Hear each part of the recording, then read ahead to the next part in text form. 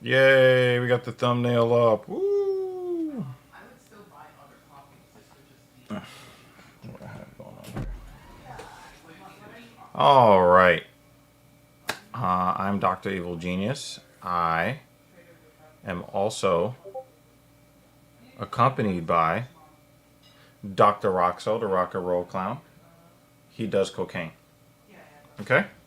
All right. Just want to make sure we got that. We got that established.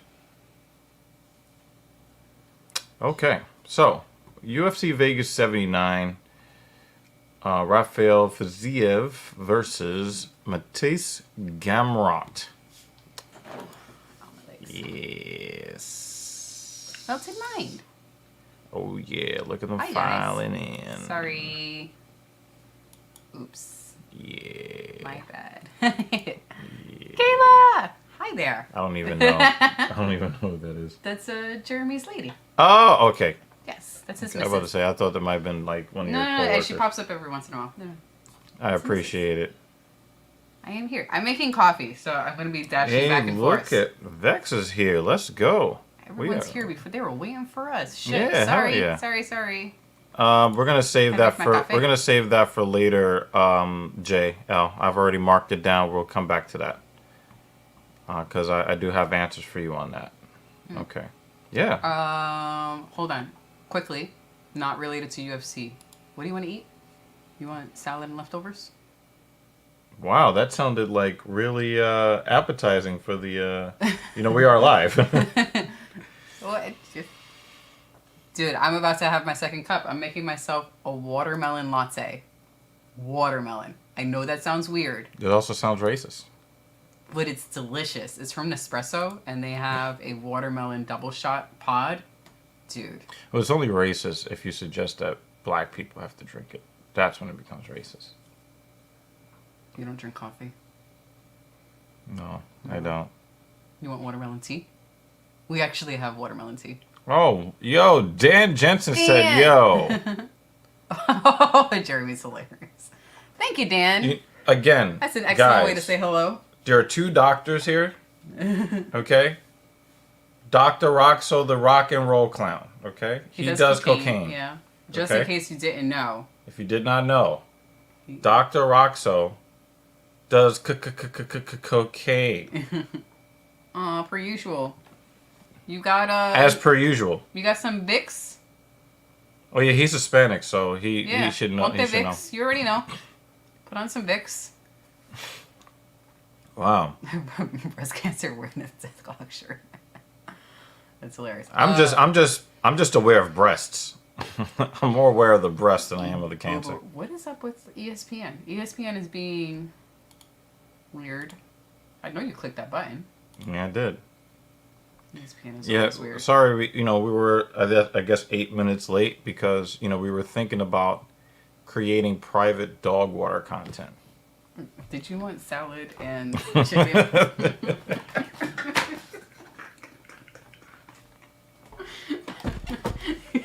You said you wanted dinner, right? I'm gonna get you some dinner.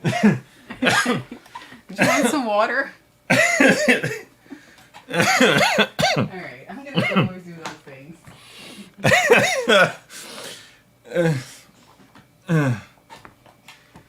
There was a banner I was supposed to be.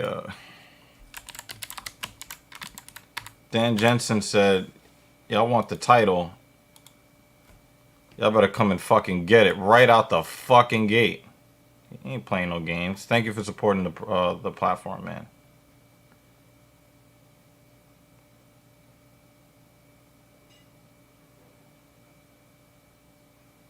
I'm not putting that on the screen, Vex. I'm just not doing that. Create your own dog water content. That ain't none of my business.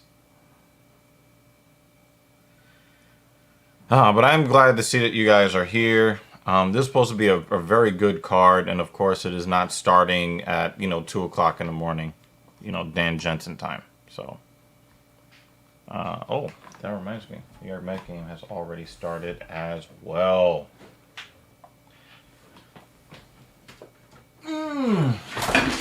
And there that goes. That is not what I was looking for. Ugh. that nothing unplugged. Because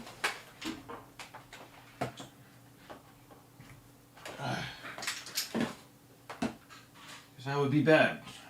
Okay. Back here. There was no reason for that. Oh, that's right. There's something I wanted to do. Right quick. Well,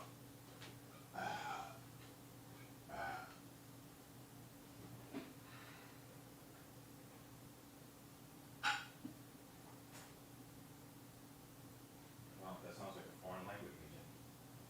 Very talented.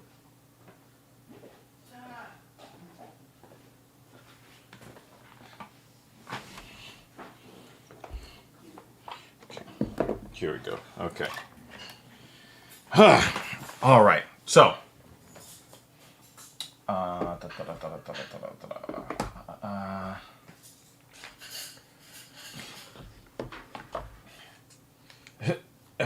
There we go.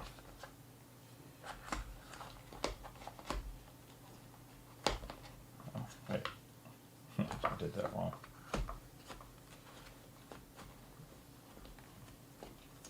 Okay. So why isn't this working?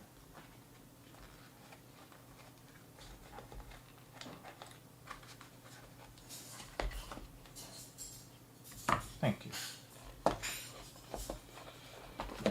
Okay. Now. Jeremy Lewis is like, yo, what's good?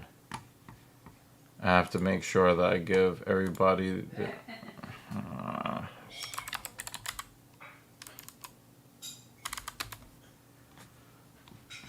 all right.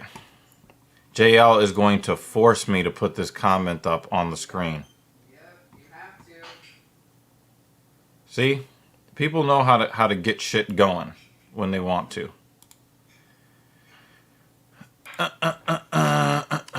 Jeremy Lewis, what are we gonna do with you?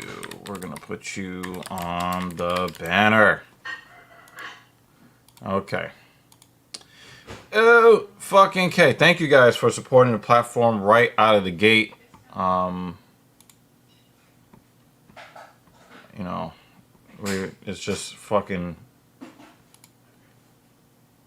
Yeah. So, I mean, you saw what I put in the description. On paper, this is supposed to be a really good card. On paper.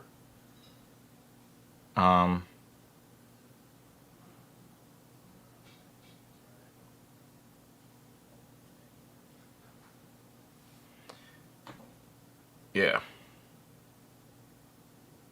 Dan, he said Dan's going to overtake me eventually. He just wanted to get the party started. I thought Jones was fighting... oh, yeah, that's right. The November 12th is Madison Square Garden. That's right. That's right. That's right. That's right. Okay. Okay. All right. Gotta work this shit here.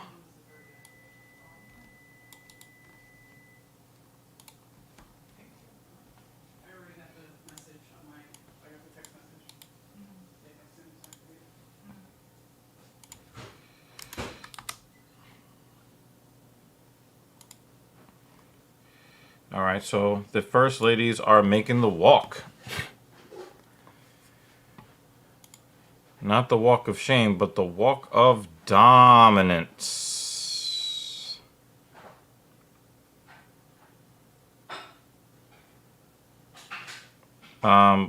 Vex.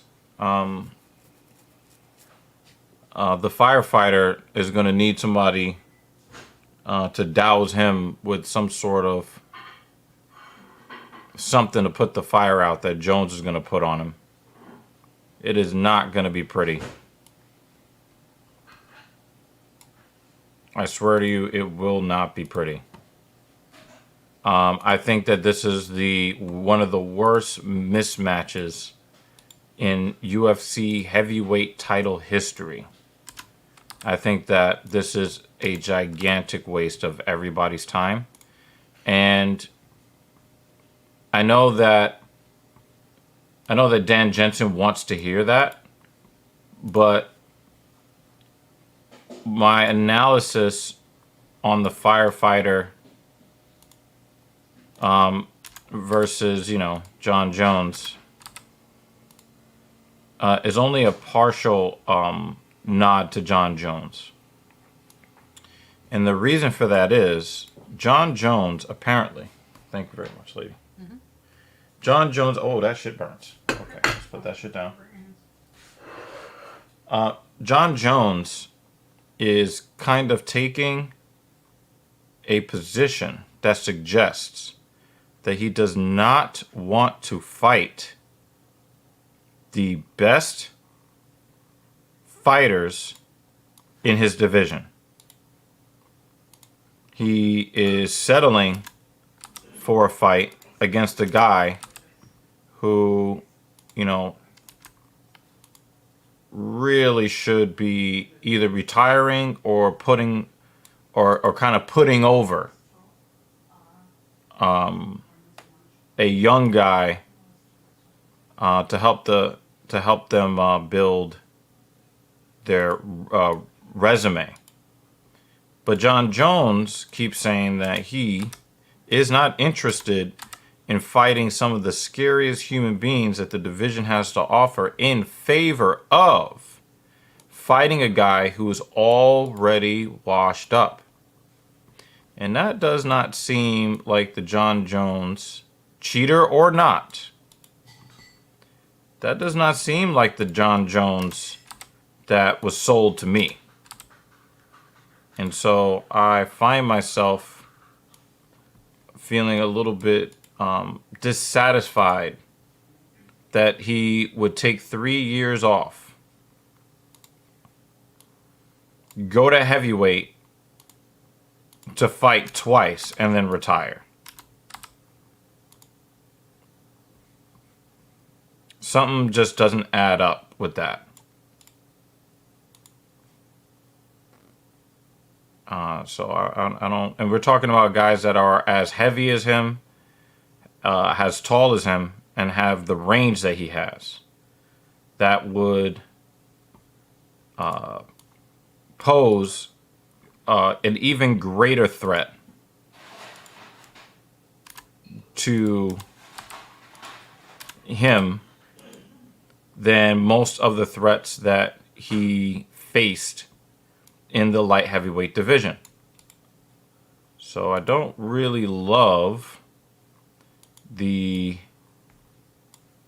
approach of him basically trying to duck all the fighters that are worth fighting in his division.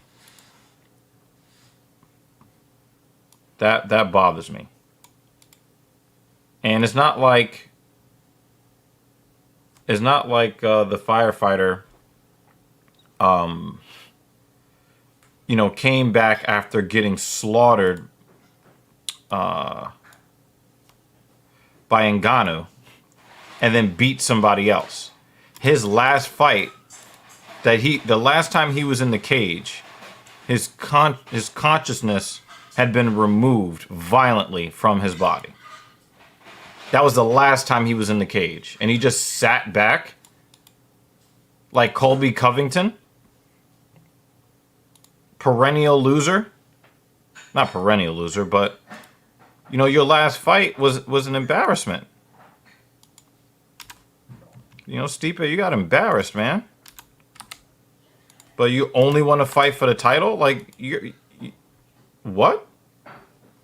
So I would feel more confident that this would be a fight worth watching if Stipe, I couldn't remember his name before. I would feel a little bit better if Stipe had some sort of fight after Ngannou and reestablished himself as somebody who's not completely washed up. And he has not done that. He's done quite the opposite. Instead,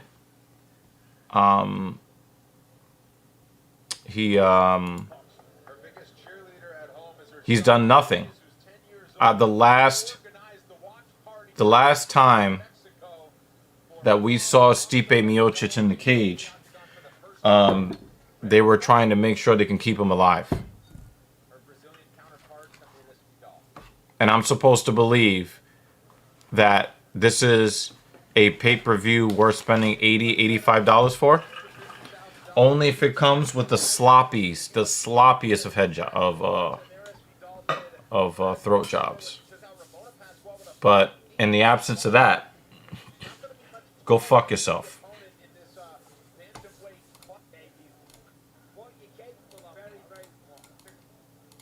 Oh my god.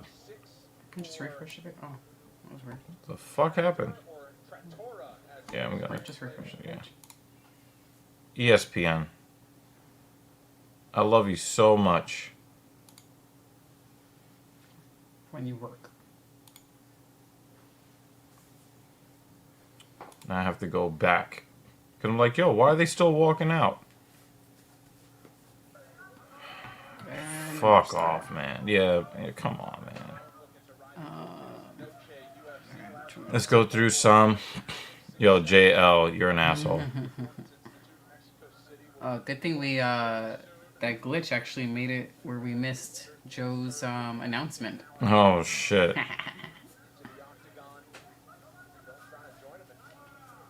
Yeah, so Stipe is going to get, you know, JL, I don't, guys. Guys. I like this comment. We're going back and reading the comments you missed. You guys, It's like, Stipe, Buffer shows up. Stipe is washed. Jeremy, this question was asked already. I will be addressing it later.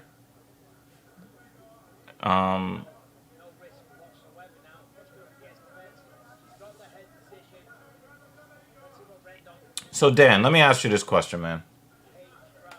If you were in the other room, do you think that to be the dominant man in your house, you need to go in the other room and just slam your wife in the face with your elbow? Do you think that that's necessary? Or do we already know that you're the dominant figure in your household? Do you have to whoop her ass in order for her to know that you can whoop her ass? Is that necessary? That's the gap that we're talking about between John Jones and Stipe Miocic. You're not going to get the crown of greatest of all time when you beat up a firefighter off the street whose last time in the cage was getting knocked the entire fuck out. There are 3 other heavyweights that actually pose a danger to John Jones. He would be able to make his name off of those guys. Come on. Come on, man. Come on. Let's be real.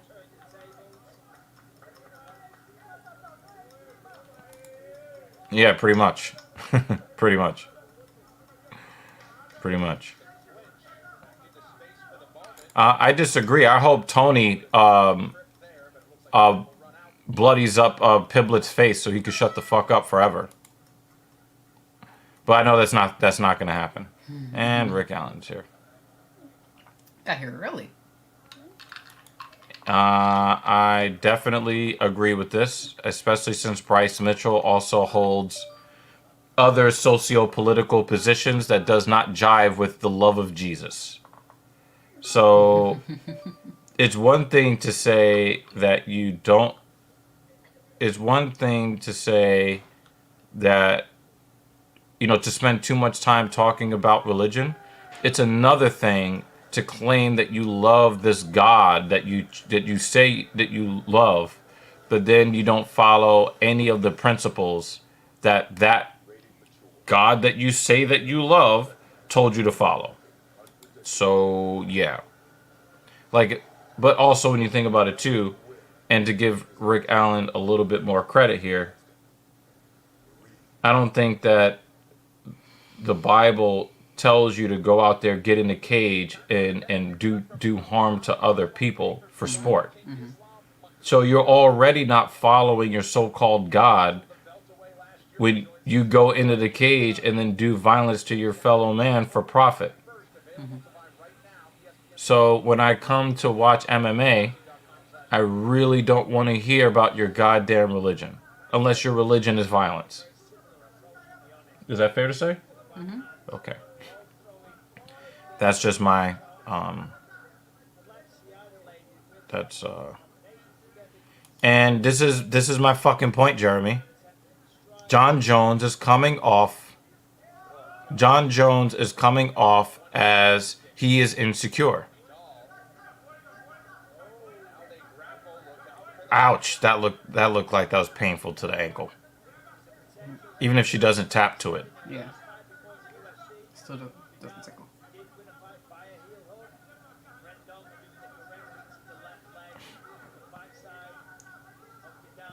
Oh man. Yeah, you need to get I was about to say she needed to clear that knee. No, you went back into a straight leg. Why are you doing that? So she could kick her in the butt. Or give her a wedgie. Well, they're probably There we go. scissor sisters anyway. Did I say that live? I would say that definitely probably closer to agnostic, in my opinion. Because I do believe in the concept of intelligent design. But I don't think that any human being knows what the fuck they're talking about whether or not they have a relationship with the creator other than being the created. But anyway, I don't want to get into that right now.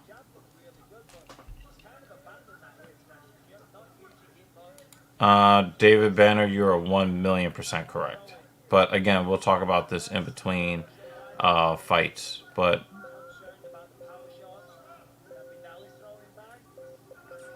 What is happening?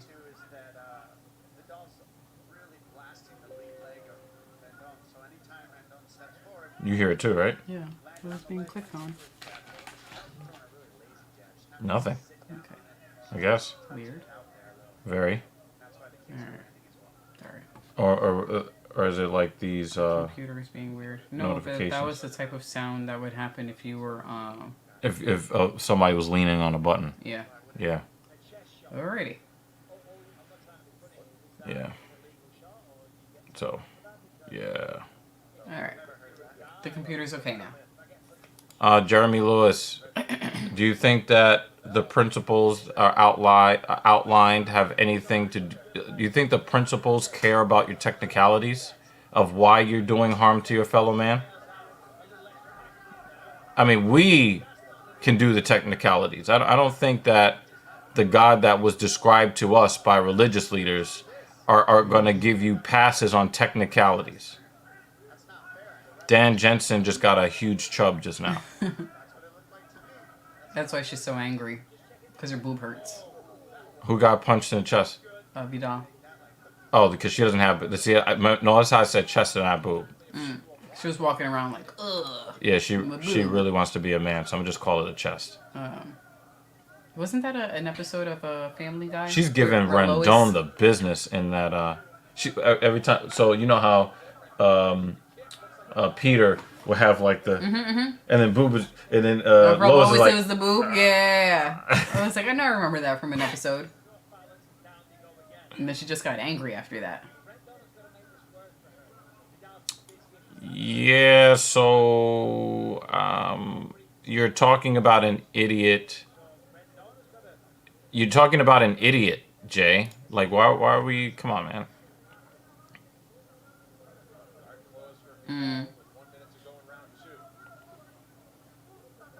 Yeah, that's a good point, Dan. Yeah, it's just stupid.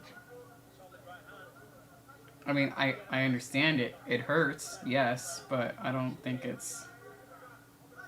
there's a rule that says if you get punched in the boob, that means you get 5 minutes. You know what's hollow? My soul. Okay. Oh, so Dr. Roxo makes his TSP debut.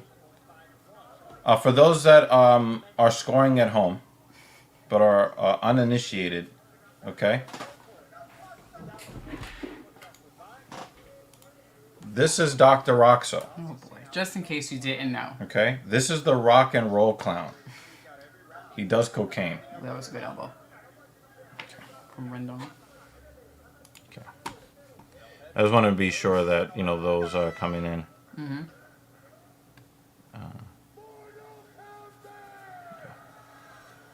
I think you can exchange the word soul for sentience. You can And then you have to stutter it. you can exchange the word soul for sentience. I think everything is a 10x 10-8 after Valentina had the belt robbed from her. I guess we'll talk about that later as well.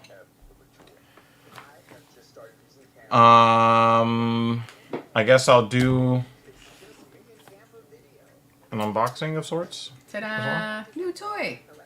What, did they finish the third round? That was the first. It's the second round. No. Shows how much you're paying attention to So I'll unbox this the and boob fight. Boob. try to get the.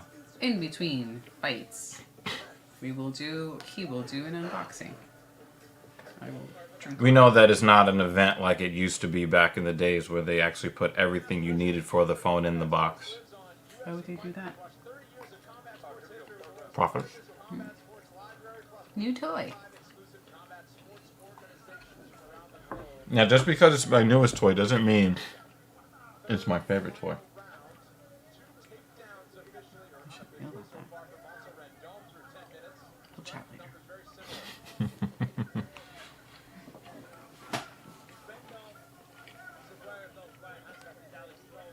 Yeah, she always goes back to the range in between. She has a fucking tattoo of a pistol on her ribcage that's clearly visible. Listen, during the zombie apocalypse, she's the lady you want to hang out with. Well, we Shoot know all the we know that Grasso will backpack a zombie too. Well, there you go.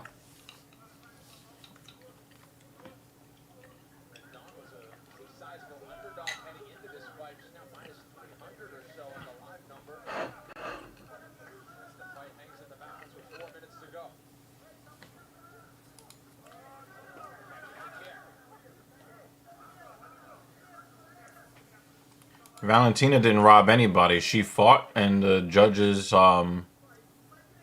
made their decision. I think the reason why Valentina was given the win over Santos is because she did more damage than Santos did.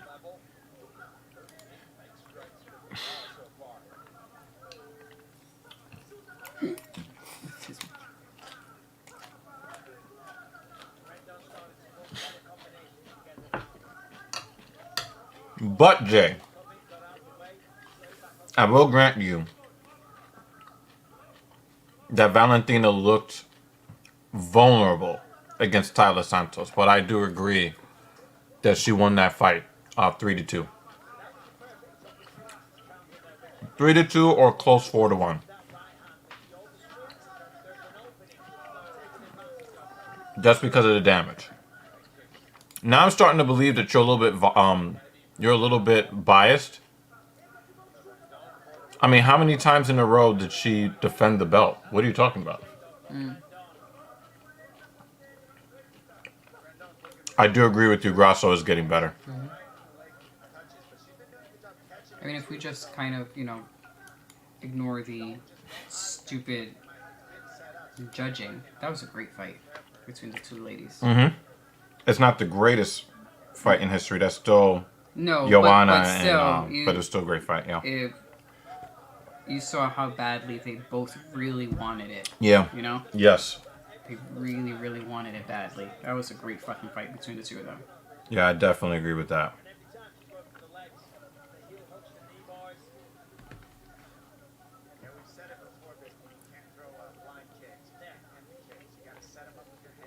Yeah, I was definitely annoyed, man. I was definitely annoyed. Dan Jensen always helping us out. Yeah, so guys, I love you guys. That's new. Yeah. You went to break. And I know that you're gonna be happy with the Apple Watch update. You're gonna be happy with that. I'm very happy with it. They did like they did move some menus around and stuff like that. But yeah, you're gonna like that. Thank you so much, Dan. So yeah, you guys are great. Last week we were definitely low on likes. There were only 6 likes on the last MMA stream. So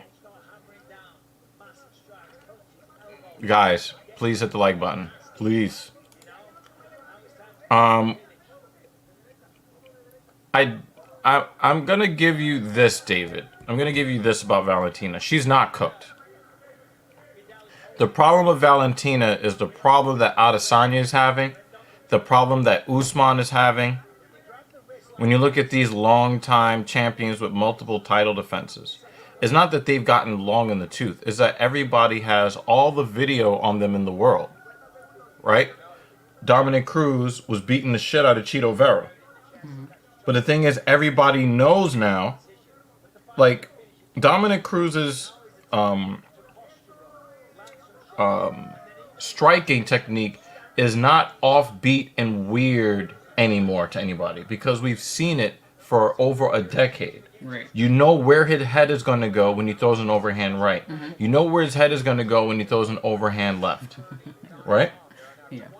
So, in the older days, where nobody had never seen that before from anybody, it made it very difficult to hit him. But the thing is, how many classic Dominic Cruz ass whoopings did we get to see that people watched over and over and over and over again? You don't think the new guys see what you guys don't think that they know what the tendencies are now?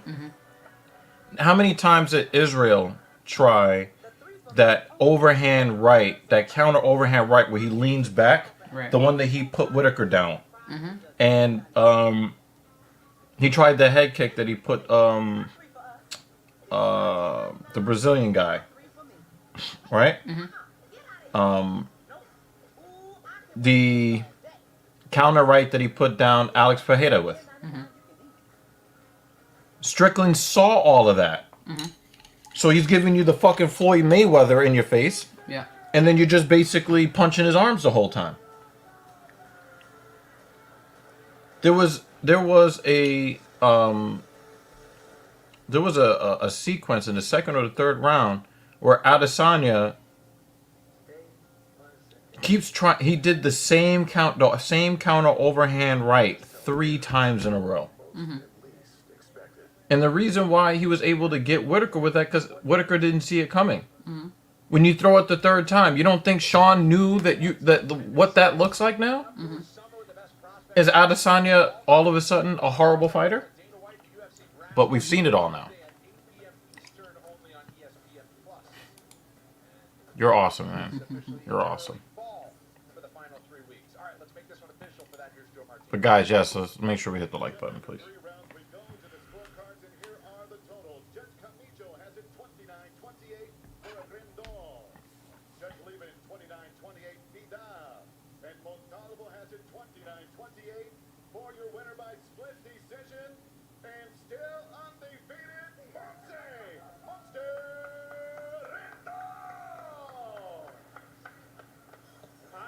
And them titties bounce too.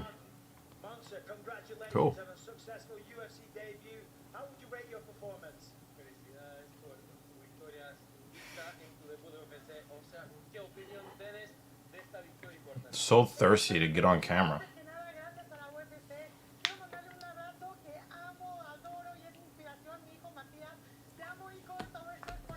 This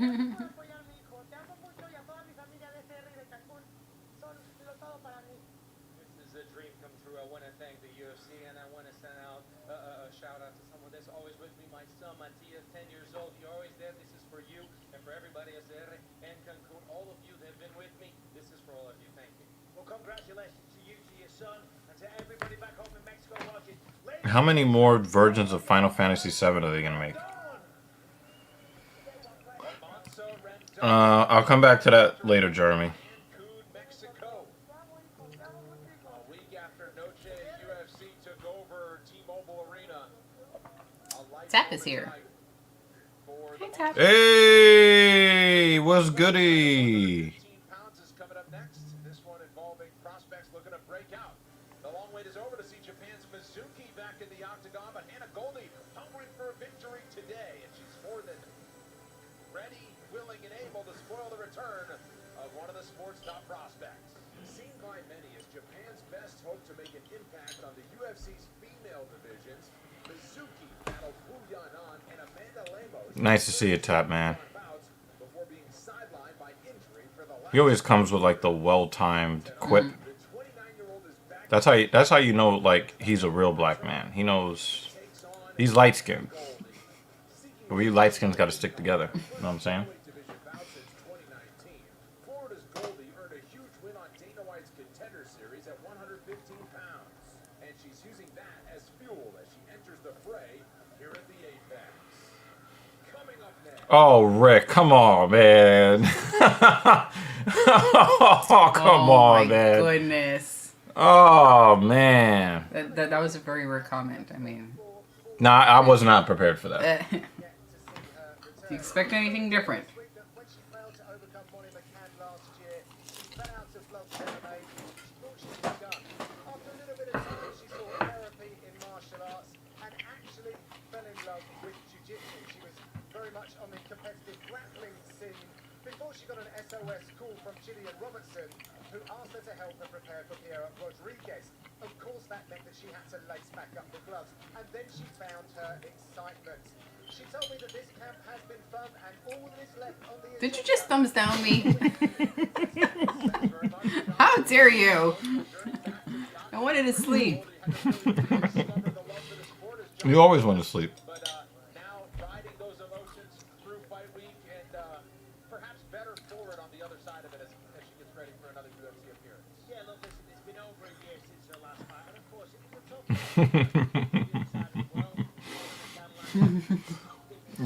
Yo, Tap is not even responding to you. He's like, I'm not even going to dignify that shit with his response. I'm about to roast this. more inside goals and nothing mentioned. Really discovered the passion for mixed martial arts. I mean, look at her. She is a physical specimen, incredibly strong, a very, very good wrestler. She's a very good kickboxer as well, and that's what she said she wanted to do here tonight. Mizuki, good on the feet. She's got to use the physicality, Dom. Throw her around the octagon because we've been generally the strongest girl. Try and bully her in there.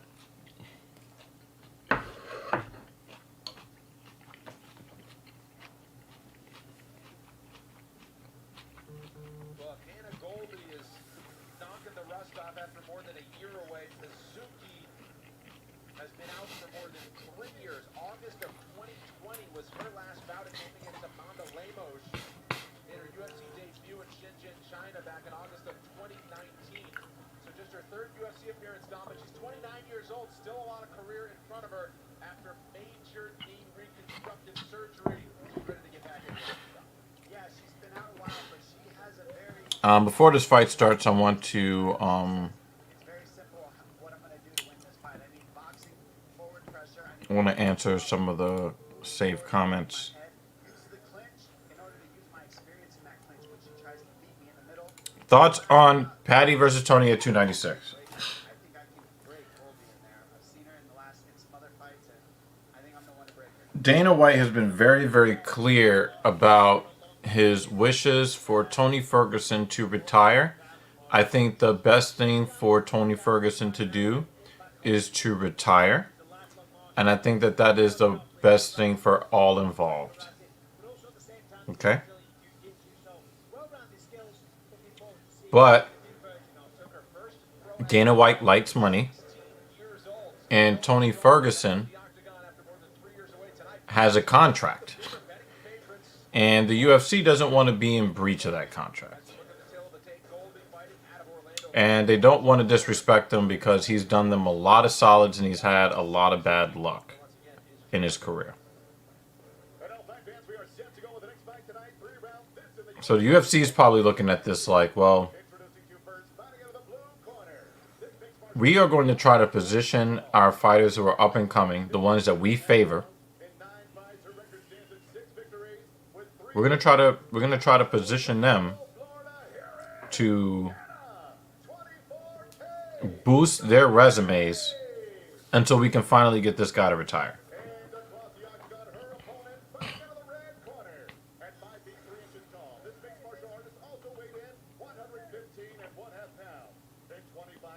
as much as I would like to see Tony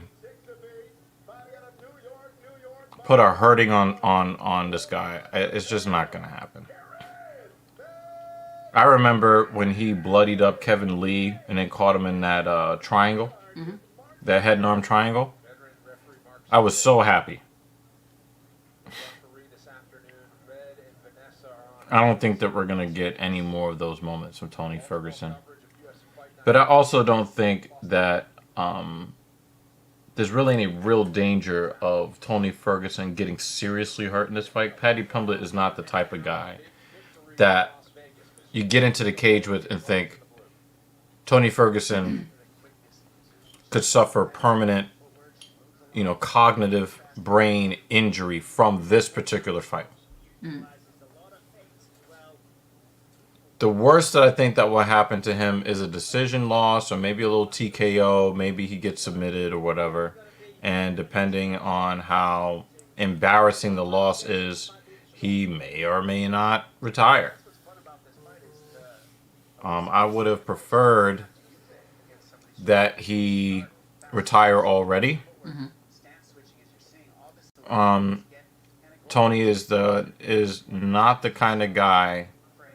I don't like this fight for Tony for my own selfish reasons because I don't want to see somebody who's as douchey as Paddy Pimblett to be able to put a Tony Ferguson size notch on his belt. You know what I mean? I don't want to see it. Yeah. But that's the reality. I think that fight is a foregone conclusion. I mean, if Tony Ferguson makes it to the third round of that fight, it's a victory for Tony Ferguson, regardless how the fight is going, in my opinion. I don't really care for Paddy. If someone's going to retire Tony, I'd rather it be someone else and not Paddy. Just because I don't care for him. Personal preference. Not necessarily due to his fighting capabilities. That makes sense? He also submitted your sus guy. Yeah. He pinned his arm in a body triangle.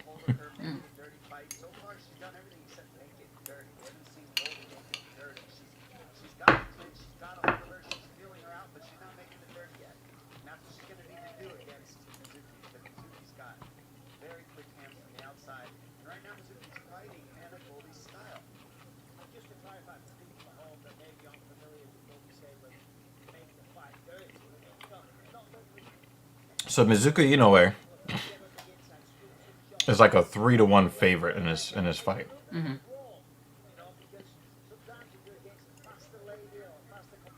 Do they not think that Hannah Goldie is a real fighter? I don't know. Let's get to the comments. I agree.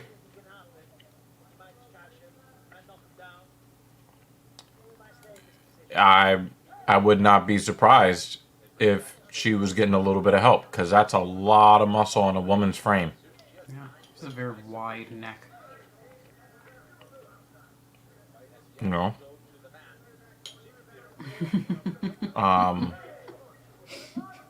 It's really hard to imagine that she's not juiced to the gills. Rick is on a roll today. It's hilarious.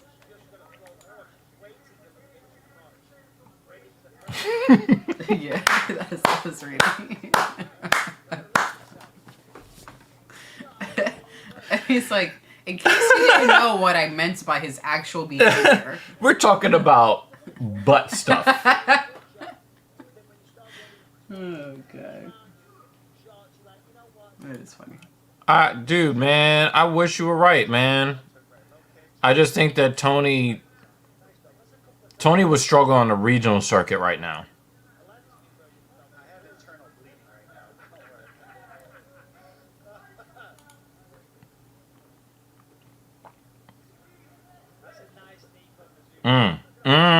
That's right.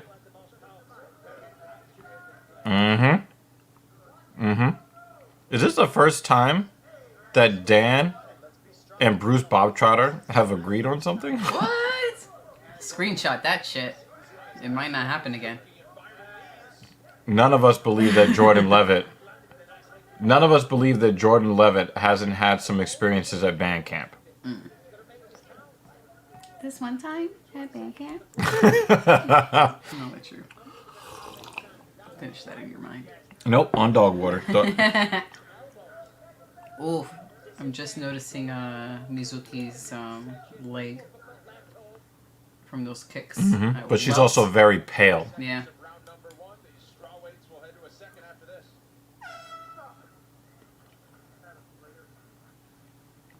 Well, one woman is more skilled and the other one's more juiced. Well, the thing is that the muscle is keeping her in the game. We'll see what happens in the third round, though.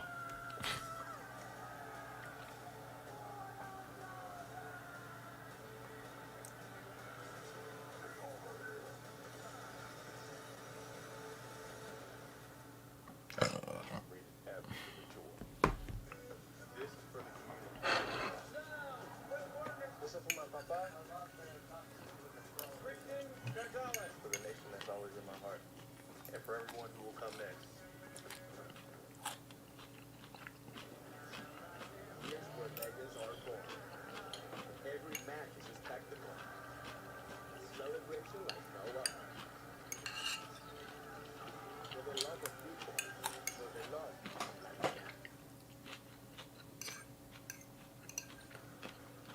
UFC Fight Night is presented by New Amsterdam Vodka. Ready for round number 2 between Mizuki and Hannah Goldie. Strong first round for Mizuki, especially since Oh, guys. years away. On the advice of Dr. Mike Israetel, I tried the Anabar protein bar. For you guys not doing weight loss, who are in the gym trying to build muscle,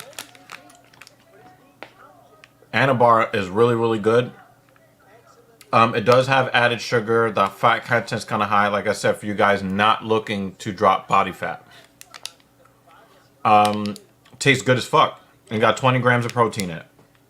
Real fucking protein. Not that fucking vegan soy latte bullshit. Right? No sugar alcohols in there. Right?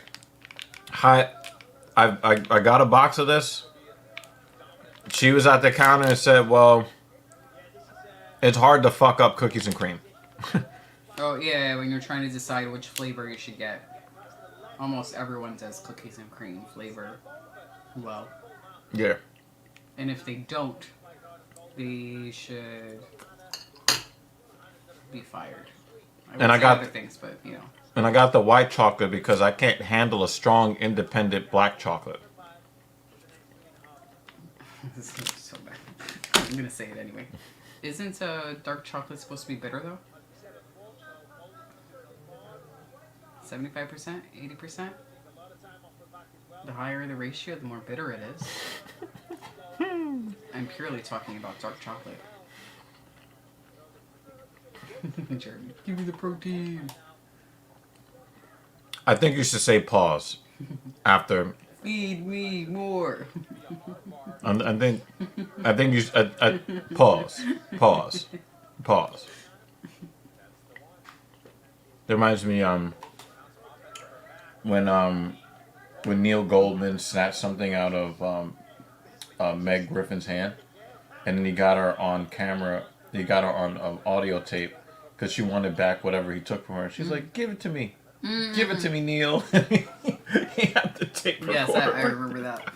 I think that's the only thing I remember from that episode.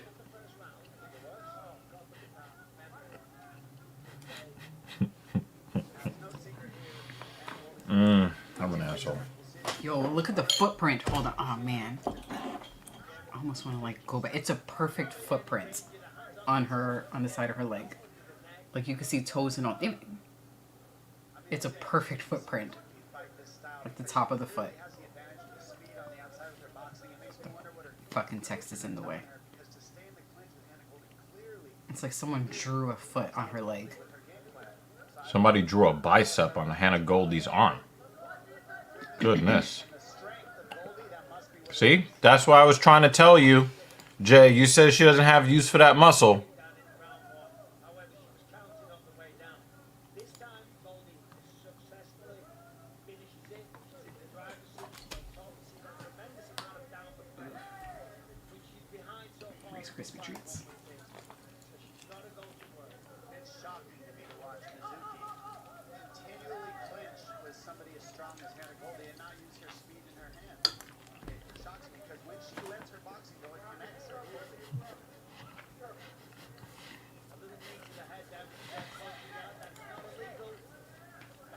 I get the impression that Jeremy Lewis wouldn't say this in public, but in private, he wants to be dominated by Hannah Goldie.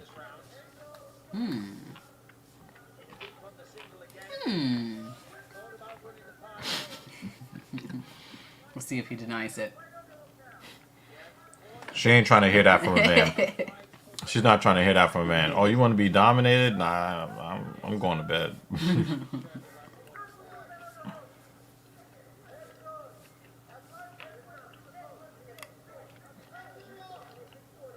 Ugh.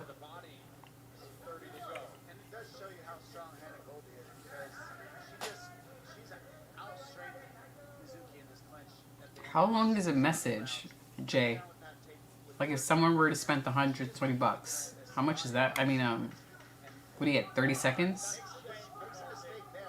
You know what? I knew that there was something to this story. David Banner, he's not an abuser of women.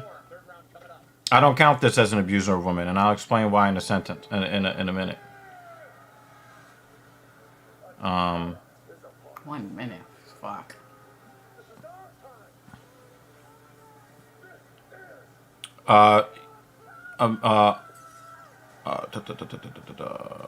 Kellerman's remarks didn't even come during his own radio show. He was talking with the host of his lead-in program, Mason in Ireland, on Monday. This is back in 2014. When he recalled the fight with his then-girlfriend, now wife, during their college years. Kellerman, who co-hosts the daily afternoon drive program, Max and Marcellus, on ESPN, ONOKSPN, he said he and the woman were drunk and she slapped him, so he slapped her back. No, he's not an abuser of women. She thought that she could be violent towards a man, and he gave her back what she gave him. So no, he's not an abuser of women or any of that. So no, he's not a wife beater. No, he was somebody who was assaulted and then defended himself. Yeah. Yeah. So no, he's not a domestic abuser. Now they're letting the hands go into space. That's what needs to happen, not just clinching each other. Hands clinch, that's a dirty style fight. Just out in the open, And it happened before they got married. They are married today. just the striking. Let's see if they get to the clinch and then mix it all together. That's the problem, Jay. That's the problem. How many times have I put my hands on you in 17 years? Well. Sorry. Dog water content. How many times have you put your hands on me? Well. The answer is 0. For those not joking. Right? The reason why I've never put my hands on her, because she's never put her hands on me. It's that simple. It's not rocket surgery.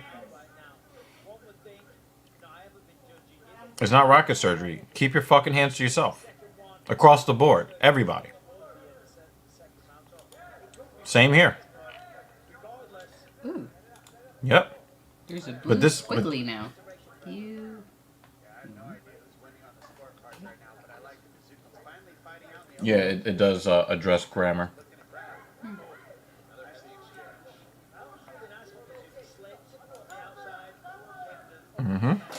Okay. There's also not a Rocket Mortgage. She's not grabbing, she's moving. This is the game plan I would have expected to see Mizuki the first 2 rounds.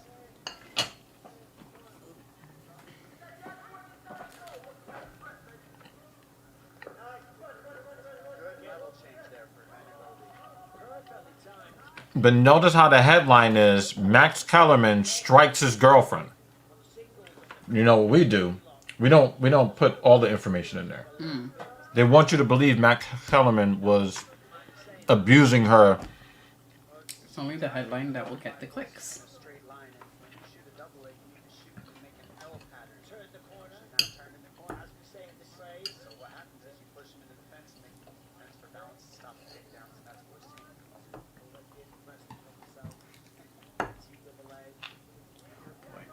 But what Goldie's doing well is keeping this clinch and forcing the clinch when she needs to keep this fight her style. Right there, these little opportunities, she's creating them by forcing the grappling. Excuse me. Cardio to do this. There's a nice knee as well from both ladies. Get the gambler's perspective by checking out UFC On the Line. It's exclusively on Fight Pass. Minty Betts and I are joined by Nick Kalikas and Yanni the Great to give the sharp takes. The next episode drops October 11th. Get you ready for Yusuf versus Barbosa. 90 seconds to go between the straw weights. It's a Trailer Park Boys joke. I haven't seen Trailer Park Boys. I'm sorry. Are you trying to say when they claim you don't have time for them when you got shit in the morning? I think it's because she's on steroids. And then she said I was an evil person. You are an evil person, Jay, for trying to get sleep. Next time respond, thank you. I can't believe that you don't have this number blocked. Absolutely. Why is this number not blocked, Jay? Because at some point, Jay, and I gotta give you a little tough love here. At some point, man, I have to ask if you like the drama. Because if you didn't like the drama, the only thing that you would have to do is block the number. Dave said Jay's evil for being Team Martinez. My phone is transferring. Your brother's transferring. Thing two also got a new phone. Gotta take them scissors, snip, Jay. Snip, snip. Cut him out. Phone is transferring. Cut him out. Some people would take that to believe you should get a vasectomy. I know, which is why I finished the sentence with cut him out.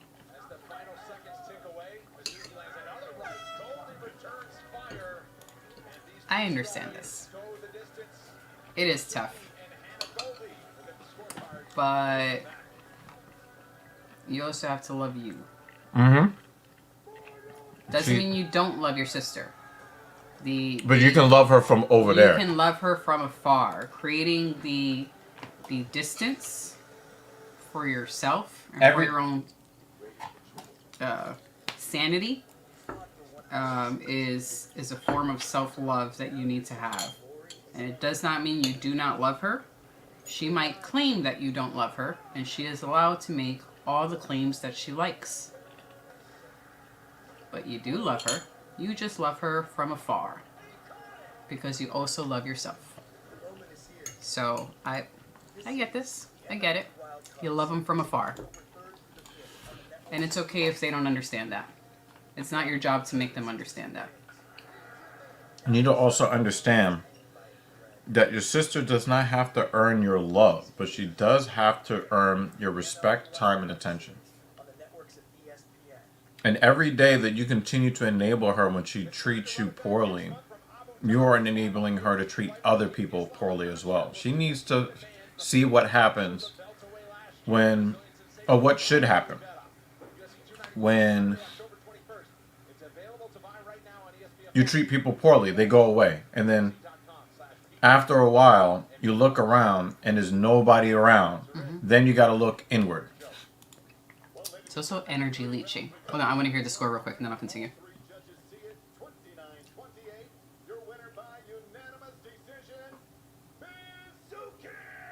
Oh, Mizuki won. Steroids did not win. Money leeching, yes. Energy leeching. Emotionally leeching. There's value there other than the monetary value Sorry. that is being leached. So that was an uneventful fight. Oh, it was. I was enjoying my coffee more. What am I doing? I don't know. Oh, you moving? No, it's my water bottle. I'm trying to get out of your way so you could get up. Yo, I thought it was over for your chair. Like, No. Holy shit. It was moving around my water bottle. I thought it was over. I was like, I damn. was trying to get out of your way. I think Hannah Goldie's arms are bigger than mine. She's on steroids. Mm. She's on performance enhancing drugs, yo. Mm.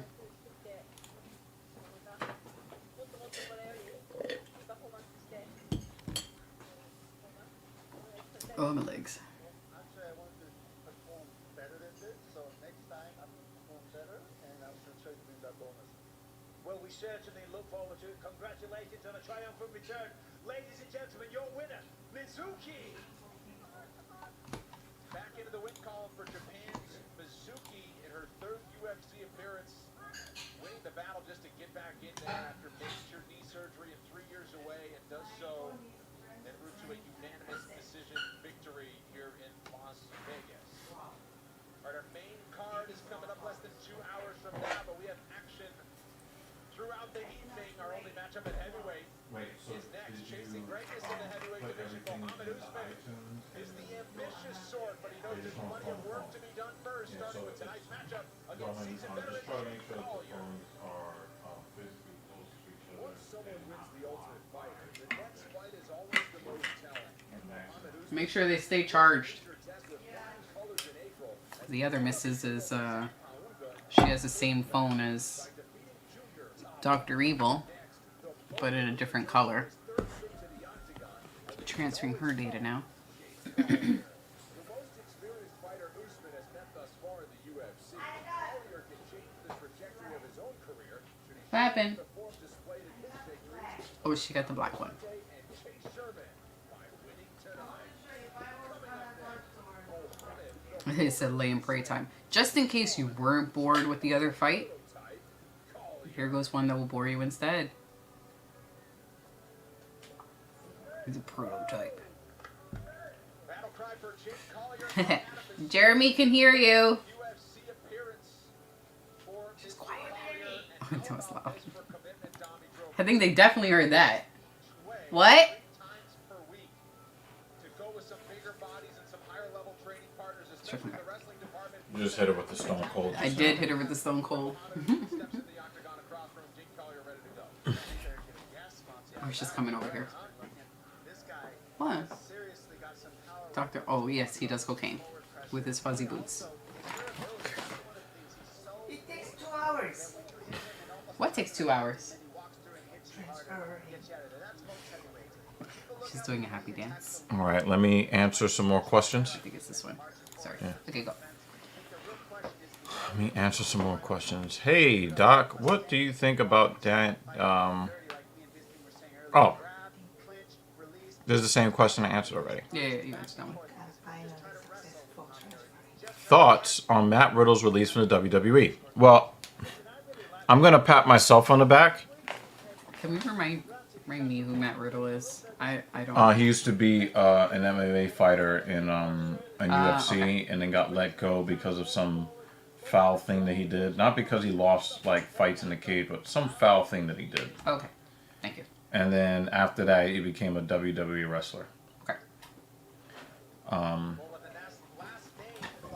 Excuse me. Matt Riddle wasn't released from the WWE because they didn't like him. He was released from the WWE because of the merger. Now, I'm going to pat myself on the back. Before JD went live talking about, the whole thing, he knows that I'm the guy that understands how Endeavor does business because I'm the one that covers MMA all the time. So, when they were talking about this merger going into effect, possibly being finalized, I gave him the analysis of how Endeavor runs the business. And so what ended up being, pretty much everything that I said that was going to happen happened. Endeavor, if you see how they treat the UFC guys, there's a couple of guys that they give money to only because losing that fighter would be a net negative for profits. If it's a net positive to lose a great fighter. So Jake backed up, gave him a smile, and said, just because your brother can fight doesn't mean you can. So perhaps a little heat dom on this one after that. I mean, I guess Jake Collier is a savage for that one. By saying that, if you're Jake Collier, you actually So anyway. Oh, by the way, I noticed that Usman looks a little bit leaner coming into the cage this time than last time.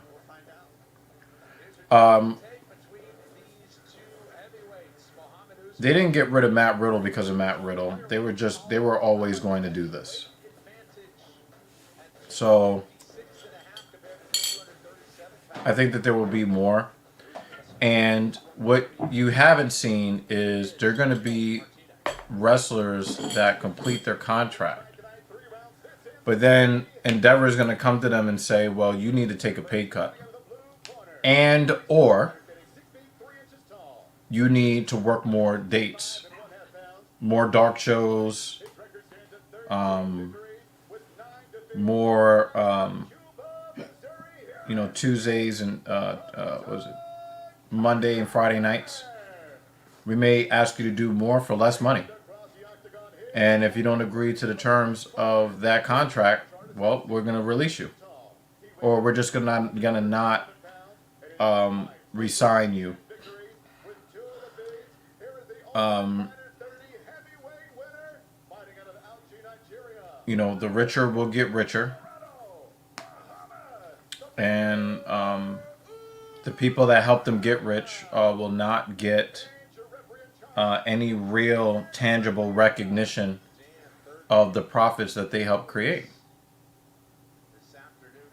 And, WWE, I don't know if their contracts are fair, by industry standards. But you're going to see some big names decide to not sign on the dotted line.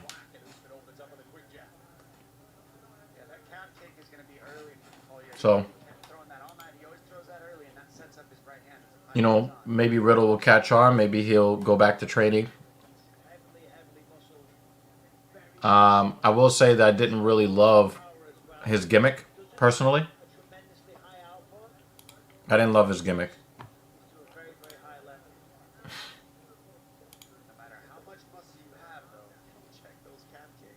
I don't like airheaded women, and I dislike airheaded men a lot more. Oh! He threw that little Collier through that little uppercut. Oh, he's trying to lock up the head and arm standing. You got him in a standing head and arm. He's going to sleep. Oh. Oh, man.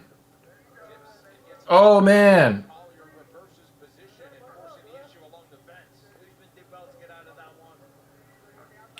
This had nothing to do with it, man. This had nothing to do with it. This had nothing to do with it. And the thing is, I had a talk with JD about his comments. When men are sexually assaulted, men need to report it. Oh, big overhand left hand from Usman. Ooh. Ooh. It sounded like somebody hit a rock with a sledgehammer. Straight left. Another straight left from Usman.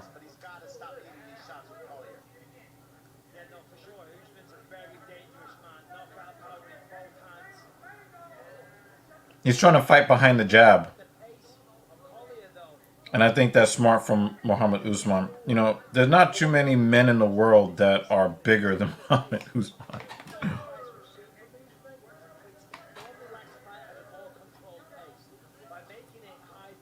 Oh, oh and wow, he just got clean. comboed. Damn. He just turned him into a pretzel with cheese filling.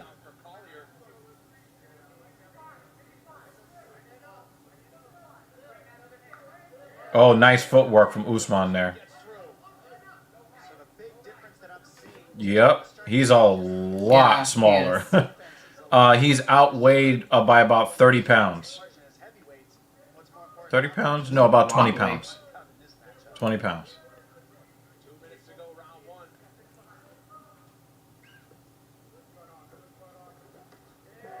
Well, the reason why men don't follow up is because when men make claims that they've been victims of sexual assault, especially by women, they get mocked for it. But if a woman makes a claim against a man, his life is ruined. And so we have this incorrect perception in society that only men perpetrate sexual assault and only women are victims. And that is flat out false. But because we are biased against men in our society, we don't get accurate representation of people who cross other people's sexual boundaries. Women do it all the time because they think it's okay. They think it's okay. And I know that it was against a male officer. And again, when you're talking about, you know, protected groups in our society, who are our protected groups? Certain races, only one of the genders, and particular sexualities. And of course, you know, we would have jokes on him, on a man if he admits to being sexually assaulted by another man. Somehow we would try to, you know, turn that around to, oh yeah, you gay. Mm-hmm.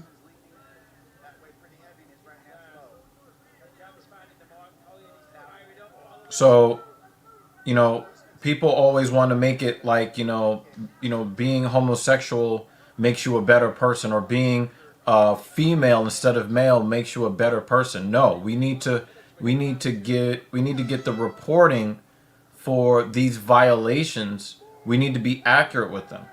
And most men don't report when they've been sexually assaulted by anybody. And mocking somebody because they've been sexually assaulted, we would not tolerate that if the victim was a woman. Why do we tolerate that when the victim is a man? These are things that we need to think about. Because as men, we are always looked at as perpetrators, even when we've done nothing to anybody. We're always looked at as perpetrators. But it's also our fault, because we allow things to happen to us and we don't say anything.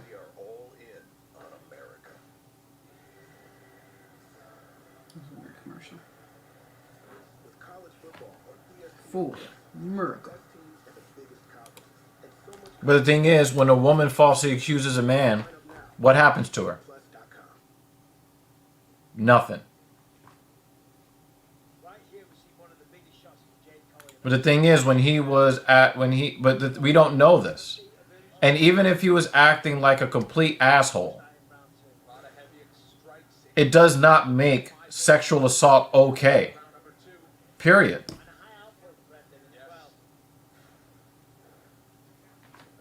Yeah, people are drunk on the plane every day, Jeremy. It won't be me. It won't be me.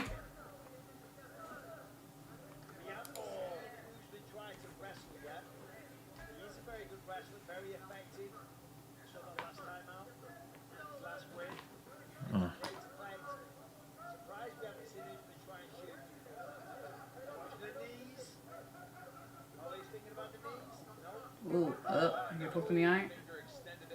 Did he also get hit in the dick too? The way he just crumpled to the ground. Stumbled forward. I think he just tripped. Oh, he's in pain. Oh, do I even want to see it? Ah. Yep. Yeah. Oh, He wow, jabbed the him. right eye. Ready? And a jab. Oh, Right he stabbed him in the eye. there. Yeah. I don't know if this fight's going to continue. Oh, wow. That's hard to look at. Ryan. Yeah, Right. buddy. That's the correct way. Yeah, buddy. Be judged after the 2.5-minute mark of the second round. Yeah, this will be No contest. right. Yeah, could continue because of that. Right. And now the doctor His eyes hurt, yo. says he's supposed to wait 5 minutes until he can ask the fighter if he can see. That's the new rule to not That's right. put pressure on the fighter. That's exactly what I was thinking. The doctor starts looking at his whole sheet and starts doing an evaluation here. It's irrelevant because he might say something that troubles me right now. The reality is he still has to So maybe you were not in the chat, but we went to last see. Yeah, we went to see Death Clock live 8 days ago. Yes. No, he's not bleeding from the eye. He he's had bleeding already. underneath. He was already bleeding there. I mean, on this side, he was already bleeding Yeah. here. We went to see Death Clock live. It was great. Yep. It was great. So much fun. It looks like the doctor's going to call this off. But then So joining us live on the phone, Captain Paul. What's going on, man? What's going on, bro? Yeah, I think the chat wants to hear from you. One of them actually made a comment about Max Kellerman. So one of them was saying, well, Max Kellerman is a wife beater, and then it only took me like 30 seconds to find an article that shows that Max Kellerman was not beating on his girlfriend. His girlfriend struck him first, and then he returned fire. Yeah. Well, I mean, I was actually calling to let you know. No, the video didn't get copyrighted. That was the first version of the video I uploaded, and then I had to redo it and adjust the clip length. So no, I'm just letting you know that we're good on that front. Oh, okay. Because I saw the claim, so. Yeah. No, I did too. I was kind of pissed. I was like, what the fuck? That's why the first clip with Shannon. Jeremy Lewis says, "Hey, Cap." What's going on, man? Yeah, I mean, the Max Kellerman thing's kind of interesting in that regard because, Max Kellerman got laid off in those ESPN layoffs, and he's still under contract, I believe, technically. I'm not sure what's going on. But, Stephen A. Smith's been doing, like, a press run kind of, dissing Max Kellerman and swallowing Shannon Sharp's whole sausage. So, kind of interesting to see. Sour sausage. Bro, it's... To me, That was a like, bad eye poke. To me, I think it's like, whatever, you want to change it up, get debate partners, that's fine. But, like, to slander your former colleague... and He's just, covering that eye now. He might be compromised for the rest of the fight. So even if Usman wins this fight, it's gonna be tainted because he shoved his finger into the back of Collier's skull. No. Damn. It was a really bad eye poke, Cap. Are you at home? Yeah, I'm home. Yeah, hop on the stream. Yeah, I'll hop on. Give me a minute. Yeah, we're gonna see Captain Paul in a couple of seconds, y'all. All right.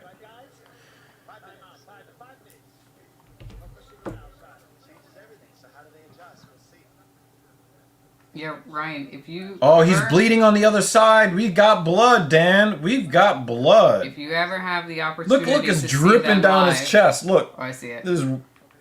Worth it. Worth it. Blood. Collier looks like he's gassing a little bit. But no one's going to get a blood transfusion. Nah, he's really bothered. His right eye is really, really bothered. Think someone will get a blood transfusion? It's already happening. Look. And the thing is that he got poked in the right eye. What is the eye you need to see the left hand coming from? Yep. Right? And Usman has been throwing that left hand effectively. I liked Collier's chances from, that weird ass fucking face off that they had. Yeah. But I don't like his chances as much, and I don't think that. Yeah. I think that. I think the cage might be a little slippery. Yeah, I was wondering that because he's had these Oh, he chicken tapped that jaw. leg type Yeah, slips, but I saw him slip just constantly, or, Yeah. throughout this round. I think also in the first round.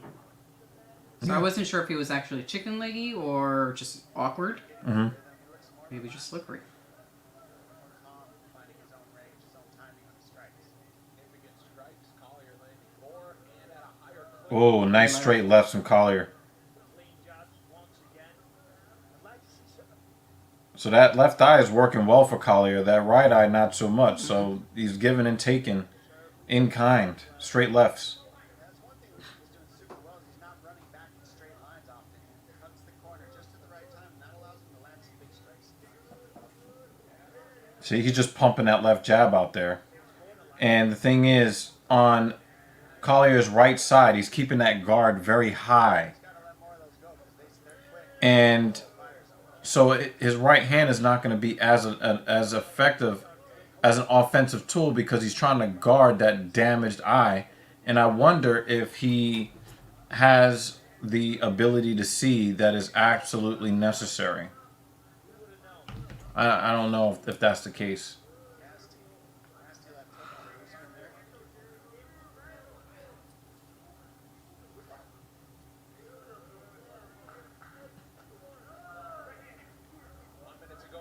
Like, I get it. Yes, it's a nice jab, Jeremy. However, the problem is that the jab is only there for him because Collier's right eye has been compromised by a massive eye poke. So I can't be like super excited by the success of Usman's offense when he's poking motherfuckers in the back of the skull. Through to the back of the skull. He almost poked him again just now. Nice body shot, though. Why do you keep trying to punch him in the chest? Man, Dan, chill, man. I mean, it just dripped on Collier's foot, but yeah. Yeah, I mean, it was running down his belly. Not anymore, though. We need a continuous stream of blood. But, he's looking more like Ric Flair than we ever thought that he should have a right to look like. His face is torn up. Stream, so that you see the droplets. And Usman dug in his eyeball, Dan. What you want? We want the droplets on the cage floor as well as that's that the GMP. one... The pull, the little mini pull. Right. So but that's the GMP. droplets on the floor, but then that one puddle where you could tell it just like gushed. Right I'm there glad on the somebody said this. I'm glad somebody said this. Oh.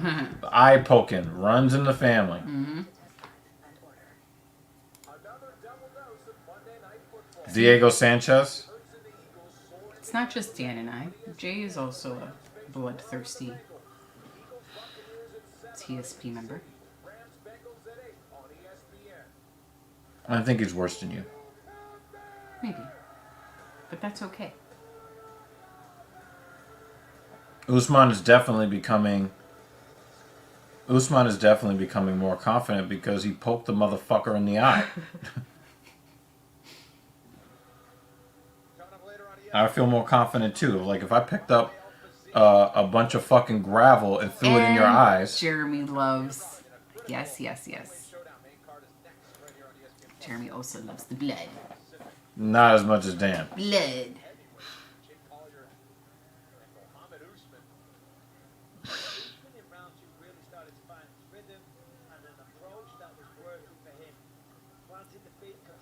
Nice leg kick from Collier.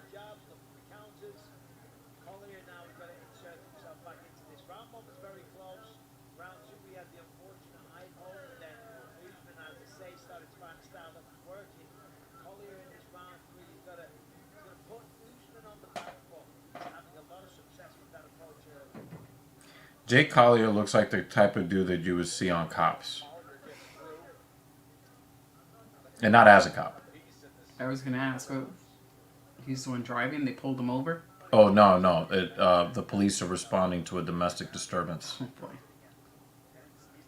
at a cookout. And there have been 14 too many beers. And he's greeting the cops with beer in his hand and offering them one? Also, with the wife beater on. Gotcha, yeah. Or as my mother likes to call them, puppy whackers. But also, also, when you think about it, like with his haircut and stuff, he could definitely be one of the responding officers. That center line and cuts the corner. That helps so much. One in straight lines gets you beat up, especially by heavyweight. Yeah, they're just trading left hands. Oh. You know what? This is as close to a Rock'em Sock'em robot. Just Jab, jab, jab. yeah, until somebody's head tilts. Oh, he went. Nope. You're not the wrestler your brother is.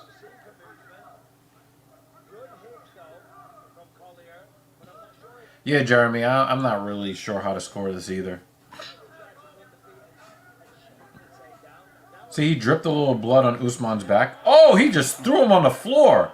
Big up. Wow, that was a big double. Yeah, double up kick. Woo!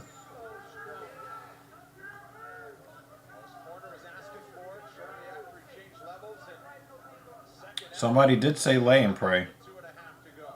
That's a really smart approach. I mean, if you think it is 1-1 going into this, landed some good shots at the start of this round. Now he's firmly in the driver's seat. Looks like he's got him in side control here. Look how Usman's getting that. All right, half guard. Elbow right there. That's what he wants. That's what he's looking to set up. He's got a crucifix position here where he can trap that arm and just start raining elbows if he sees it.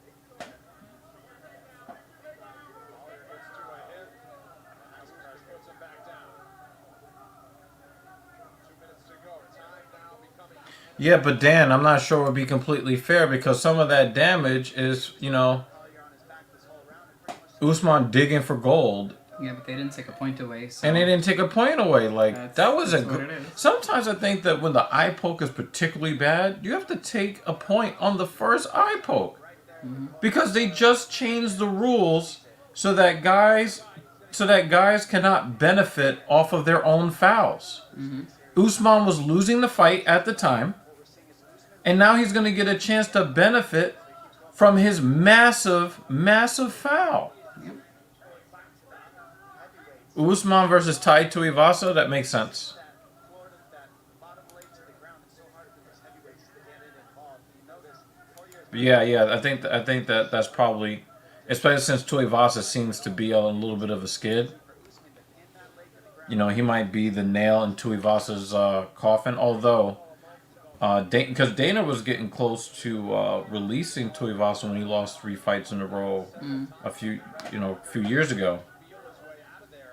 But the thing is, his personality is, so gangster that, Dana's like, yo, he's about to pass guard. He's about to pass guard. He's about to get into full mount. Collier, you're about to let him get in the... Oh, and he got it. Oh, he gave it up. Yeah. He gave it up. That was weird. Position. He had the position, and then... that didn't make no sense. No, but the thing is, His I eye think... is bugging him, though. Yeah, and I His think left eye. that Usman is just too physically strong. Oh, he got it. Oh!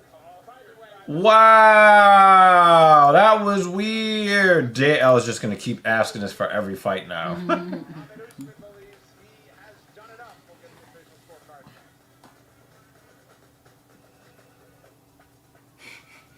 I'm gonna just put this up here. I'm gonna put this up here with no commentary.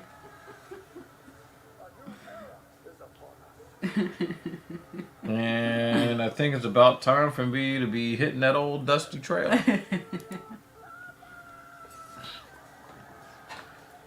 Wow. The shit that I laugh at from our comment section are gonna have people thinking I'm anti-black. I can assure you guys that is not the case. It's just that I laugh at shit that's funny, even when it's fucked up. That's what we do here.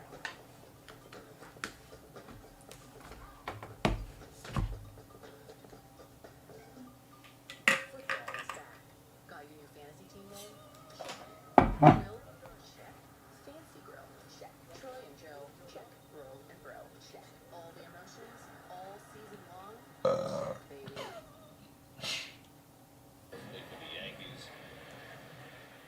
Tuesdays, catch up on all the latest MMA talk with DC and RC. Daniel Cormier, Trade Bars, the Super Bowl champ, Ryan Clark. Well, Kamaru Usman only has to weigh in one time at 170 pounds. He doesn't walk around at 170 pounds. I think Usman walks around at like 190 or 195. And he's shorter than me. And I weigh 195. Hey!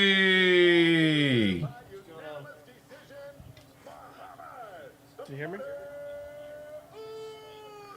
I understand that this is the correct scorecard, but Dan Murgliata's responsibility, Dan Murgliata's responsibility there is to take a point because of how bad the eye poke was, because it changed the entire trajectory of the fight at that point. Okay. Yo, can you hear me? Dude, you're welcome. What's going on? How you doing, Cap? Doing good? Doing Hear you a good? little bit. It's a little low. Yo, is that better? Better. Yep, there we go. Okay, I just had to ramp it all the way up. So, how the fight that going? No, Collier did not get humbled. He had Usman's finger in the back of his fucking skull through his eye socket. Up until that point,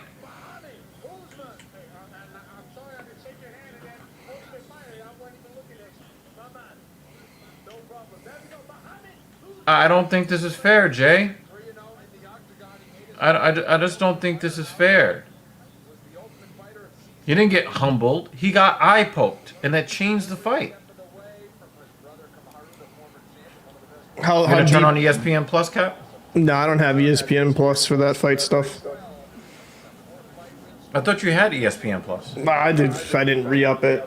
I just didn't bother, honestly. Oh man, it would be great to have you here on Saturdays, man. I At least just, some of the time. I mean, I'm not big into UFC. I'm just not. Yeah.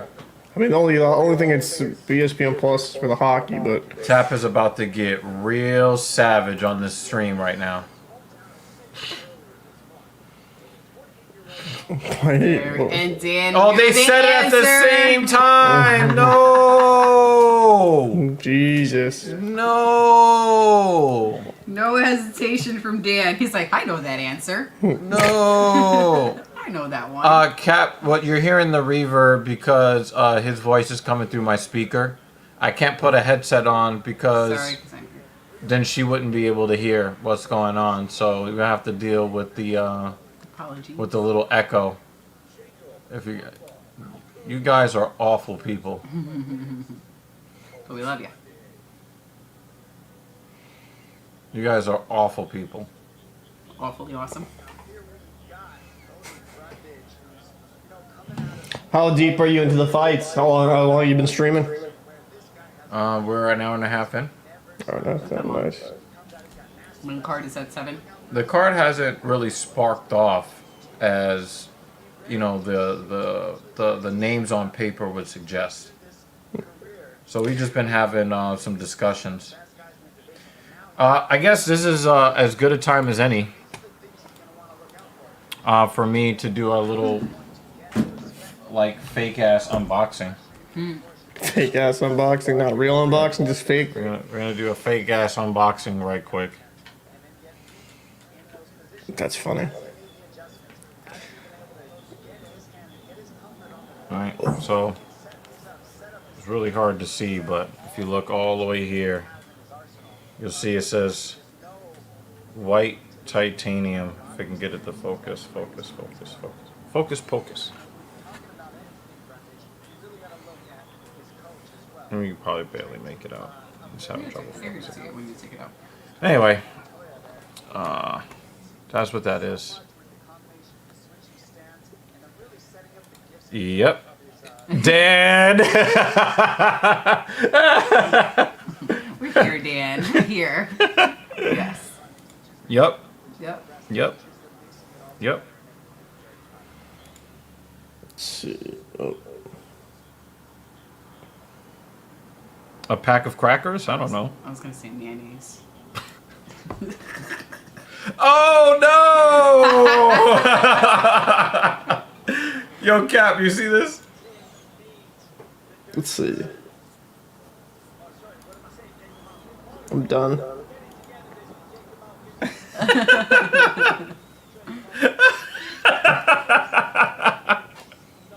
That's only down in Alabama, though. Mississippi too. Yeah, true. Arkansas. Arkansas. Georgia. Jesus Christ.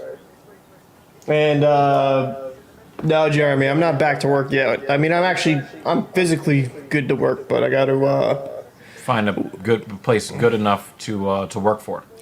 Yeah, well, I got a job lined up, but the boat doesn't come out of shipyard for maybe another month or two. It's kind of like going through that process, so I'm just waiting for it to be finished.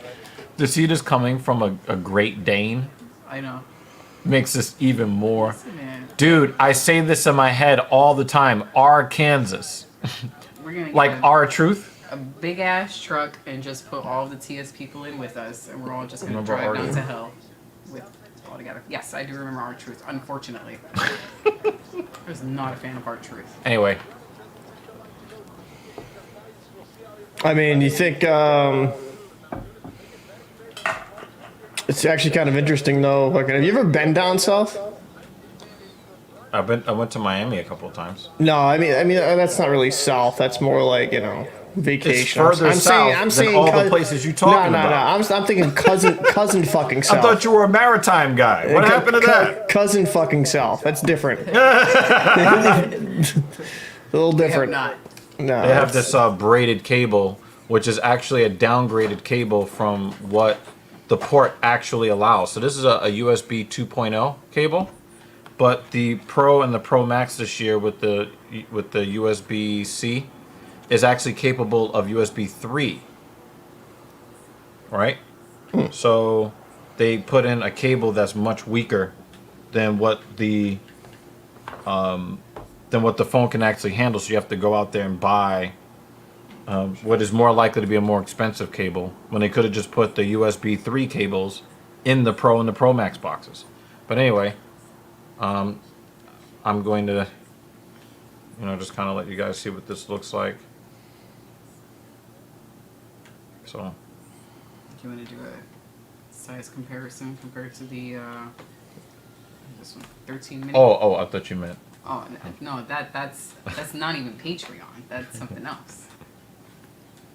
So, this is her phone. 13 mini. Yep. Actually, kind of looks very similar on this. Hey, actually, it does look kind of similar, doesn't it? Yeah, I just have the miniature version of your phone. Yeah. So that's her, and then there's I don't know. You can get a shovel. It's so cold. So yeah. So I appreciate that, Jeremy. Bitty hands. This is why I did not upgrade, because this is the only one that is comfortable for me. gonna take the Satisfaction of the peel. Bro, so, dude, I've been down to Louisiana, man. That place is depressing. Fucking depressing.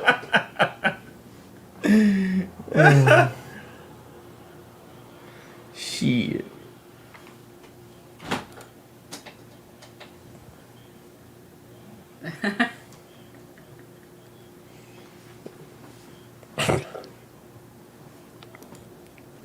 Yeah, we're all happy that Cap is doing a little better. Cap has been running himself into the ground just forcing in content. Yeah, And, well, I mean, now to be he's kind of chilling out mentally a little bit. yeah, I mean, the hockey stuff, I took a break, and then honestly, that Stephen A video, I was just like kind of in the mood. I was like, boom, make Yeah, you're a probably video. pretty annoyed. Yeah, pretty much. But it's kind of funny. I mean, quick question: what do you think of the whole? Did you watch Max Kellerman at all, or no? Because I know you hate SAS Stephen A. I never really had a problem with Max Kellerman. He always kind of sounded like a cartoon character to me. I feel like they all do. If I'm being honest with you, all the analysts. No. Like I'm talking about the way his voice sounds, Oh, and like he has like the wide eyeball stare with the Daffy Duck like delivery. It just kind of made it funny to me. now that you say it, no, I can actually kind of. I definitely see what you're saying. Can't unsee it now. Yeah, I can't unsee that shit now. Daffy Duck delivery. That's fucking hilarious. Jesus Christ.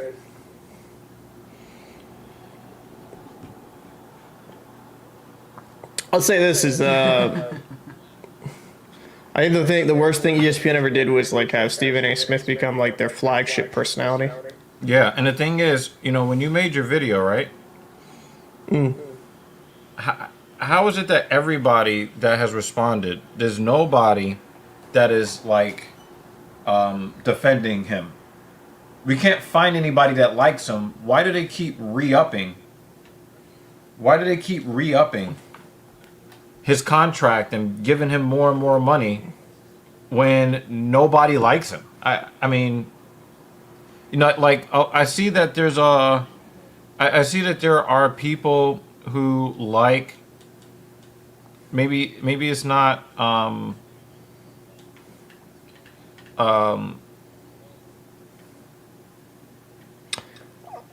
I think a lot of how do I I think a lot of it has to do, if I'm gonna be honest, like just completely real. I think a lot of it has to do the aspect that he's been there for a time. So I don't even think ESPN knows what to do without him, if that makes sense. Like ESPN used to be really well respected and stuff like that. Like you would go there for their sports, and I think he's pretty much one of their only draws. I don't like Stephen A. Smith personally. I think as a personality, he's a little bit overrated. But I can understand that he has some type of value, though, to some people. To who? To people that just want to flip, to just flip on the TV, not really have much substance. They just want something like as background fodder. I mean, I'll say this: these segments with him and Shannon Sharp have been interesting. But I mean, it's not my favorite genre to watch by any means. Right. But the thing is with Stephen A. again, it's like, and I know this is gonna sound like I'm pro-Trump, but I can understand why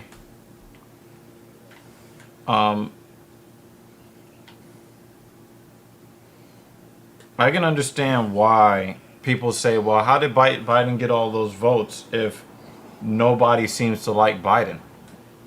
Right? Mm-hmm. I can understand why people would ask that question. I know why it's an issue. I know why it happened like that. But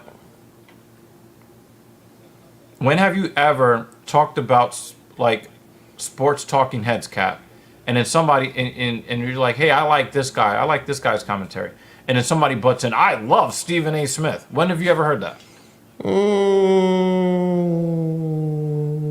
Yeah, I mean, very rarely. Watch for a second. I do think though some people like. Oh, right in the back of the head. God damn. I mean, he See, does. Tap. That's why you're here, Tap. He does have some fans. It's very. It's. But the thing is, I can't find them. I know that. I mean, I know that Stephen A. Smith must have a fan somewhere. I get that, right? I mean, even Captain Paul has fans. Like, I get it. More shocking that you have fans, to be honest with you. We're gonna do Monotone having ass. We're gonna do low T right here now. Oh wait, did you see the threats that they're putting in the comments? If you don't hit the thumbs up button, they're gonna send Cap to your home. Sure. And yo, he is not above, giving you that work with the butt. Yo. The butt of that It's fucking done. Oh shit. oh, that limp biscuit. I'm gonna end up in jail so that shit comes out. Griffin Droid, how you doing? Good to see you again. Wow, yeah, they really fucked him up with that elbow in the back of the head. Yeah, he called it off. I mean, as for the whole Stephen A. thing, He might be concussed. He might be concussed. It's a weird fight card, Griffin Droid.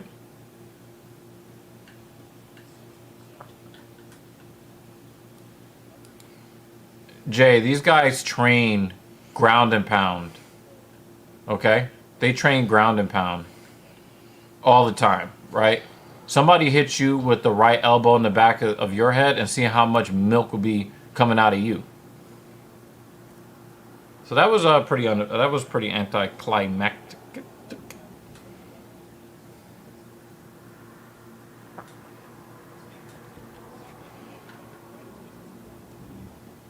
do you watch sports television anymore? Curiously. On YouTube, Yeah. I watch this one channel called The Locker Room. That's you good guys, taste. You guys can find that at The Locker Room YT. So if you haven't done so already, please. It's also in the description, I think. Well, you made the Did you add it? description. Did you copy and paste it in? Yes. You did. Look at you. I think ESPN stuck to that old formula, right? Where they'll just It kind was of nice when they first came out with it. We were like, ooh, I could watch this.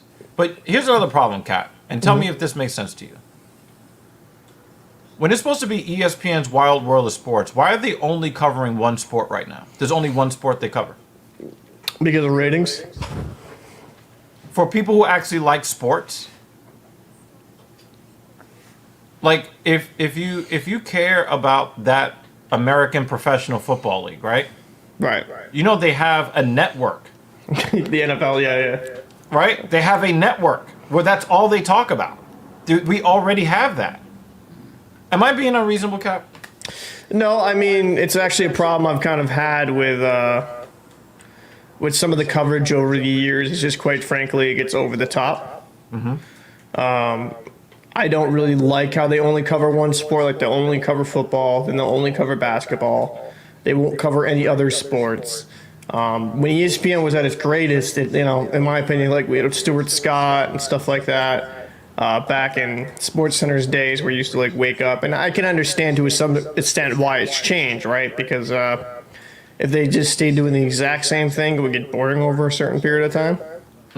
But I mean, yeah, it's definitely not the same. It's just only one sport coverage, and a lot of it though is because ESPN paid for those sports rights, so they're going to try to like get return value out of it. That's where I think a lot of this is coming from, to be honest with you. Like, they paid, like, almost, like $1 billion or some shit Disney paid for, like, the rights to, like, have NFL games on their network. So I think a lot of it's them just, like, trying to shove it down. And, football is probably the most popular sport in the world. Well, I mean, the United States, soccer is the most popular in the world, but the NFL has a massive fan base. I can understand them trying to go for that base, but I do think it makes it not really, it doesn't make it a sports center or make it all sports. It's just about the NFL. That's all it is. Yeah. And I don't think that's good for any network, just having one thing that they're kind of just beholden to. Right. Cap, I was just thinking. I hate that they do that at this time of the year because you know I'm a big baseball fan, right? Absolutely. And we're going into the stretch run. There's a lot of exciting things. But the thing is, I have to understand that most people in America have the attention span of a gnat or a fruit fly. That's being generous. Probably less than baseball that. is not going to appeal to most Americans today. Grown men running into each other at 13 miles an hour. That's what they want to see. Okay, and you know, no disrespect to those people, right? So while I hate that they only cover one sport during this time of the year, it is the start of their year and they are popular. I get it, right? Right. But do you know what I find to be egregious? What's that? The stretch run of the NHL playoffs, the stretch run of the NHL season into the playoffs, the stretch run of the NBA season into the playoffs, and American professional football gets more airtime Yeah. in their off season. No games. Yeah, because they only really know how to go to one audience. I mean, Fucking stupid. I've made a lot of videos on ESPN's coverage of the NHL. I thought TNT's done a far better job. I actually think TNT does a better job with the NBA stuff, I'm going to be real. Yeah. Totally agree. I think when it kind of comes down to it is that they're so formulaic at ESPN. They just know, oh, football, oh, basketball, oh, football. Like, that's all they know. I feel like they would probably bring in a lot more people if they started covering more sports. But, you know, If they fired Stephen A. Smith, they could also bring in a lot more people. I don't know if they'll ever do that, though. I think Stephen A. Smith's got nudes of them or some shit. To be honest with you. Like, He knows where the skeletons are buried. I think some of it, like, because, like, watching him, I understand he's entertaining, right? I'm not going to sit here and say I don't recognize some of his value. Oh, yes, please.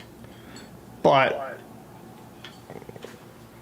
you know, to sit here and, you know, say that I think it's great entertaining quality, and no. I just think they only know one thing at ESPN, and that's Stephen A. Smith and, you know, typecasting characters. I was actually surprised Pat McAfee went to ESPN. Yeah, I was surprised too. I thought The it was thing is, dumb. money talks and bullshit walks, right? I thought it was dumb, though. Yeah. And the thing is, you know, isn't he like the Barstool guy? He was the Barstool guy. Yeah, he was. You should know, like, you want to retain your freedom. I think some people. I think he got into the whole. Oh, it's ESPN type narrative, whereas I think him being individual is far better. Now he has an uncensored show that streams on YouTube still, right? And I think he still owns his IP.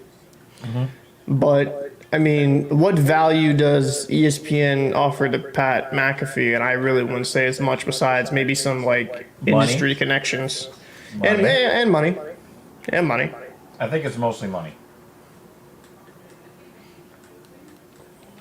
It's just, it's weird.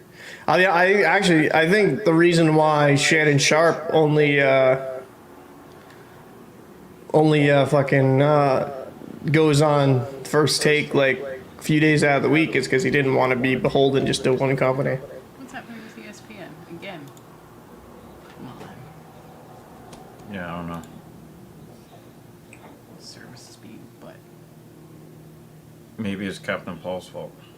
Yeah, blame the white guy. It was already being a butt before he got I mean, here. you're a colonizer, you know.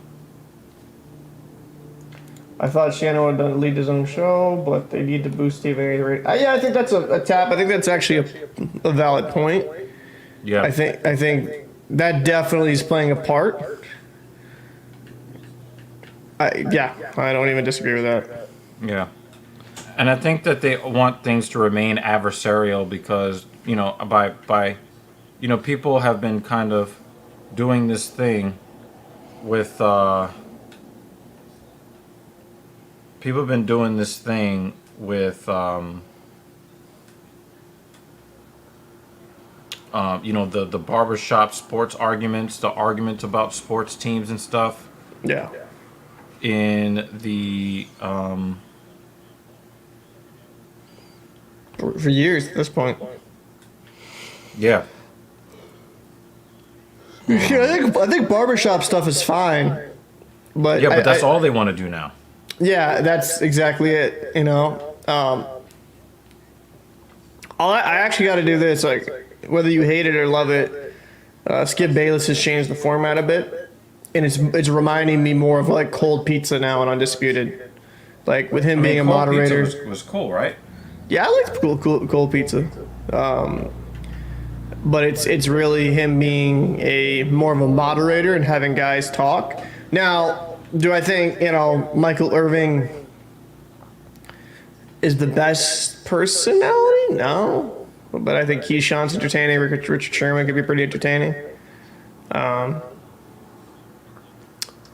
So, I mean, I don't know if that's going to be a long-term thing with them going with that format, but I actually been more interested. Rachel Nichols was actually on Undisputed yesterday. Yesterday. Oh, do you know who Rachel Nichols is? Excuse me. Yeah, I think she was having some issues when she ended up getting fired. Yeah, because of a diversity hire. That's what she got in trouble for saying about Right. Malika Andrews. But the thing is, I think ESPN is really, really foul in that they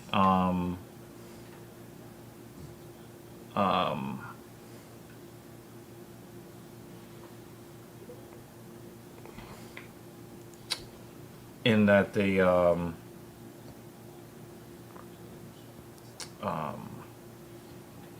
The way they they'll handle put things. a black face up there, especially a black female face up there, and then they will just sit there and then down talk black men as often as they possibly can. Yeah, because it's a liberal company.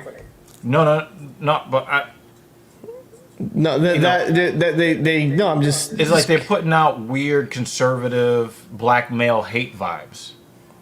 Yeah, because it's a liberal company. That's pretty much all of it. Like, they don't like independent thinkers. They just want a bunch of groupthink. I mean, it's weird because Malika Andrews is kind of mediocre, like on-air talent. I'm not saying her Rachel Nichols is elite in my opinion, but I think they propped her up because she is a black female. Well, Rachel Nichols is white. No, I'm talking about Malika Andrews. They propped her up. But she also has a hatred for black men too. So this is something that is pretty.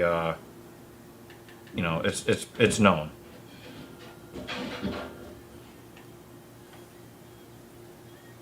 Sage Steele is another one too.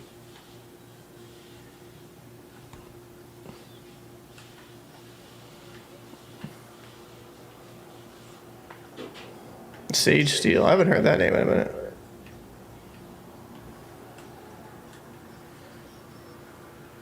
Sage Steele. Huh?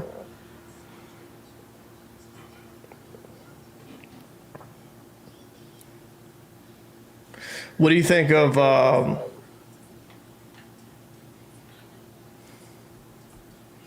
I mean, what do you think actually About? like just the whole situation with ESPN and things of that nature? I'm ready for ESPN to go away or to change up their whole Model. change up the whole model.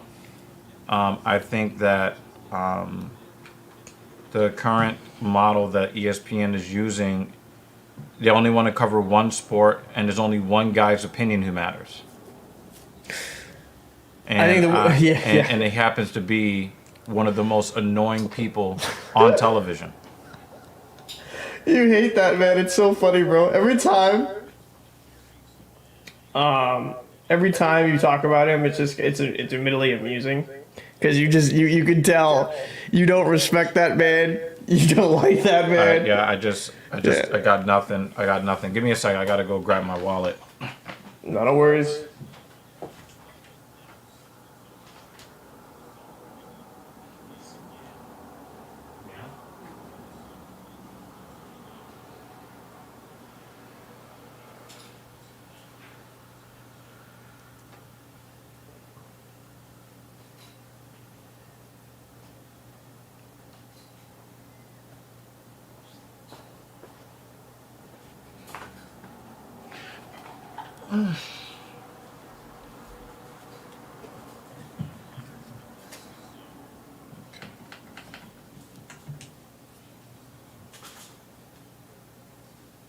Yeah, I just want to see a different approach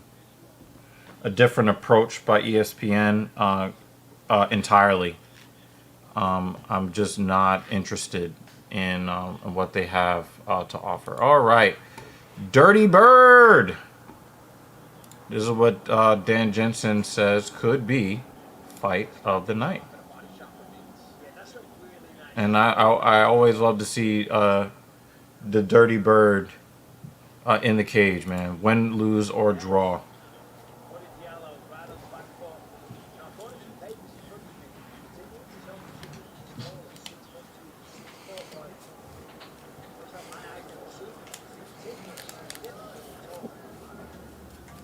I forgot I have that card in here.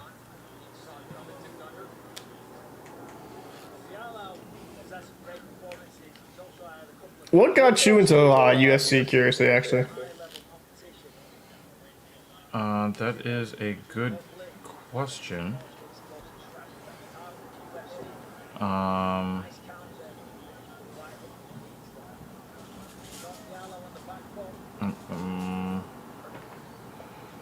might have been at someone's house or saw it in a bar or something like that.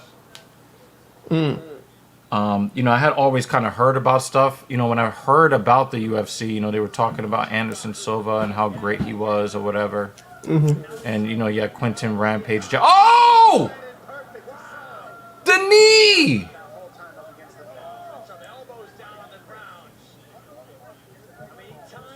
That knee! Oh my God! Uh-oh. Uh-oh. We're looking at it. Oh. Alright, he's staying on the ground for some ground and pound. Woo! Was not expecting that.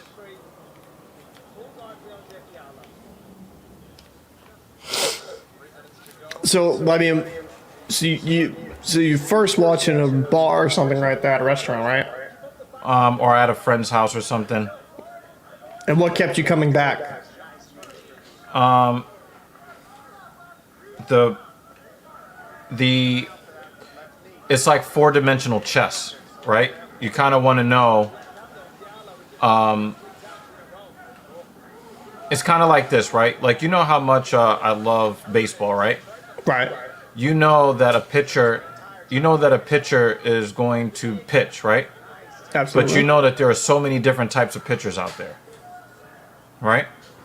You know that a hitter is going to hit, but there's so many different hitters out there, and there are infinite combinations. And, you know, the fact that every millimeter counts, the timing counts. And so trying to create game plans off of something that is so legitimately unpredictable. So it's competition at its purest, right? You know, when he first started MMA, it was, you know, is a karate practitioner better than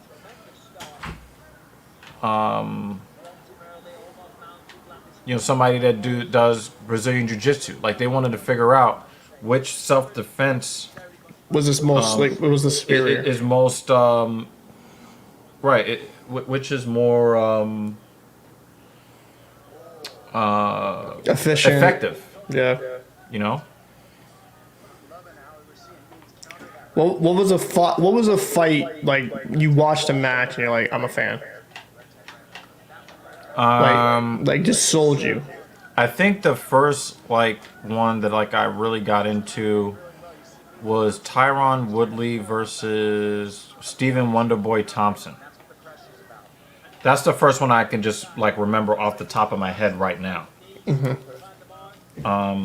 You know, it could have been like some no-name fight where I was just like, oh wow, this is really interesting. You know. But the fight that stuck out to me was was was that fight, and it was really, really close too. It was a really close fight. Both guys were scared to like really, let loose. I think there were some fights before that, but I remember a lot of fans were like booing and stuff, and I'm like, this is fucking awesome. What are you guys talking about? Now, have you ever been wanting to like maybe get into some type of martial art? Oh, I mean, I've done a little bit.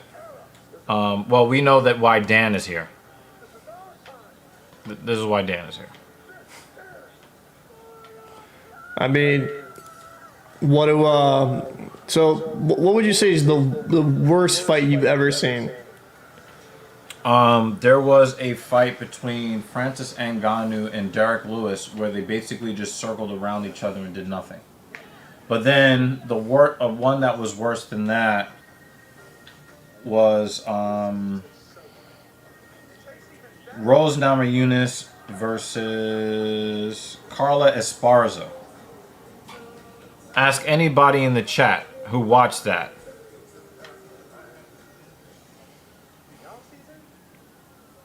What? So why was it the worst? Huh? Why was it the worst? Just boring fight, or? Well, Rose. Well, you know what, guys?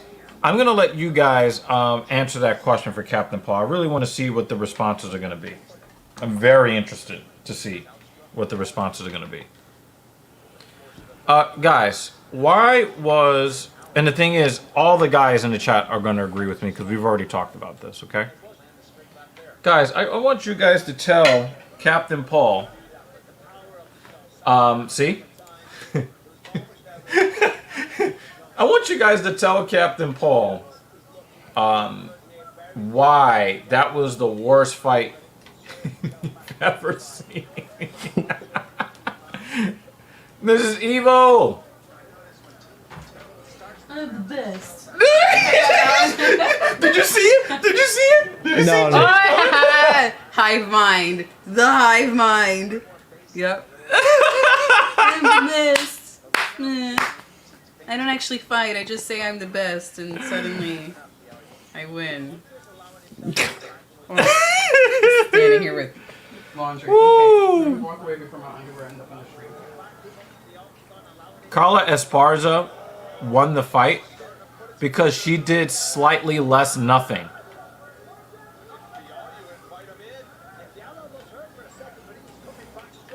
Oh, wow, he crumpled his knees. No, no, Dirty Bird.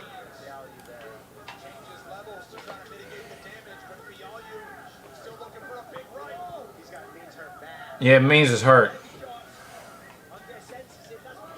Oh, good head movement. Now there's no head movement. Oh no, he's getting teed off on.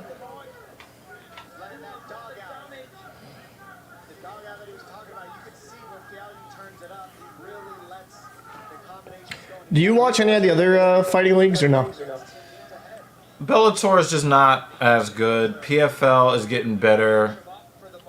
The problem for me is that I want to watch more fights, but I have not uploaded to my gaming channel in months. I'm in the gym. I've got clientele that I have to look out for. Ladies I gotta look out for. So it's Are Bellator's fights on different days? yeah. Yeah. I figured they'd For get the most killed. part, I think they're on Fridays. I think they're on Fridays. Somebody correct me if I'm wrong. Dirty Bird is coming back. That's the dirty boxing style. You go to the clinch, you elbow, you knee, you go back to the clinch, you elbow, you knee, you punch, you go back to the clinch. That's what means. Well, we know that when Michael Chandler came in here, he came in here with WWE tier promos, but not really great in terms of, like he walked into the UFC talking about, I'm getting a title shot. Like, what? Why? One is really good, though. I try to watch one on Friday mornings when I come home from work before I pass out. I gotta give them a lot of credit. One has some really high level fights, especially Muay Thai. But they do it all. MMA, the whole nine. So I have a lot of respect for Bellator, and I like watching not Bellator. One championship.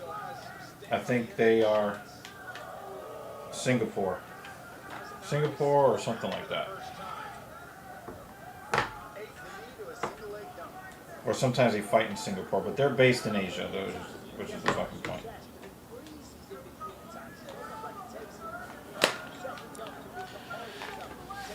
But you know, Cage Warriors, LFA, these are those are like the minor leagues. Guys trying to make it to the UFC and make it to that level. Bare knuckle boxing, I don't really like it. I don't really like it.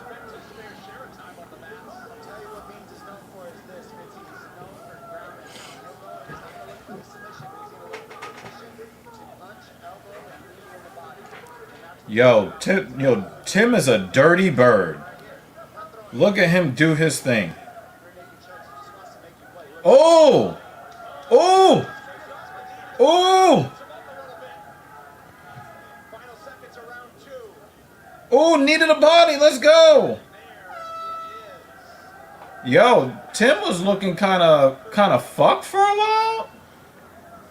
Woo! Bringing it back.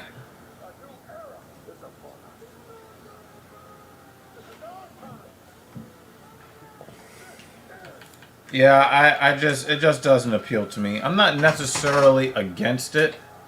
I don't like so-called fight forms where defense is illegal. Yeah. I also think it's just a giant waste of our time. You know, Dana doesn't even really believe in it.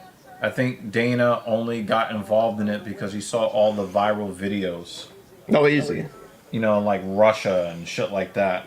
Yeah. But I think that it is, it's really fucking stupid.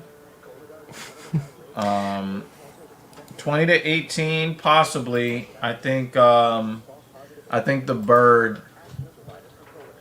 The thing is that he kind of got crumpled a bit by Fialho, and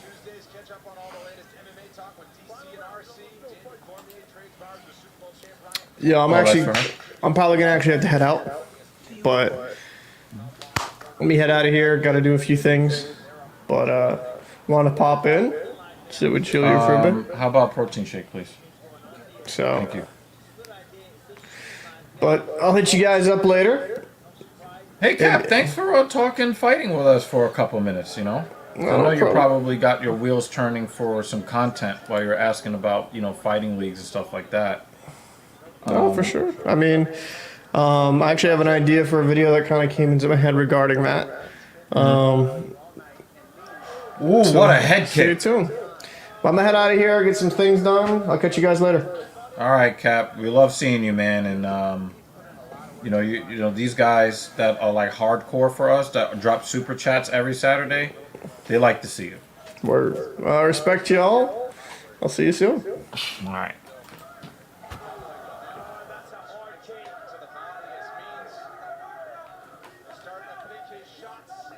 Oh, what a combo! Stinky leg! Oh! Oh! It's over! It's over! That's a dirty bird! Tim Beans! Let's go! That's a dirty bird! Let's go!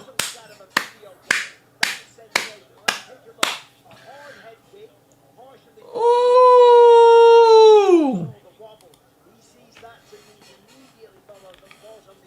That's a dirty bird.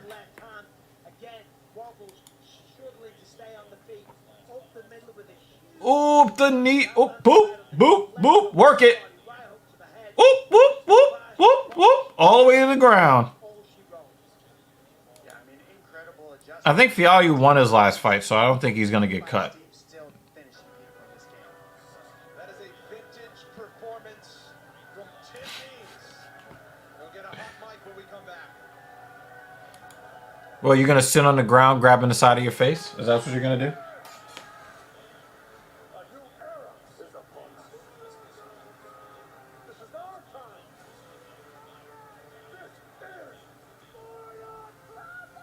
This is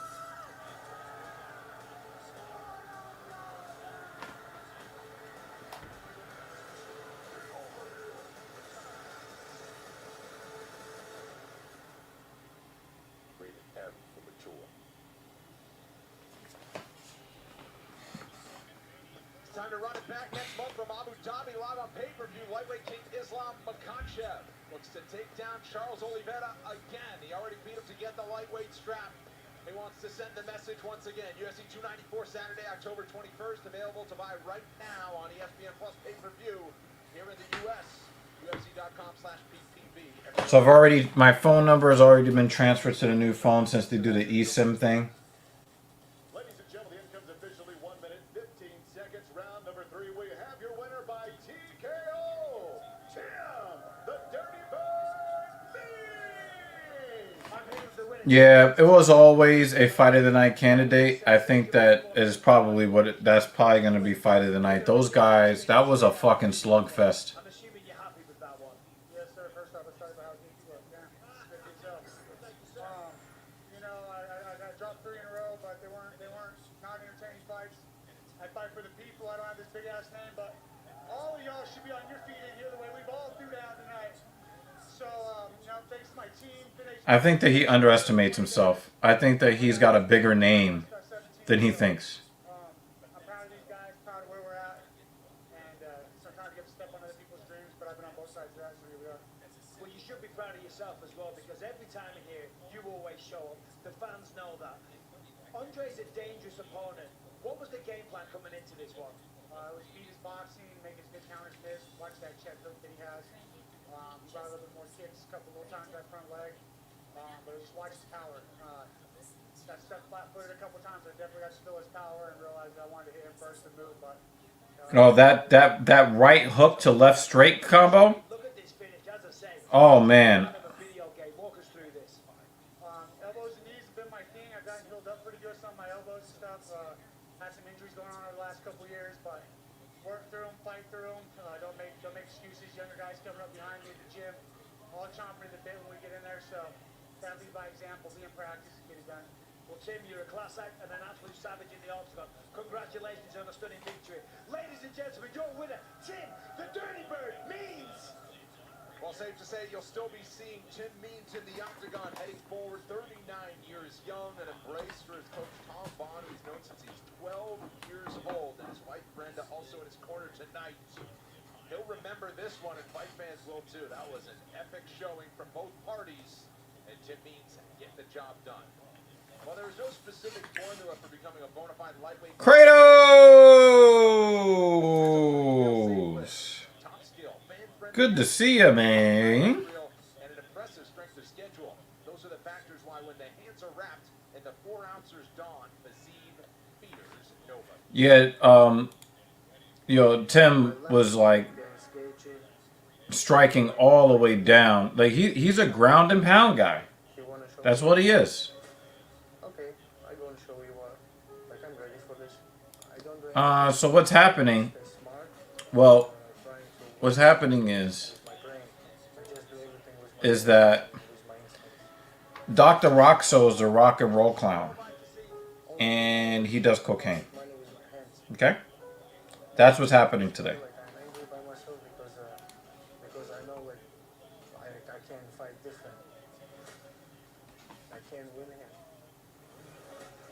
When I come back to home after the fight, I already know, like, Where did we that get my next her fight, old phone from? Did we get it directly from T-Mobile or from Apple? I change the gym I go in. Are you talking about the? Say that again, man? Sometimes you have to stay alone. When you stay alone, you're more angry, you're more focused. Yes. And yeah, after my fight, when I first Her SIM is not transferring. It's not connecting. Well, that one was, I think, a phone that I purchased that I had on my account, and then I gave her the phone when I upgraded. Yeah, it keeps saying SIM or accounts is not supported or something like that. Yeah, because I think they moved over to eSIM for this one, but the 11 had like physical SIM. I want to show the people I'm still here. I have everything for stay on the top and fight with elite guys. And now I want to show. Did 2 streams back to back with a few buddies the past 2 days. One of them was about the Microsoft leak earlier in the week. Okay. All right. Fiziev, the best striker in the UFC's lightweight division, at the bottom of your Yeah, you don't want to get fired. You just got this job. takedown defense. That just might be the factor that tells the story. When our Well, the thing is that if you signed on the dotted line and then you got in the cage, then it counts. If you were sick and you couldn't fight, then you shouldn't have fought. Lands it perfectly. Look at the precision. The heel right into the chin. And that was the end of the fight. And now we're here to see Rafael Dos Anjos, a very experienced guy, a former champion, rips it. And this is relevant because Mattel's going to try and take him down with the single leg. Uses that moment. Yeah, put Kratos, put the link to the channel in the Discord so I could take a peek at it. Right hook, left hook, right on the chin. And once again, that was the end of the bout. He is one of the most dangerous strikers in the UFC. And that was in the 5th and final rounds. Both have been to deep waters tonight. It is 6 versus 7, high stakes when you're talking top 10 lightweights. Also a great co-main event. Bryce Mitchell takes on Dan Ige at featherweight, and Marina Rodriguez and Michelle Waterson-Gomez run it back. They fought in the main event a couple of years ago. They will get in the octagon later tonight. You're watching UFC Fight Night, presented by New Amsterdam Vodka. One final piece of prelim business before that 5-fight main card on ESPN Plus. This one at bantamweight. Settled in the octagon, prepared to start making his move on the elite of the division. Dan Argueta certainly gets what he's looking for today when he meets up. I don't understand why this is the feature prelim when Tim Means just fought. That should have been the feature prelim. Yeah, man, we tried to do whatever we could to make the safest moves that we can make. I have my clients, change the schedules so that they could, stay safe. I'm in a place that's safe. I'm here with you guys. I can't really complain at all. I cannot complain.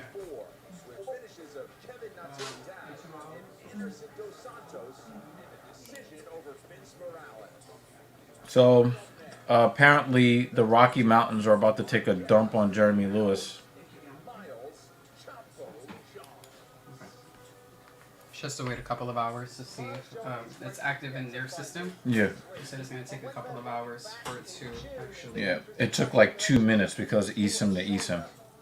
Yeah, we tried doing that, and it just said No, that... she doesn't have an eSIM.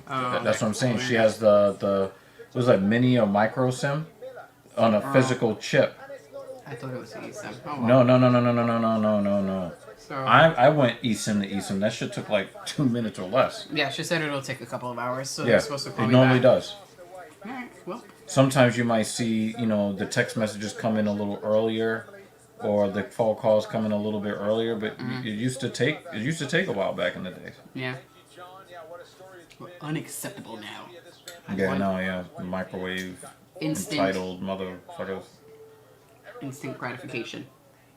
Darkness, bastard, motherfuckers. Fuck, yo, couch, nigga, fuck, yo, couch. Fuck, yo, couch, nigga, fuck, yo, couch. That's crazy. 2 cocaine references. Rick James. Cocaine is a hell of a drug. And Dr. Roxo. And Dr. Roxo. Good job. Yeah.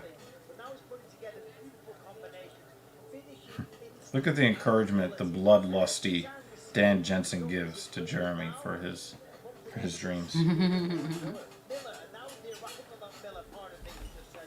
Oh, is she making a shake? I think so. I don't know. I Cause was I'm on the about to phone. start eating ice cream and shit. I don't know. I mean, if you asked, I'm assuming she is. She might have gotten distracted by the phone not transferring over quickly. Miles John says, I'm ready to out-game plan this man. I'm comfortable. I haven't always brought game plans to this fight, but this time I have one, and my team is ready. I'm going to feint, look for the uppercuts, stop the takedown, and as long as I keep him uncomfortable, of course... Put the first stream in the Discord. Yep.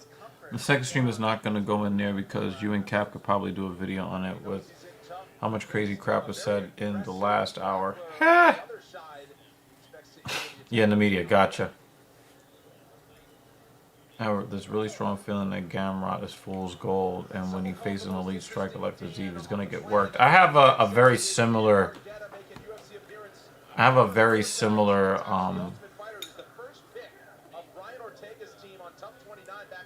thought. Gamrot, we've seen Gamrot be tough and be out-toughed. And somewhat recently. Fiziev, I just think that he's got a little bit more grit to him than Gamrot.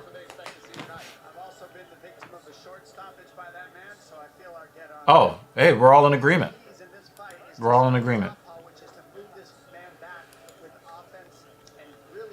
Yeah, you might have to, man. You keep making babies, man. Babies are expensive. You're gonna have to get on TV. 6-figure contract, man. We can see the clean-shaven version of you. That would be great.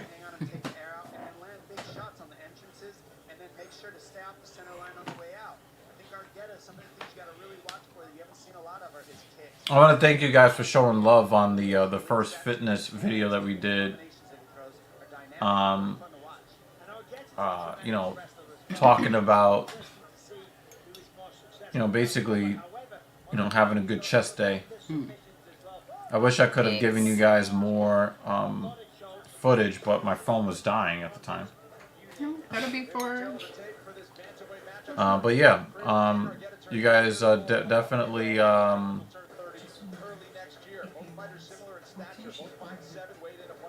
Get a protein shake, yeah. Which fruit do you want?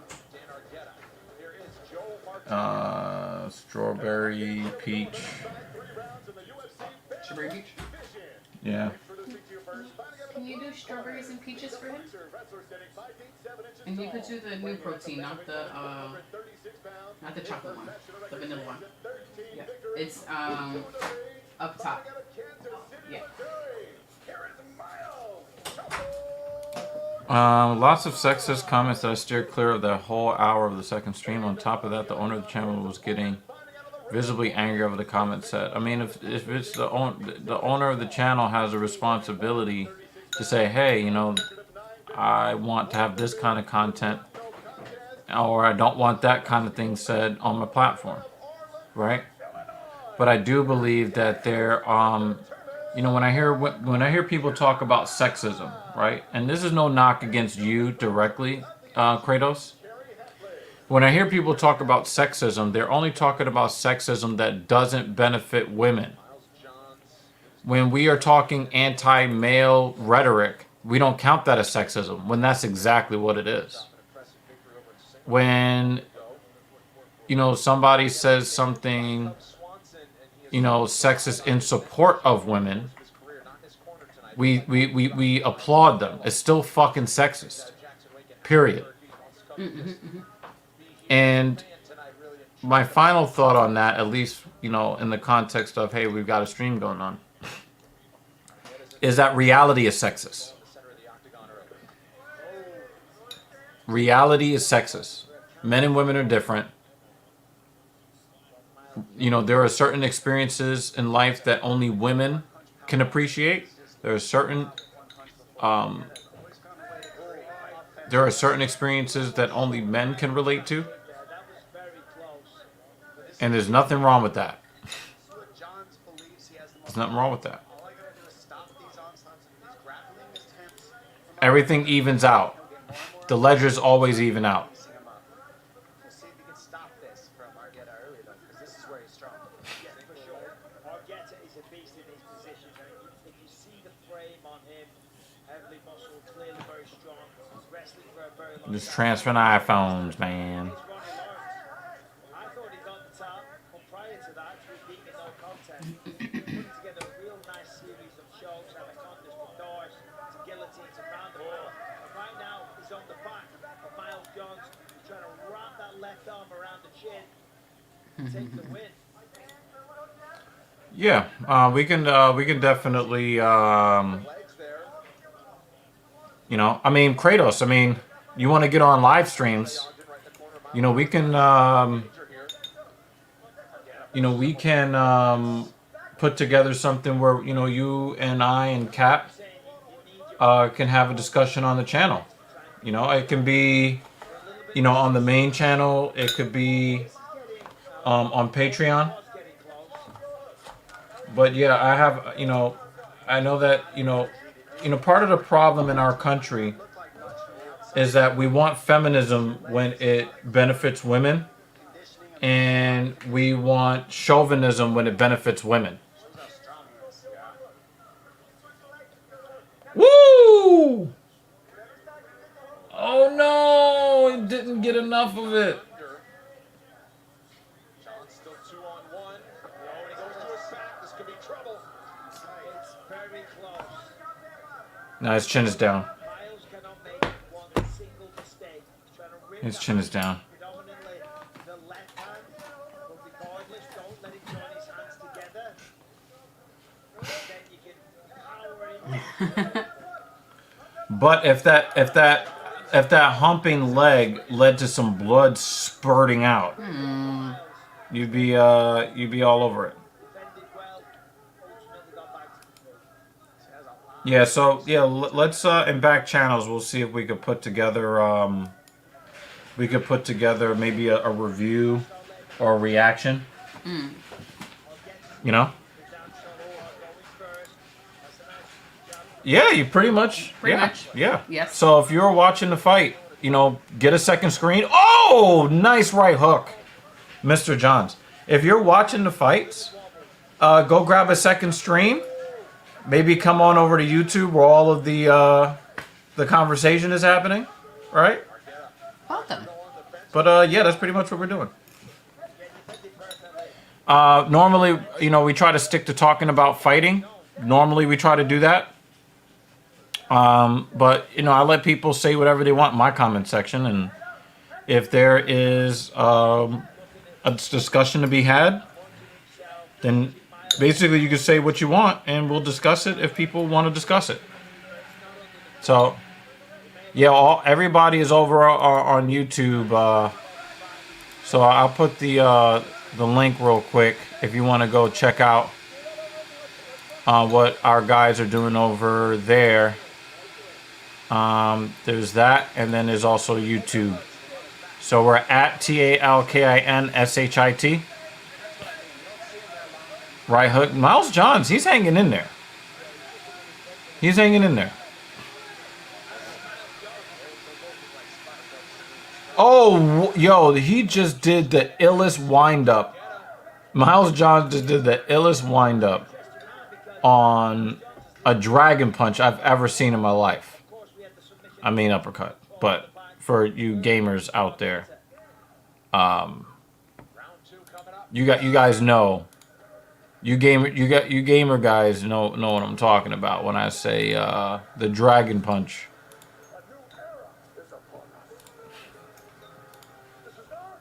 Oh, you want to get some of that camera time? There you go. I'm trying to like eat this at the same time. Right. Yeah, so, you know, Kratos, like, I totally understand a lot of what the prevailing opinions are in society. But over here on TSP, we are going to, A, honor reality, and B, we're going to keep that same energy. So, we're not going to come over here talking about, you know, feminism, and then when it comes to women taking responsibility for their actions and decisions, we say, no, we need to save them. No. It's never a woman's fault. It must be a man's fault. We don't do that over here. Either we're doing the equality thing 100%, or we are doing the traditional thing 100%.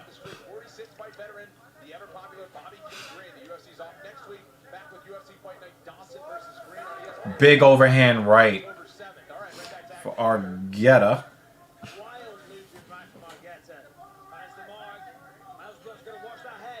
Yeah, he's giving up that neck. He needs to chill. Johns, protect your neck.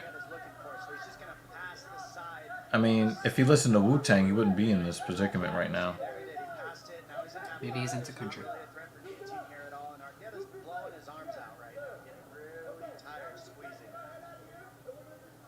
he can use it to counter this position to get back to his feet. That's what you're seeing. He's going to try to scoop the hips out from underneath the jump. No, gave up on it. Yeah, he let it go. Could have kept that whisker, and as you say, pulled that right leg out, got back to his feet. He's trying to create scrambles to get his legs back so he can get back to his feet right now. He's got to be careful, though, because Miles Johnson can take that left leg step. Yeah, I think that Miles John is going to pull his shoulder to the ground if he's not careful. Yeah, we got a lot of content coming for you guys, and also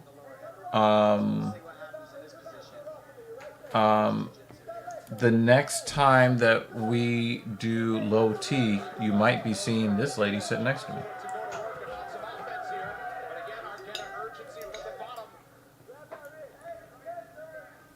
Really calm in all these situations. Flowing well, reading the situations, chipping away with those little knees, trying to find wrist control with the right arm a second to go. Forget doing a really good job getting back to his feet. Did that knee on the break connect? A pawing left hand from Johns. John is keeping. Oh, he's just winging it.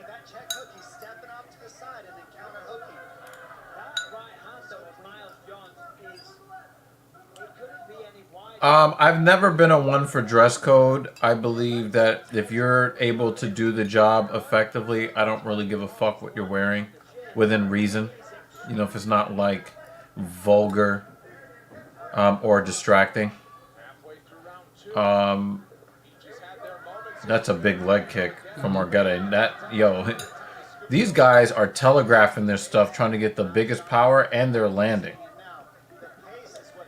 But the thing is, none of these politicians are doing a good job, and they have not done good jobs for decades when they wore suits and ties. So I don't give a fuck.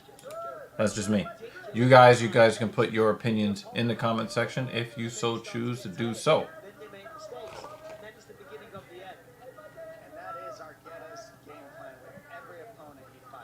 I hear what you're saying, Jeremy, about standing out in the chamber, but he only stands out in the chamber if they're choosing to focus on that, and I can see why they would focus on his manner of dress. I know why they would do that, so that they don't have to focus on how fucking corrupt they are.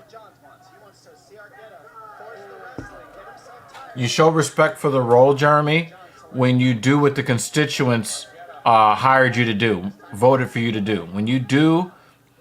When you meet the objectives that support the people who are in the district or in the state, when you do the things that they sent you to the House or to the Senate to do, that's how you show respect for the role. And none of those guys have done that in many, many, many, many years. So I don't give a fuck what you wear.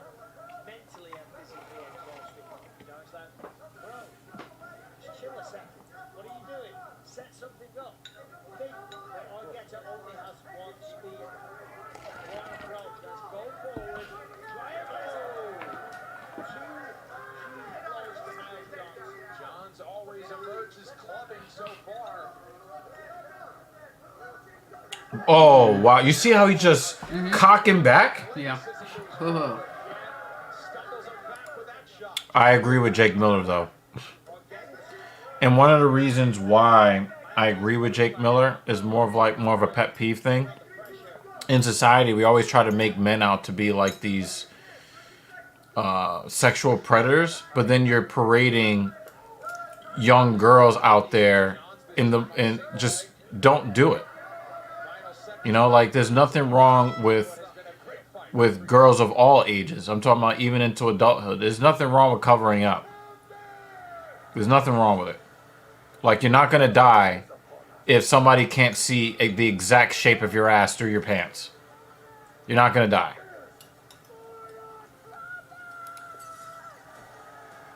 Yeah, man.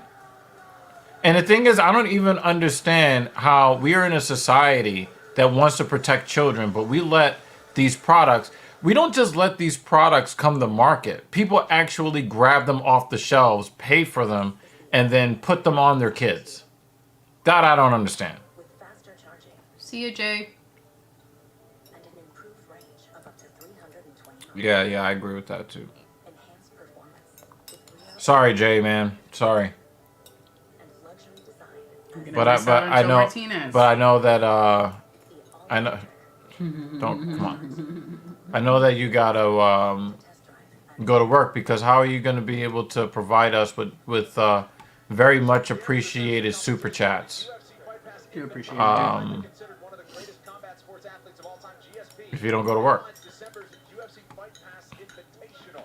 Follow UFC Fight Pass for more updates and live events. Mm. Arquetta's got a chin on him. Let me tell you.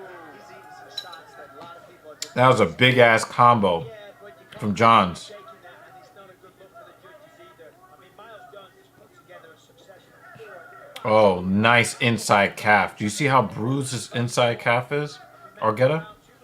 On his lead leg?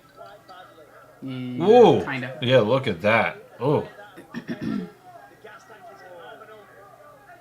I love watching him fight. Both men extremely technical. Certainly when it comes to the wrestling as well. love how Arquetta Oh, he got him again. forward. Even after he gets shot, he knows I've got to move forward. Keep the pressure, keep the feints. Even though he's getting tagged, he just keeps moving forward. It makes it a fun fight. Every time Arquetta fights. John's one-punch power is looking really, really sharp right now. Yep. Yep. But they say that we sexualize women too much. You see why when you land. But then when a father, oh, he hit him in the calf again. He went down to a knee. Right? When the parents go to give discipline, you know, they need to go to jail. Right? But then when the natural orders of things happen, when you... Oh! Stiff left from Johns. Put him down. That's got to count as a knockdown. That has to. What's working really well for John Yeah. is not just that catch, but look how low he is. His Yeah, I just... lower than Arquetta, so Yeah, I don't... Probably another conversation for another day, guys. But I definitely agree with you guys. Absolutely.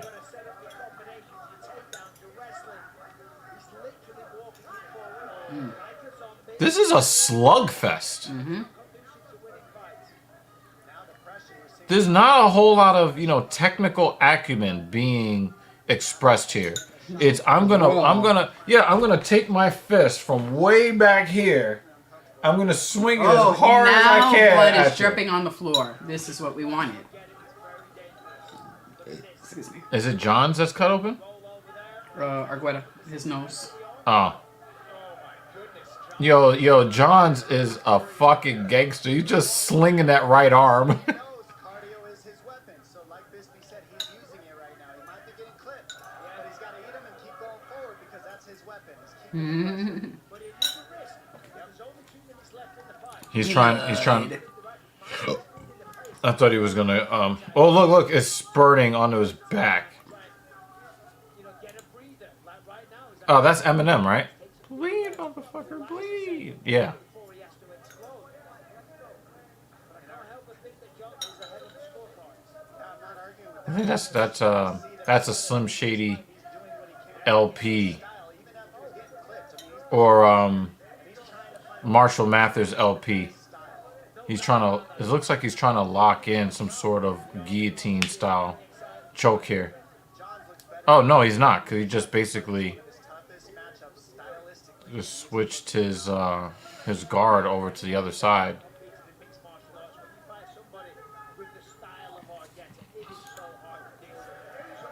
Look at these bloodthirsty comments. Love it. Love it. Uh-oh. Just saw the transfer complete. Dun, dun, dun. I don't know if that's actually 100% accurate. We're He about could to only see. breathe through his mouth. Yo, yeah, he's sucking wind too. 50 to go. Doesn't look like he's going to get the position he wants from this. We're going to see a few more deep breaths before one final real urgent push towards it. Starting to crank back a little bit. John's Oh yeah. He got a little bit too funky with that hold, and he ended up losing it. Yeah, so somebody asked about the shorts. Why does it look like a tire ran over his ass? It looked like he got ran over by a motorcycle.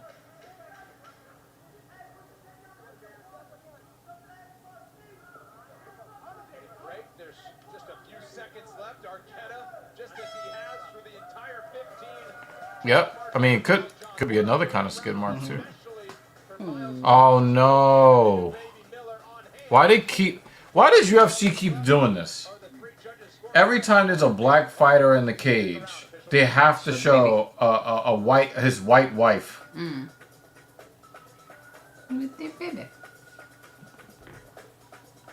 Now you're gonna have black women on fucking Twitter trying to cancel him now. The ones that don't watch UFC, they just Yep. magically find that one part in a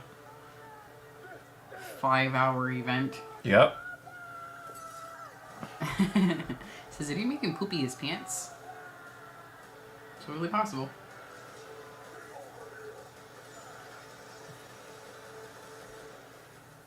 Rated M for mature. Coming up next right here on ESPN Plus, it's a 5-fight main card, plenty of high-level action. Top 10 lightweight square off inside the apex. The main event pits dazzling striker Rafael Fiziev against Mateusz Gamrot. Plus Bryce Mitchell and Dan Ige in our co-main event main card. Hits your screens in just moments. Right here on E+. The last thing we need on the prelim portion of the night is the official decision in this one. Here's Joe Martinez. Well, ladies and gentlemen, after 3 rounds, we go to the scorecards. The totals are 30-27, 30-27, and 29-28. Miles Johns. Your winner by unanimous decision, Miles Chapo Johns. I'm here with the winner, a very relieved Miles Chapo Johns. Miles, talk to me, buddy. Sensational fight. Action-packed from start to finish. Guys, was that fight in the night? Right now, the first thing going through my mind is that my brother Compared to the other ones? I didn't see the fight before this one. Because that was a fucking slugfest. 28, 2008, and only 15 years old. I vote yes. I think it was better than all the other ones Oh, I saw. Kratos wasn't here when I did the unboxing. Oh, yeah, you missed unboxing. Yes. It is the iPhone 15 Pro Max. Please reach out and get the help that you need. Reach out to anybody. Reach out to me. Look who joined you. Reach out to somebody because Oh, baby. you do matter. You do belong. Your life does matter. And people here on this earth will miss the hell out of you. So that right there and then going into this fight's just been a whirlwind of emotions. For my last fight, I got pulled. 10 weeks ago, I couldn't do a single push-up. Not one push-up. The Wednesday before my last fight, tore my labrum, tore my pec. Wednesday before the fight, I had to put my whole life in that camp. So it's just a lot of emotions pouring through me right now. Well, beautiful words, and you're an inspiration to many, and of course, our condolences. That fight was sensational, though. You should have a smile on your face. Then I'll get to push the pace ridiculous throughout it. What was going through your mind when he was on your back early in round 1 looking for the standing rear naked show? And Jeremy says he looks like a short, stocky Ricochet. I spent countless hours in the sauna fighting this man. I knew he was going to come forward. I knew he was going to push the pace. I'm in my head in the sauna dying just fighting. I'm not going to give up. I'm not going to give up. So I like this. Good post-fight interview. No. it looks like you were pretty close to getting a finish in rounds 2 and round 3. I mean, you landed some heavy shots. Yeah, I'm very surprised that he stayed in there. That dude's a tough dude. In my head, I did visualize finishing it, but props to Dan. He's tough as they come. And props to you as well. Congratulations. Strong performance, my brother. Ladies and gentlemen, your winner, Miles Chapo Johns. Well, I'm back is the call from Chapo Johns, 29 years old. At one point, he was a very hot prospect on his way up. He has had to ride the roller coaster that is being a UFC bantamweight, and huge night, perhaps never looked better than gutting out a big unanimous decision victory. Here's what's coming up next, meaning you have to go nowhere and don't touch any remote control. Rafael Fiziev and Mateusz Gamrot in a very compelling lightweight main event. Bryce Mitchell and Dan Ige shall do the dance as well. And also keep your eye on what's kicking off the main card, Ricardo Ramos and Charles Jourdain, known for some highlight reel action. We are in Las Vegas. The prelims are wrapped up, but plenty more action in store. UFC Fight Night, Fiziev versus Gamrot starts right now.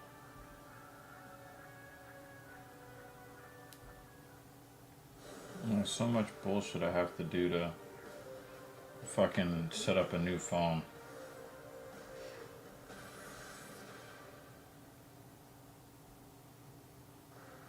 Some strikers just hit different. But when you're carrying destruction in your hands, with every punch meant to be the last, and every kick aimed to bring the house down, the numbers take on a different meaning. 6 straight end-of-the-night bonuses, 97 fearless strikes in the heat of the ultimate war, all closing in on number 1. Rafael Fiziev. I want to fight for this goal. Show everybody I'm ready. Tonight, as the UFC returns to the Fight World oasis of Las Vegas, Nevada, a Polish slugger on a short fuse isn't just inviting danger into his wheelhouse. He's downright insisting. For to throw heat in the pocket is a gamer's game. And more often than not, it ends with a tremendous bang. I am problem for everybody in this division. First, it's a key featherweight battle between fast-emerging contenders. As Arkansas's own Thug Nasty brings his submission A-game into a classic clash of styles. With a focus to make the leap up the ranks. As he squares off with the rejuvenated threat in the division, who has shined in back-to-back fights and ready to land that 50K signature shot. Elimination Chamber in Australia. 6 a.m. Eastern. Did you want to watch Elimination Chamber? What's the next one you wanted to cover? Maybe Survivor Series. Really, I only care about the big 4 for the most part, but if there, if there is, something that's compelling, more compelling than Jimmy Uso,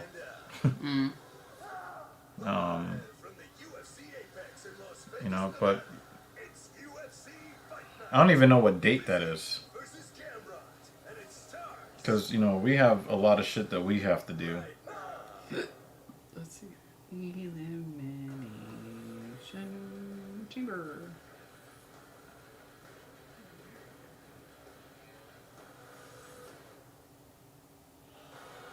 Hey, good evening from Las Vegas, fight fans. The fight capital busy again tonight. The friendly confines of one UFC February 24th. That's the Elimination Chamber? Uh-huh. Why is he talking about the Elimination Chamber now? I thought that was like next week or something. Maybe they just he announced just it? put it like. Yeah. Well, they just tweeted it, so I think it was just announced. That's why. Oh, that's why he's talking Yeah. about. I'm like, what the fuck is he talking about? Yeah. It's just been announced. February 2024.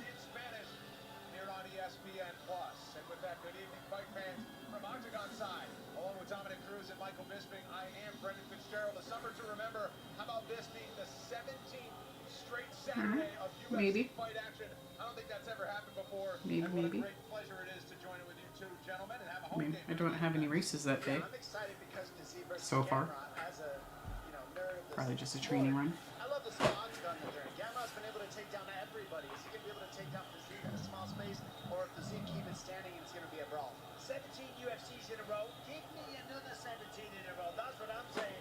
And of course, when we've got fights like this one, the main event really is a sensational fight. The co-main event. All right, dude. See ya. Tell her we said goodnight. All right, cool.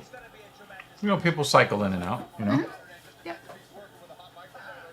These fighter rankings are brought to you by DraftKings Sportsbook, and anytime you talk about top 10 lightweight contenders, to me it's some of the best reality television that you can offer. Fiziev is at 6, but Gamrot fighting up in the rankings. Once again, he has done that since bursting into the top 15 years ago. But Dom, for Rafael Fiziev, this is your classic striker versus striker matchup, and Fiziev is among the best on the feet. Oh, no question. They're saying he might We be don't the have best cookies, lightweight right? striker in the entire division. And You didn't buy any. because he's I didn't buy coming any from a grappling cookies. background. That's the question, though. Is it going to be striker or the grappler that comes But it's out on raining top? outside. Because when you watch Fiziev, he also Okay. has wrestling defense and the knees. And the Do you feel like risking a delivery guy's life for some Go to cookies? the corner. impossible to touch. So hard to find on the feet. But then, after he takes you down, he can land stuff too. So Fiziev is absolutely no joke to deal with. Yeah, 100%. He's beautiful to watch, but all of that striking, that is out of the window, my friend, if you are taken down. Once you get back to the main count, Gamrot is a relentless wrestler right from the opening bell. He knows what his skill sets are. Of course, the man can strike. We see it right there. Okay, but that's how you set Looks like the rain But it's stopped. the It's just single windy leg right now. takedown throughout the entirety And then of the rain fight. That's what continues Masvidal's tomorrow. gonna go for. And if he gets you down on the ground, the man will take home a submission. We got ice cream? Rip the neck off, rip it off, No, I don't think we rip have the a neck lot, off. but The man I think we do does have not some. stop. As does Rafael Fiziev. That's why these two match up so well. That's why it's the main event, and it is a very pivotal matchup in the lightweight. Oh. Dominic Cruz, what Would you like to describe your shirt one more time for the group? You must understand that this is Dr. Roxo, the rock and roll clown. Right. And what does he do? He does He cocaine. does cocaine. the 5th round. We'll see what transpires tonight when the octagon gates shut. Our co-main event is fantastic. Bryce Mitchell returns for the first time That's since what that is. when he squared off against Ilya Topuria. He's ready to prove a point tonight. Dan Ige is enjoying a very nice 2023 off of back-to-back victories, but Michael Thug Nasty ready to prove a point. He's not just making noise outside the octagon. He can really fight with the best in the world. He's making a lot of noise outside the octagon, but also inside. I mean, my word, this man's fantastic to watch. The wrestling is on point. The submissions are always there. But if you ask Bryce Mitchell, he'll say, I can bang. I have real knockout power. And he's going to need that because Dan Ige is exceptionally well-rounded. He can stop takedowns. He does have jiu-jitsu. So both of these men are going to need to be under A game in every aspect of mixed martial arts. This is a very hotly contested fight, Dom. Yeah, and then when you're watching Ige, he's a man who also has the grappling. He's got the wrestling, he's got the submissions, he's got the submission defense and the wrestling defense. But he's looking to knock your lights out like you're seeing right here in this Alright. place. Look how he Doing this stumbles fucking all over phone the place. fucking Chokes, you see here against Hooker. upgrade shit. You gotta fucking do all the Looking to knock you out with forward pressure, stuff the takedowns, create damage, create cuts, create blood, all the and just passwords. break in general. That And if you use secure passwords, see how he deals with Bryce Mitchell you're and like, the grappling. what the fuck? Back and forth on Twitter several years ago, or X as I should call it now, but there is just immense respect between Bryce Mitchell and Dan Ige. They will purely compete tonight, and they'll compete for a spot in the top 10 at 145 pounds. Marina Rodriguez and Michelle Watterson Gomez run it back at 115. They squared off in a main event 2 years ago, with Rodriguez getting the better of it. We'll see what happens tonight. Great action up and down the card, and what a way to kick it off. Highlight reels have long been filled with the exploits of Ricardo Ramos and Charles Jourdain, and now the featherweights finally meet in a clash that should have fight fans talking tomorrow morning. Featherweights who have built up a sizable fan base because they choose to take the path of most resistance. Ricardo Ramos and Charles Jourdain show up to throw down every time. That's an excellent way to put it. And on a Yeah, I do. This may be the front runner for Fight of the Night honors. Brazil's Ramos had his trademark spinning back elbow on full blood. Yeah, I definitely agree with you on that, Dan. I don't want to put too fine a point on it, but Against Canada's Air Jourdain.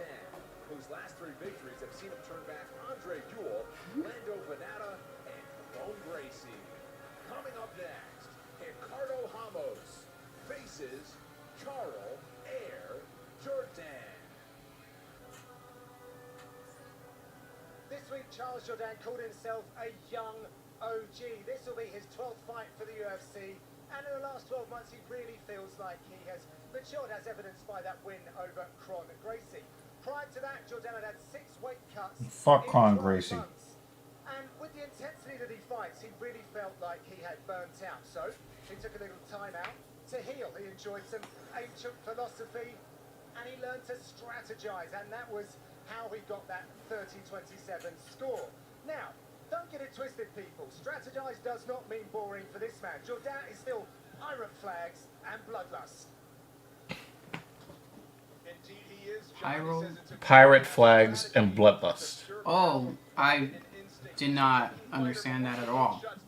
He's as action as it gets, and he's ready to get back inside the octagon this afternoon. Jourdain believes that Ramos is a counter fighter, and he says one of the best ways to fight a counter fighter is to counter fight a counter fighter. So he's looking to wait for Ramos to throw something, and he's going to counter that while also pressuring. Jake wonders, how the heck does this dude have a torn labrum 10 weeks ago and is able to fight? Because certain sports require the labrum to be intact more than in other sports. Like if he was a basketball player or a baseball player, he could not play with that injury. Fighters train different, and according to his fighting style, it could just be that he's able to handle it in a way where others can't. And for those of us who are not as familiar with anatomy, where's the labrum? So we're seeing an evolution of the maturity to go with the skills that have always been there. I don't know where the labrum is. I said for those Well, of us who are there's one in the hip and there's one in the shoulder. Okay. And he said that he tore his pec, so I'm assuming it's the one in the shoulder. Thank you. So I was like, not familiar with that muscle. I mean, definitely heard of it before, but didn't know where it was. Jourdain's high-level striking and fluid style are what make his fights so mesmerizing, right? He's shown us both flashiness and durability, making him a tough guy to put away. Meanwhile, Ricardo Ramos stands out to me as a versatile fighter who's capable of winning in so many different ways. We remember him for his high-flying kicks and spins, and he is just such an exciting fighter, making it tough to pick a side here. So I'm having a lot of trouble getting it to sign into one of my email accounts. If this goes to decision, you know me, so you know I love my overs. I'm betting this one to go over 2.5 rounds at -115. All right, nearly a coin flip on the over/under, sitting at 2.5. But for Ricardo Ramos, a couple of spinning back elbows. Michael Bisping, I mean, this guy is highlight personified. He loves the spinning elbow attack, and he's been very successful with them in the past. That Well, said, we have to do it once every 2 years. this one, of course, very high-level jiu-jitsu play. Yeah. I've got to avoid the tornado style of Charles Jourdain. And of course, we talked about Jourdain being a little bit more composed, so he might be surprised in this one. Ramos has 2 spinning back elbow knockouts, the only fighter in UFC history to do that, including in his last appearance, which came more than a year ago. Ramos is 1 year older than Charles Jourdain, both fighters 5'9". We highlight the edge and reach. I think it's glitched. What? Yeah, I think it's glitched. It didn't port over. Maybe I'd have to you don't really want to hear it, do you? Herbadine is in the ring. Oh.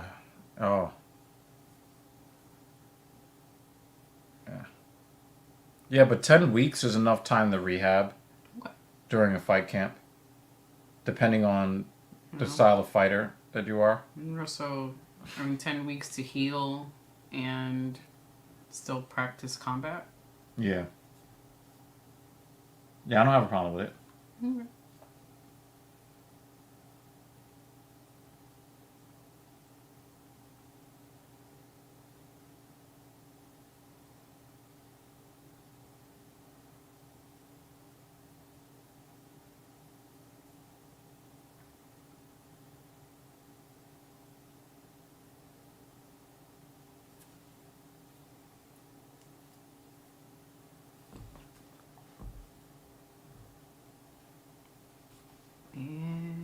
think we're safe now. Yeah. Charles Jourdain is the most experienced Canadian fighter on the UFC roster at present. Ricardo Ramos set for the challenge. This fight clock is brought to you by New Amsterdam Vodka. Jourdain is in the red, Ramos in the yellow. And that's actually the perfect counter to that left kick of Jourdain as you attack that lead leg. And also for Jourdain, to stop those spin attacks, if you attack the lead leg of Ramos, it's hard to spin. That lead leg's getting attacked. Blind bat. It's a pink. See, do I have to explain it to him as well? You have to explain it to him. Okay. Blind bat. This is Dr. Roxo. Mm-hmm. Dr. Roxo is the rock and roll clown. Dr. Roxo does cocaine. Does that make more sense now? Blind bat. There you go. You're gonna hear that shit for a while now.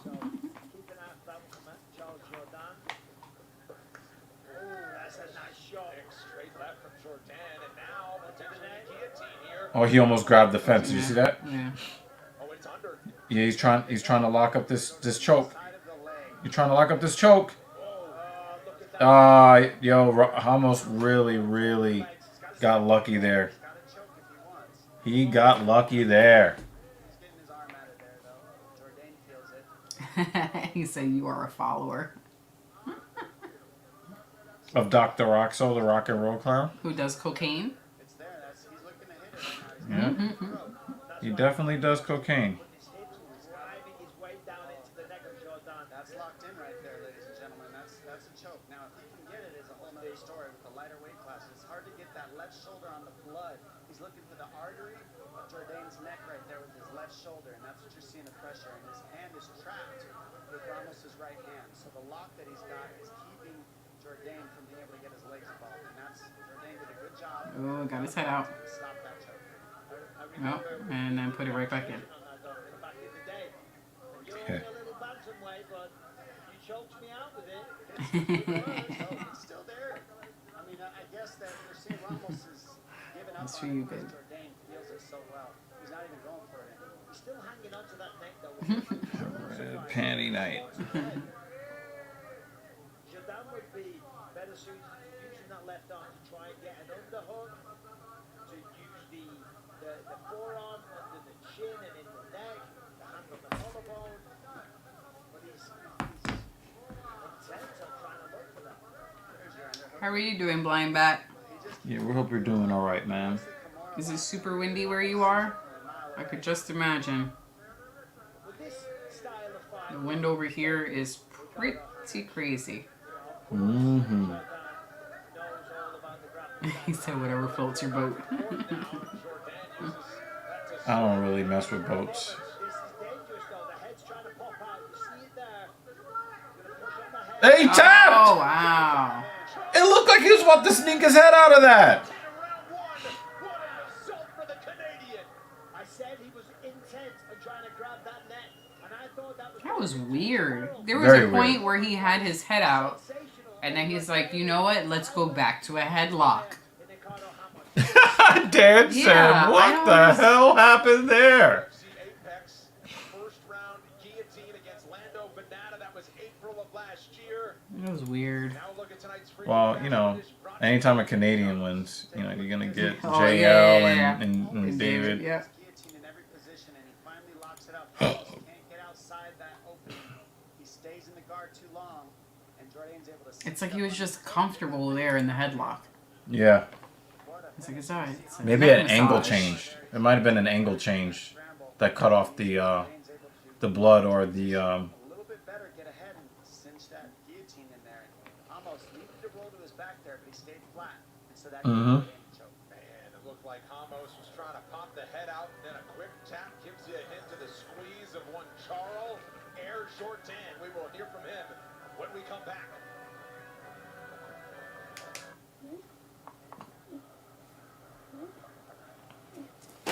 Have you seen that Charles Jourdain has one of those Dagestani beards? I thought that was pretty interesting.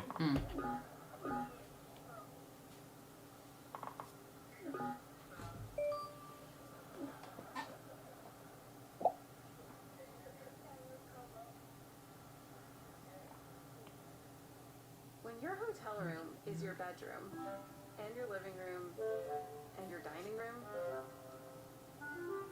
maybe you need more than a hotel room. Get more TV and get more space. I did it. Speaking of the cocaine clown, John Jones telling DC, "I beat you when wasted on cocaine," still makes me laugh. But doesn't like cocaine kind of like speed up your reaction times and speed everything up? According to the film Cocaine Bear, I guess so. So I don't think that it's fair to say he was wasted on cocaine. He was taking a stimulant. Now, if he took heroin and then got into the cage while he was nodding off and beat DC, I would be major league impressed. All the viewers, thank you for coming through. We appreciate you. Mm-hmm.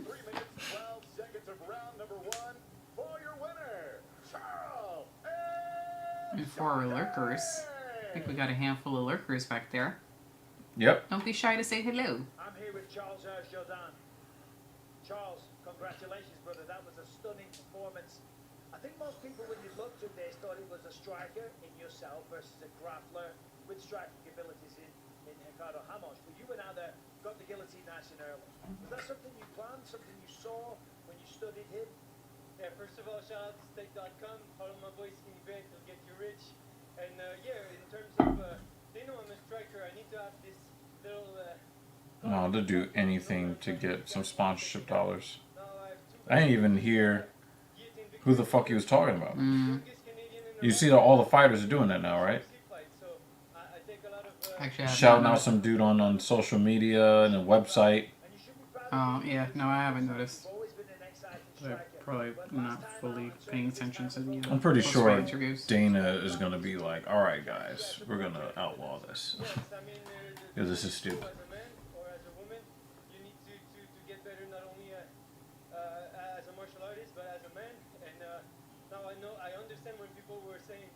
Chess game, but it's a very violent chess game. Yeah, it's a chess game that you can smash the board over somebody's head. A very quick performance tonight. You didn't take any damage. How quickly would you like to get back in here? They talked about UFC Toronto. I saw Cub Swanson around. I said I'm not going to call out anyone before, but Barbosa doesn't want it. I just fought two very good Brazilians. And Cub, is he there, Cub? I think he's here. How many do we have now? He's here in that. Cub, let's fight in Toronto. Canadian fans deserve a very good... Yeah, Dan Jensen wants you guys to hit the like button. That would certainly be a sensational bout. Charles, congratulations, a stunning performance. Ladies and gentlemen, your winner, Charles Jourdain. All right, so using his time on the mic to call for one UFC Hall of Famer Cub Swanson, and I believe, if memory serves, Cub Swanson against Duho Choi, which put him in the Hall of Fame, was in Toronto back in late 2016. Charles Jourdain looking for a big spotlight coming up next. And his mom said 27 years old was going to be his big age. It's off to a great start for the 27-year-old from Montreal. Tuesdays, catch up on all the latest MMA talk with DC and RC. Daniel Cormier trade barbs with Super Bowl champ Ryan Clark. Wow. Find that show on YouTube, ESPN Plus, and at midnight Eastern on ESPN2. All right, here's what's available. Well played, sir. It's fight night Well played. every night. As a fan getting a big souvenir. Live fights every weekend from around the globe. Exclusive home for more than 25 combat sports organizations. LFA, Cage Warriors, Cage Fury, a whole lot more. George St. Pierre making his way back to competition coming up in December. And the Fizz Nation podcast. I mean, how about that? John Gooden coming up as a guest on that show. We got welterweights from the South ready to duke it out, John. Here you go with more. Thanks, Fitz. So welterweights next. It's going to get even more exciting because last time Brian Battle. won with a 14-second knockout. He said this week he always feels like Speaking of fat boy, Brian Battle used to be a fat boy. that way and validate his power. For this fight, it was a new look. Oh, he cut his hair. With Carolina's combat Okay, sports, because I did not recognize they him. feel like they had everything checked off for AJ Fletcher. The Louisiana man also made some changes too following his win back in February. He decided to move to Denver and join Factory X, where he has reached a new level. The team has been active this summer, so the practices have been red hot, and Fletcher is ready to bring his explosiveness down from elevation to the bright lights of the fight capital. These two fast-paced welterweights will look to match the energy of Las Vegas next here from the Apex.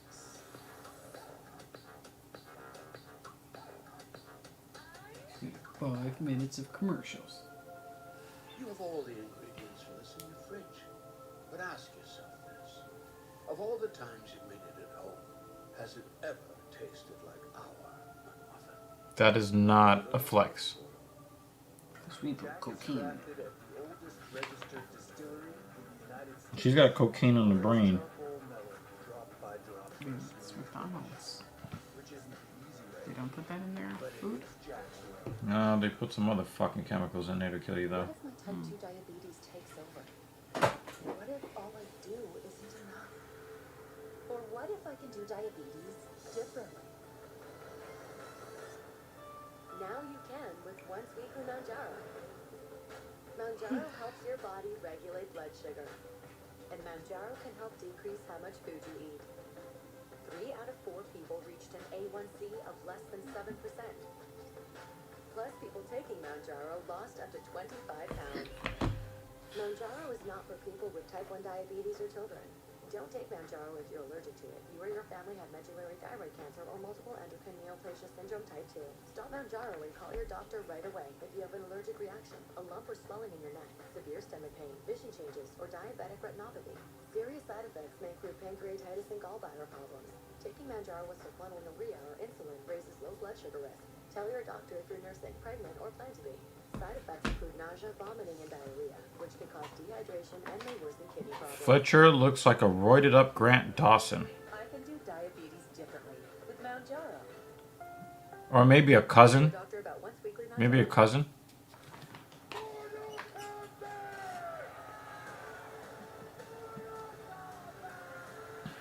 I just don't understand. They spent all that money on Dave Bautista just to hear him say one thing and stand on a car. It's weird. Maybe because all their money just went to his paycheck. Like in another film we saw where all the money... And then make him a character. Make him do stuff. For that money.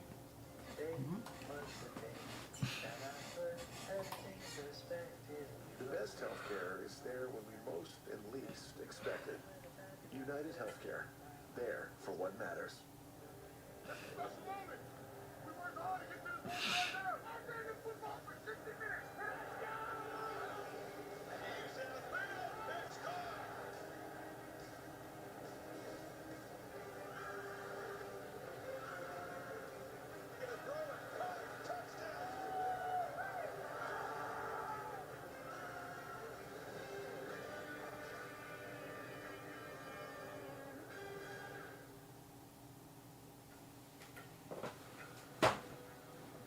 DraftKings Sportsbook is the official sports betting partner of UFC, and new customers can make a $5 bet, win $200 in bonus bets instantly.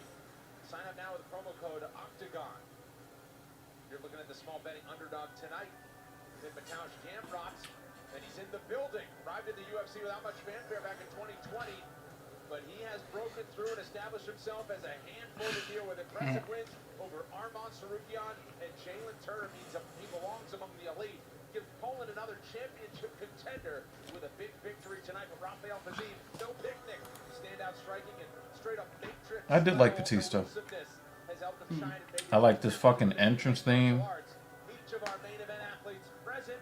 I like when they fucked over Randy Orton after Triple H gave him the thumbs down. Welterweights and some fighters that do not hold back when the gates shut. Caught the eye of UFC CEO Dana White in his "If you don't know, You know, that whole animal gimmick.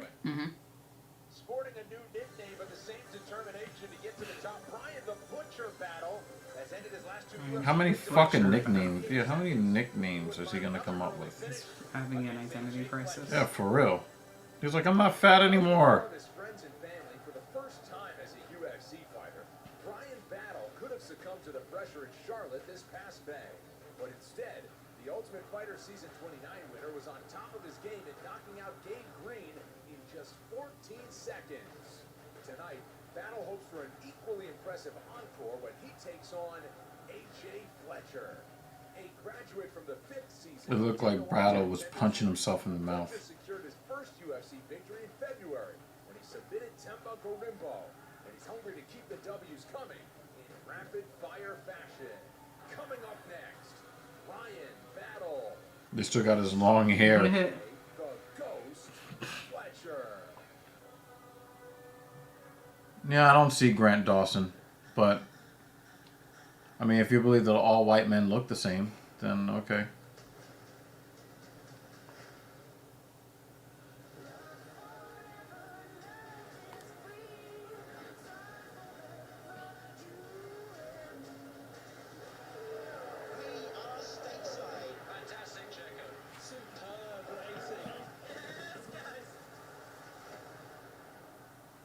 Yeah, this is fair. I think this is fair, Jake.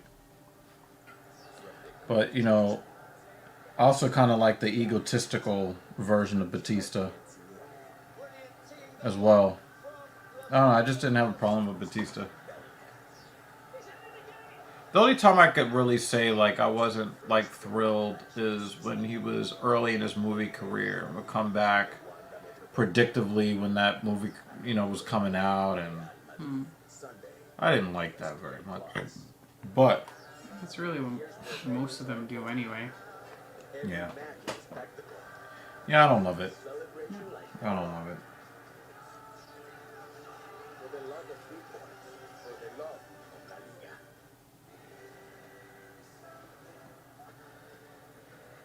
With college football on ESPN Plus,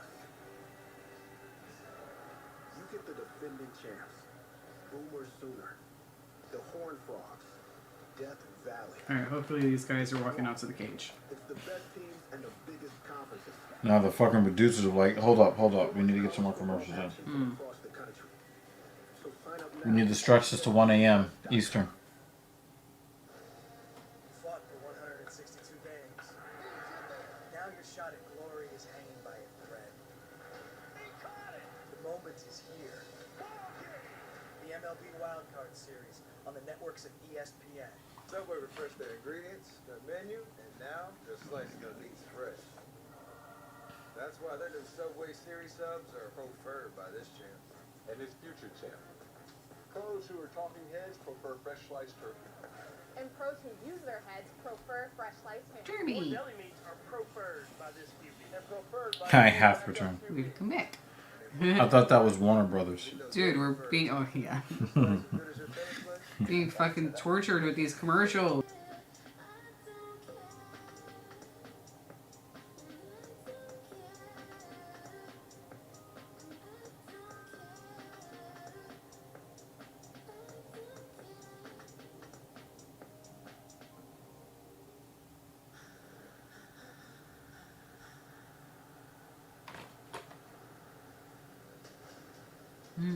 Pot roast and taters.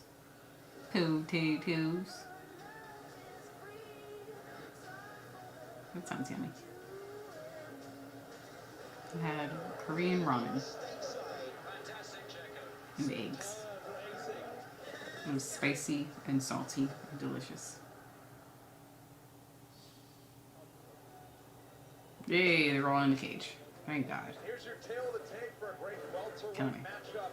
Upcoming here in Vegas, Ryan Battle's your betting favorite. He's 3 years older than A.J. Fletcher. We also highlight the height edge for Battle, who's 3 inches taller and has a 10-inch advantage Ew. in the reach department. Here's God damn. Advantage. Holy fuck. Set to go with the next fight tonight. 3 rounds. This in the UFC welterweight division. Introducing to you first, fighting out of the blue corner. He's a striker standing 5 feet 10 inches tall. Weighing in officially 170.5 pounds. His professional record in 10-12 fights stands at 10 victories with 2 defeats. Fighting out of Lafayette, Louisiana. Here is AJ, the Ghost Fletcher. I'm gonna restart the phone. None of the not letting my Outlook account. Yeah, I don't know what the problem is. The Ultimate Fighter Season 29 middleweight winner from Charlotte, North Carolina. Brian. We don't have to listen to that. JL isn't here. Probably still muted anyway. Dude, Rugliato. Clock started a little early as AJ Fletcher wanted to get up in the grill of Brian Battle during introductions. If you didn't see on the graphic, shortest reach among active welterweights in the UFC for AJ Fletcher is 67 inches. His arms are too short to box with God. UFC as a middleweight for his first 2 fights, and it's how he won the Yeah, the length of his arms remind me of somebody we know. Heavy leg kick for Fletcher to start. Heavy leg kick. 10-inch reach advance to Battle. I mean, that's a lot. Wow, he makes Fletcher look like a midget. And I'm saying on the walk, what we're starting He to see now does. is Brian Battle. It's like, how are these guys in the same weight class? Because one guy So is much larger. thicker than the other. Prospect, last time out, 14-second victory over Gabe Green, which was just 14 seconds of non-stop violent action. Yeah, Dan. For all the work that I'm putting in, I'm starting to believe Really looks like a fucking midget. feels he can win this fight on the ground, on the feet with his natural ability, with the reach. Oh. That's probably why he became a fighter. Keep an eye on Brian Battle. I mean, listen, AJ Fletcher is, he's capable of some great things. Had a big win over Temba Garimbo in his last outing. But you see the composure, how calm Brian Battle is.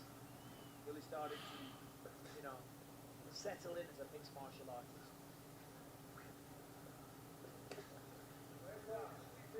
Settle in all you want, but you don't want to take too many more of those leg kicks. The left leg of Battle is looking Toasted. chewed up. Yeah. Yep. Well, you know. On both sides.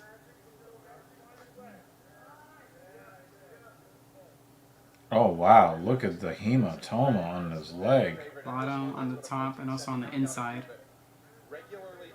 He's doing an Look, excellent his whole job. leg is thumped up already. Yeah. He's not just focusing on one spot. That is some nice tree cutting he's doing. Yeah, I agree with you, Jeremy. I was thinking that too. I love that because when you think how tall he is, those legs of his are literally a jab to the body, the way he's throwing them. You're just keeping the range at your range. When you keep that kick to the body, it's a jab. It's like throwing that lead jab. That's a nice attempt by AJ Fletcher. And he's probably waiting for some punches from Brian. The reason I say that is because obviously being the shorter guy, you've got to get on the inside. Wait for Brian to throw, and as he's bringing the arm back to the chin, that's when you step in, take your head up the center line, use the feet to close the distance, bang, bang, bang, 2-3 punches, and go to work. What I love about Do we Brian start work? what he's doing here is he's Nope. not following up that team kick because he's landing the jab with the legs. So then if you lean into a shorter guy, now you're leaning over your legs. He's just keeping the teeth out there and hoping AJ runs into his hands. He just stands his ground and throws the teeth. Now when AJ comes in, he'll connect the hands right there. Midsection of Fletcher, little red, he's getting kicked. Bring the shorter fighter to you. And that's what Brian Battle's doing so well right now. AJ found the left hook there. Those teams, though, the pull kicks to the stomach, they are nice. See the redness. Yeah, I was just gonna say, look at the damage starting to mount. To be fair, the skin tone of AJ Fletcher Doesn't help him. the fly could land on him, and you would see him on. AJ the Ghost. It's, it's like he's so fucking white. You would see a fly land on him. It's also very elusive. I mean, the stance switch of Fletcher makes him a little taller. It's hard to find the timing and rhythm. That's another reason why I think you're not seeing a lot of hands out of Battle. Just that team kick. It's Split safer. screening MMA, AEW Collision, about 20 minutes. Gotcha. AJ's getting through. He's landing some shots. He's landing a lot of heavy kicks of his own. When he's choosing to throw, he's landing. There's been a couple of significant blows that found the chin of Brian Battle. Oh, we're in the main card now, Jeremy. Distance, giving AJ less room to maneuver. But we'll at least let you know when the Shots from Fletcher as well, and notice they're all main fight is gonna go. power shots. Fletcher working under Mark Montoya. This is the first fight after moving to Denver and working with the team at Factory X over the last few months.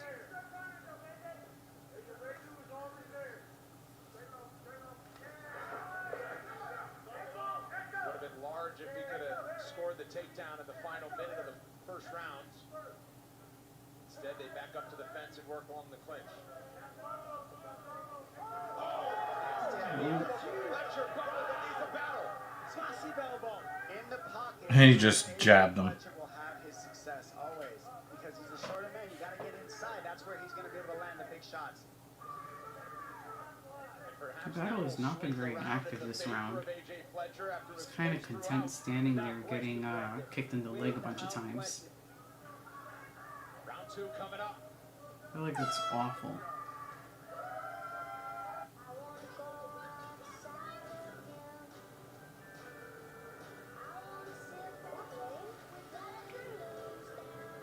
Walmart Plus members save on delivery, gas, plus so much more.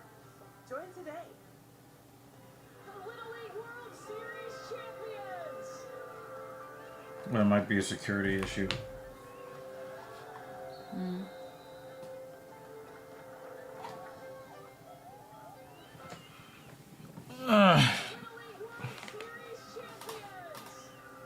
I mean, he has less reach with the elbow than with his outstretched fist. You want to come to work with me next week? Makes it so magical. Deuce, ball in the end zone.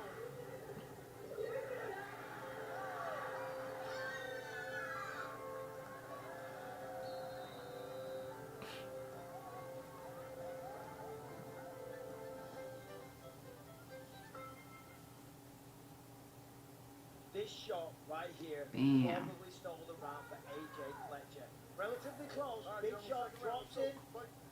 Probably leading this fight. And that's what Tom Ziegler in the corner. He's still wearing it too. Probably stole that first round with that. It looks like Brett Battles spent all of his money that he's made in the UFC on tattoos and bad haircuts. I mean, if you don't do more work, it's not going to make any more money. A little more active now. Maybe he's trying too much to fight behind the jab. AJ's a powerful guy though. That elbow, some of the punches, and he landed hard kicks as well in round 1. Yeah, the more pressure you see from Brian Battle, the more of this you're going to see out of AJ Fletcher. The more you see the taller guy pressure, he's going to shoot, he's going to clinch, he's got to stay in the pocket. You can't have the taller man also pressuring. That's nice tactics by Fletcher to know that he's got to be here. He tried the outside trip. Dawson rides this fight with a ton of momentum. There's a king waiting to stop the streak. 46-fight veteran, the popular Bobby King Green. UFC off next week, but back with UFC. Knees to the body from Battle. On ESPN Plus coming up October 7th. And the knees are half the battle. He's getting in some good body shots though with the knees. Body this time from in close with knees after a lot of teep kicks through the first 5 minutes. Oh, and that was a big knee to the body there. I really don't think that Fletcher liked that one. That inside. Oh. Yeah, that leg is chewed up. Yeah.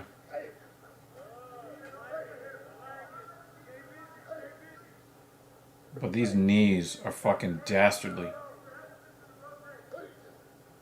Yeah, AJ's going to get off the fence here.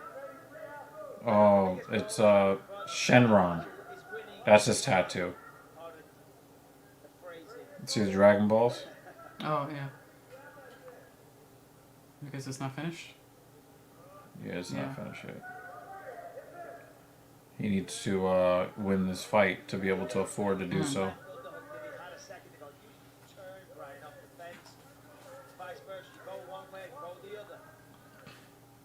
This coach's game is brought to you by Cuervo. Mark Montoya in the corner of Fletcher. Some cold words from Mark Montoya.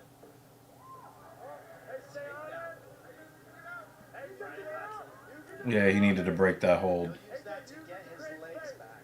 Use the butterfly hook if you need it. Yeah, scramble back. He's almost up. He's going to post on that right hand. Too late. He's down. So what is he looking for here? Oh, he's going for Kimura. Nah. That's a short arm too to try to lock up. Settles into top half guard this battle with under 2 minutes to go in the second round. Brian Battle's corner saying, don't try for Kimura on those little arms. He has the shortest reach in the entire division. He's got reach. He's got reach measurements that rival the smaller divisions with the women. Big response so far start round 2 for Battle. Yeah, a big response. So Fletcher's going to change something. He's going to get back to his feet. He's going to work. He's going to use that right elbow. Try and pull back to full guard. Pull his right leg through. Get the full guard. Push on the head. Make some separation. Try and hit the sweep.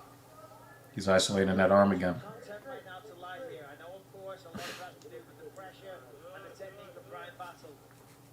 But he's giving this round up. So Battle's got this round pretty handily. Off, to be honest, AJ Fletcher. Like, he's got more, I think he has more in him than these movements. He's just kind of staying content in these positions. And you'll get a roundup like this to Brian Battle if you're not careful. Oh, now Battle tried to fish that right arm underneath. He's on the back now. Both hooks in. Oh, and he ain't gonna. Yeah, he's cooked. Yeah, he's cooked. He's got a tap. His arms are not long enough to fight the hands. So his arms are not long enough to catch a Kimura, but then his arms are not long enough for him to fight off a rear naked choke. He mad. He's like, damn, I lost to this formerly fat motherfucker. Now you're gonna see that tattoo get closer to being finished now.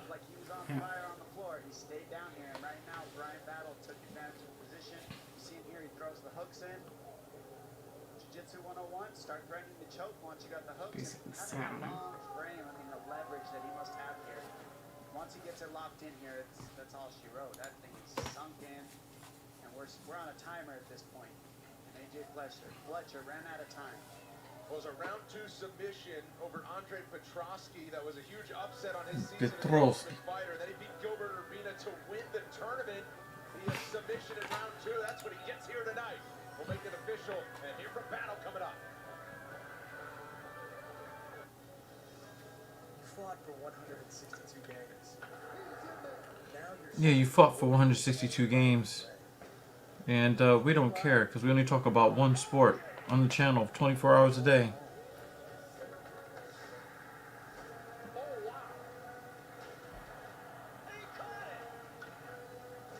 The moment is here. I'm looking for a bottle of something that I had. That Let me see if I can find it. Nope. You also have a cup of something here. Yep, that's next. Probably should have emptied my bladder anyway. Bottle of stimulant, I think, on the counter. That's see. Good job, babe. Which I think has been there since yesterday? Yep. Yeah.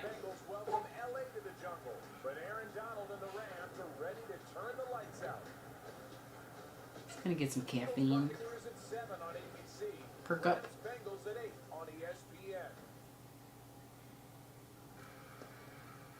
Next month from Abu Dhabi, it's time to run it back for a title. Live on pay-per-view, lightweight king Islam Makhachev looking to defend his belt from the guy he beat to get it. Brazilian sensation Charles Oliveira, UFC 294, Saturday, October 21, and is available to buy right now on ESPN Plus pay-per-view here in the States, UFC.com/PPV, everywhere else. Now for the official decision, brought to you by Cuervo. Here is Joe Martinez to make things official. Muting Joe Martinez. No, thank you.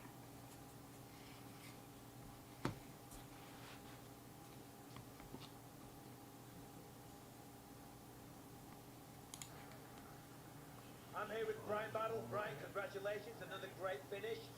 It ended in the second round with a rear naked choke, but let's talk about round 1. We're very composed, picking away with kicks, long range, but then he catches you with that elbow, puts you down. What's going through your mind? Get up.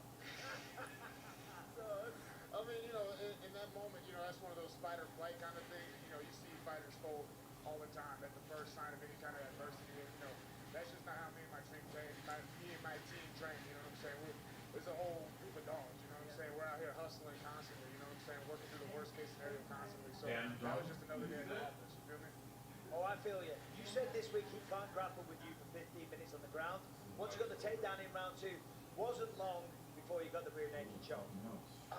Man, listen, I mean, my grappling game, I don't know if I'm entering any kind of, you know, big tournament and winning anything with some black belts or whatever, but you talk about MMA grappling over the course of 15 minutes, eventually 25 minutes, you know, there's not a whole lot of people that can do that with me, you know what I'm saying? So, when this fight was happening, we ended up against the cage. You know, I felt like I was doing great work up against the cage, got the takedown. You know, it wasn't any kind of rush or anything, but, you know, it's one of those things where, you know, if people start melting, you know, I'm just there to capitalize. I'm a very opportunistic grappler, and I'll choke anybody out, you know what I'm saying? It seems that every time you compete, you're getting better and better. Last time, 40-second knockout. This Eventually. time, submission, but a very composed performance. Is there somebody that you want to fight next? Anyone that you want to call out? Listen, man, there's one thing I've learned is everyone likes to hide behind their rankings. Nobody wants to fight people that are actually tough. Nobody, no matter who I call out, they're not going to want to fight me. You know what I'm saying? You mean I'm going to fight somebody that can knock me out and choke me out? Nobody wants to fight me. You know what I'm saying? I'm going to be the new king of this division. I'm coming up. You know what I'm saying? They can call me out. You feel me? You know, if you can. David Banner has a serious question. If you would have asked me 5 or 6 years ago, I'd have been definite smash. These days, it's a pass. Well, she just doesn't interest me anymore. There was someone in the comment last week who was asking those Yeah. questions. I think it was Asking your top 3. Dallypool. Dallypool, yes. Right, Dana White's Contender Series providing great midweek action as it always does. How about you, David? You answer now. Karate Hottie. Earlier this week, What's your response? But if you say smash for Scotty too hottie, we got a problem. No. Oh yeah, I mean, it's 20 years old. He's savage, as you can see. This new up and You're like, hey, yo, what the? They're just something to prove. In this Dana White Contender Series, I swear, they really bring it because they know if they put on the show for Dana, they're in the UFC. So these are the type of fights you see in Silva. Just went for the finish, made it happen. Look at the ground and pound. At that age, the sky's the limit for someone like this. And also, Kainan Krzyzewski, Michael, gave Brazil another one to cheer for at 155 pounds. He had to reverse things early, and one shot really changed the course of this fight. Yeah, absolutely. Anytime you find a Brazilian, you know you're going to watch out for the submissions. And as we know, Krzyzewski got the job done in style. He hit a couple of shots, but when he got on top, that was it. All she wrote. Welcome to the UFC. 30 contracts have been earned by athletes on their way to the UFC. It truly is the place to see the next generation of UFC talent on their way to the octagon. Here's a look at week 8 as we come down the stretch. 3 more weeks of season 7. Your featured welterweight bout features fighters from Memphis, Tennessee on both sides of the equation. We'll see it Tuesday night right here on ESPN+. Meanwhile, we're here at the UFC Apex on a Saturday. UFC Fight Night is presented by New Amsterdam Vodka. Up next, let the ranked matchups begin. Top contenders at 115 pounds are ready to run it back. Marina Rodriguez got the best of this matchup when it was a main event back in 2021. She was a win from a title shot earlier this year, but can make a giant turn back toward the top with victory tonight. Meanwhile, the Karate Hottie not done chasing the dream of UFC gold. Michelle Waterson-Gomez has been steady at the top for years, looked inward this time and kept quiet for much of her prep for this fight. She says she finally fully trusts herself in having what it takes to get the job done tonight and beyond. Top strawweights are coming up next as we continue from Las Vegas.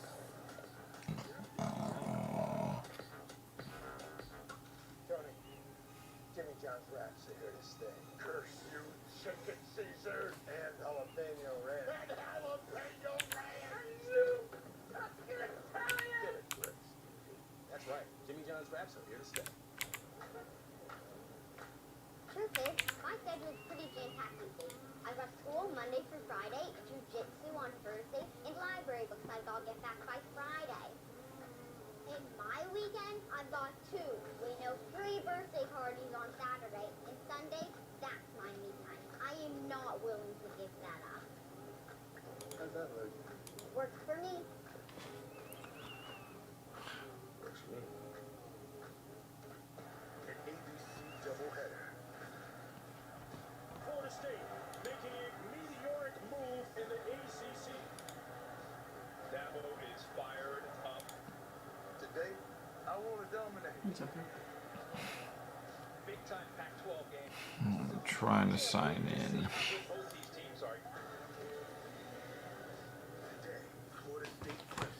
pissing me off. I just want to sign into my fucking email account on my phone, and they're making it fucking impossible to do so. It's really, really annoying. Chris Vaughn telling his son that he's being drafted. You want to come to work with me next week? Makes it so magical. Deuce Vaughn in the end zone.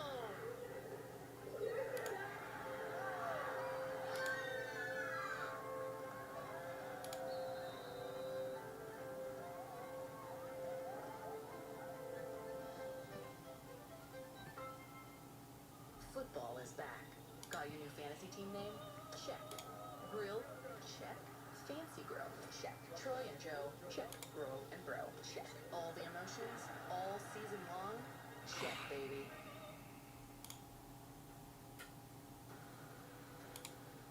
UFC Fight Night is brought to you by DraftKings Sportsbook, the official sports betting partner of the UFC. Our top strawweights are coming up, and it is a rematch. Dana White has this one circled. If you don't know, now you know. They've gone 25 minutes before. Tonight, just 3 rounds to get it done for these strawweight contenders. With each woman ready to make a statement to the division and each other, Marina Rodriguez and Michelle Waterson-Gomez expect to produce fireworks in Las Vegas tonight.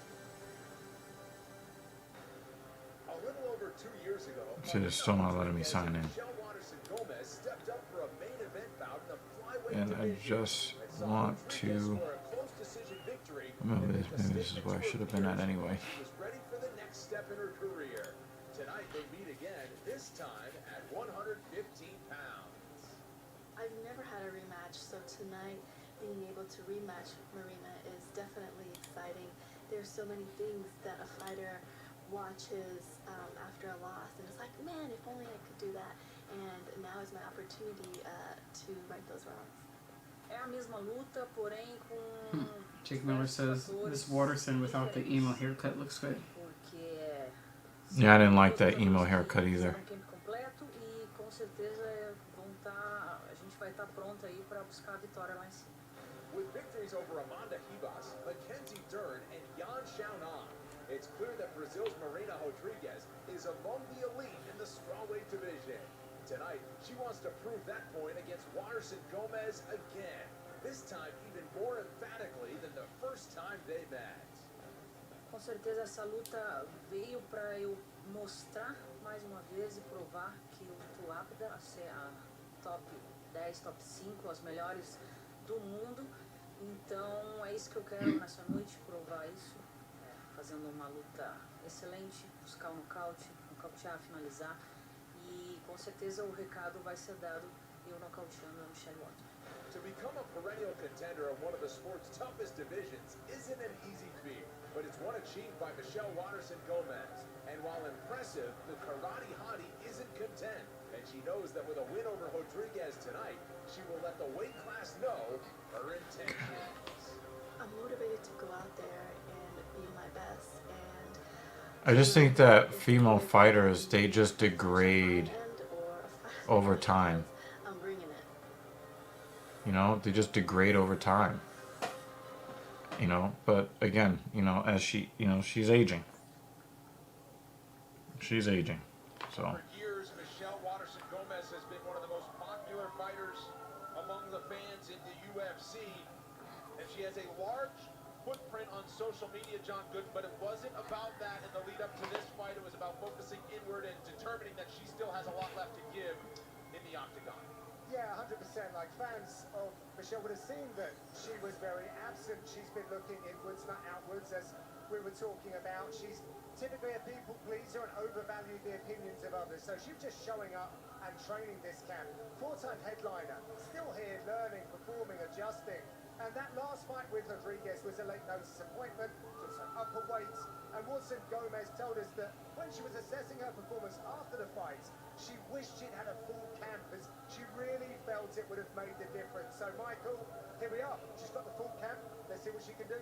Yeah, well, what she wants to do is obviously improve on the first time these ladies fought. Of course, it was a decision for Rodriguez. Now, to do that, she said, I've got to follow up more. I've got to stay off the centre line. Last time she was throwing a lot of 1-2s with her hands to a sidekick, which he said, I felt like I was just fishing and just feeding her the bait. This time I'm going to be more aggressive, go forward, force Rodriguez onto the back foot. And that's a great idea because Rodriguez, you know, we always know the hands are very, very dangerous, Dom. So a lot of side kicks, of course, we're going to see that from Michelle Waterson, but she wants to be more aggressive. Well, why do you see the Maybe side Outlook is just glitching on this new especially on phone. Waterson? Well, first of all, her legs work Maybe. like arms. Like, her leg can come up like, Maybe. and just, it's insane how fast But it's it annoying. goes. So she throws that Yeah. side kick to keep her range, being the shorter Could fighter. just be an Outlook. Rodriguez likes to Oh pressure, no. so that side kick is saying is so This effective. From what I understand, somebody said it could be a security settings feature 37 years old, still that's at going issue. strong. Michelle Waterson-Gomez Are we on the same OS version? On the other side is Marina Rodriguez. I was ready, so Last year was Outlook one also win just perhaps from a sucks. title shot when she took on Amanda Lemos right here in the UFC Apex in a main event. It did not go her way, but she says, I'm still chasing the title. That's what we're all here for. And her focus is fully on working back to a shot at championship gold. Yeah, and it's definitely a rematch here, so I think some of the things you're going to see out of Rodriguez in this second matchup is the 1-2 and then follow with the left hook. She lands the 1-2 so much in that first fight. If she just follows up with the left hook or a kick, it is there because you seem to see Waterson sometimes lift her head up. Also, the tie clinch, the forward pressure of Marina Rodriguez is exhausting for opponents because she always keeps you on her heels. If she adds the tie clinch when the person tries to come forward, she can really implement elbows and knees and damage with the pressure, and she is so good at it. She really is, and she's also one of the meanest fighters in this division. I mean, she's nasty, especially with the hands. When she finds the rhythm, she just lets go with them, and she's got brutal hand speed and massive power. Now, of course, she did win the first fight. You know, prior to, you know, falling short in her last bout, she was riding a 5-5 win streak and really closing in on a title shot. And that is still what she wants. She said, listen, I want to fight for the belt. And this fight right now is all about reminding everybody what I'm capable of and getting back into that title picture situation and the conversation. But in terms of strategy, I mean, she didn't do much wrong the first time. Try and put Michelle on the back foot, even though Michelle says she's going to do the same thing. If she forces Michelle backwards, she's going to struggle to throw that side kick back her up against the fence like she did in the first fight and let go with the hands. Well, there you look at the odds and the history of it. Minus 200 or thereabouts in their first matchup. Marina Rodriguez now a minus 300 favorite in this one. She's the biggest betting favorite on this main card. She's ranked 4 spots higher than Michelle Waterson-Gomez as we look at the tail of the tape. Still having trouble trying to set up this email box on the phone. Super annoying. For the official introductions, here once again is Joe Martinez. And now, ladies and gentlemen, here we go with our next fight tonight. 3 rounds this in the UFC strawweight division. Introducing to you first, fighting out of the blue corner. Her background is karate. At 5 feet 3 inches tall, she weighed in And Jeremy Lewis is all pumped up. Pull a bit, pull a bit. There's gotta be a reference. You want the QR code again? Oh no.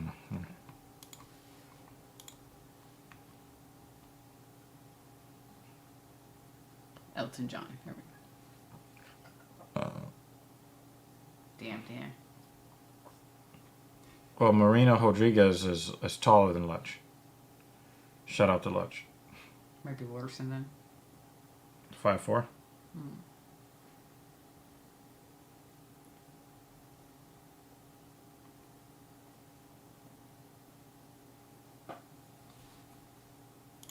As the referee for the strawweight matchup, Michelle Waterson-Gomez back in action. She was last in action in April of 2023 down in Miami at UFC 287, lost a split decision, and after that actually sought out some MMA judges and asked them, wanted to pick their brain, what are you looking for? How do you score fights?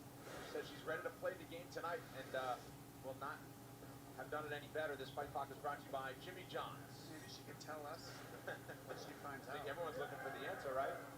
And it's always... Oh, look at that. Double leg to a Never knee seen tap. her down. Beautiful. She dumped the single and then transitioned to a knee tap. No energy used on that takedown. Great This job. is a great start from Michelle. And in the first fight, she wasn't able to complete these takedowns. In the rematch, in the first 30 seconds. It's, as you say, a great takedown. Well, you know, with the striking that Rodriguez possesses, no question about it. This is the roadmap to victory for Waterson Gomez. Well, certainly a solid strategy. You know, Michelle's got so much experience at a high level, as John Gooden said, you know, multiple main events, been around forever, for several former champions, a lot of contenders. So underestimate Michelle Waterson Gomez and your peril. Working from the full guard, Rodriguez hasn't closed and is kind of pinned up against the fence. They're trying to create some space. When they went 5 rounds back in the summer of 2021, Waterson Gomez was 1 of 5 on takedowns. She is 1 of 1 early and has done a good job keeping it here for the first 90 seconds. She's doing a very good job. Got to be careful of those up kicks from Rodriguez, but she's doing a good job so far.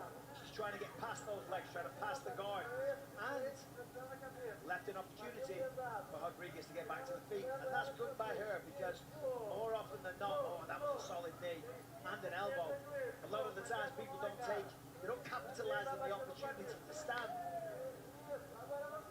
See, the frame of Rodriguez is the issue. Look how she gets that clinch, and this is what we're talking about. In this second fight, that's the difference, is this clinch. Look at the knees and the elbows. Yeah. She frames so well there. That hurt Michelle, that last knee. Looks like she has some sharp-ass knees, Rodriguez. Discipline for Rodriguez when she started training back in 2013. And you can see that, Brendan. You really can, because the way she throws the knees, or like a Muay Thai expert, you know, you point your... Rodriguez wants to move her head to the inside here. That way she can get out of that. When you throw the knees, you point your foot down to the ground, it actually creates a sharper point of the knee. Tight clinch for Rodriguez. And her frame is why this is working. She's so long and so strong and so much taller that it's just This is the battle of the knee to the gut. Yeah. Both. Oh, that's a big knee to the face. Oh, and one to the head. I think we're done. I think we're done here. Was she holding on to her hair? I don't think so. It almost looked like Rodriguez was holding on to Waterson's hair. Hey, 3M.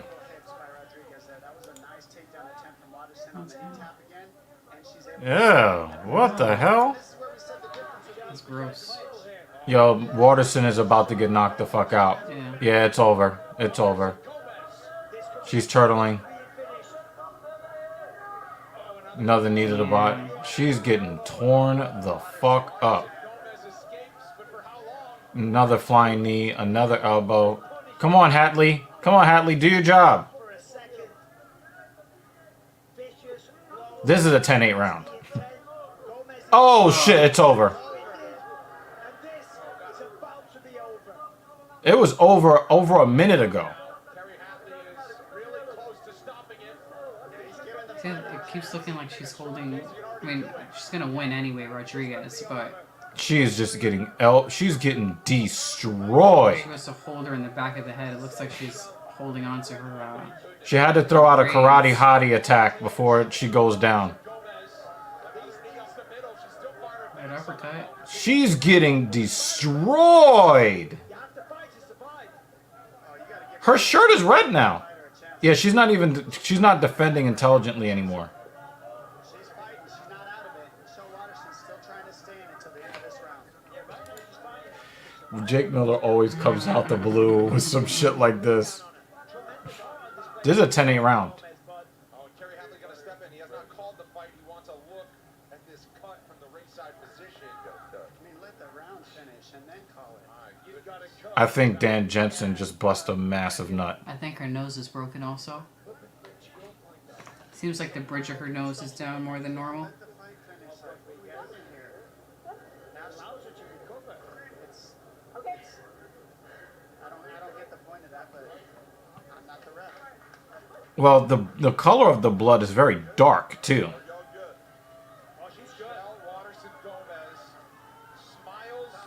Ugh. She cannot strike with this woman.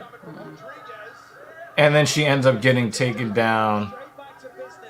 Half guard. Dominant half guard. Elbow. Oh shit! She just slammed the back of her head on the floor. Is that legal? Marina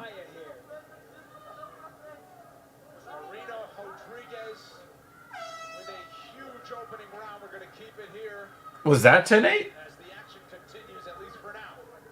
I think that's good reffing too, in the sense that they didn't stop him and gave Watterson a chance to get into the second round and earn her money. If it's not broken, then there's a lot of swelling up top here, right between the eyes. This is more like it. That's, yeah. Her face is broken. Yeah. That's just... Yeah, this is that horrible. Cheekbone, the right cheekbone. This is just all swollen here.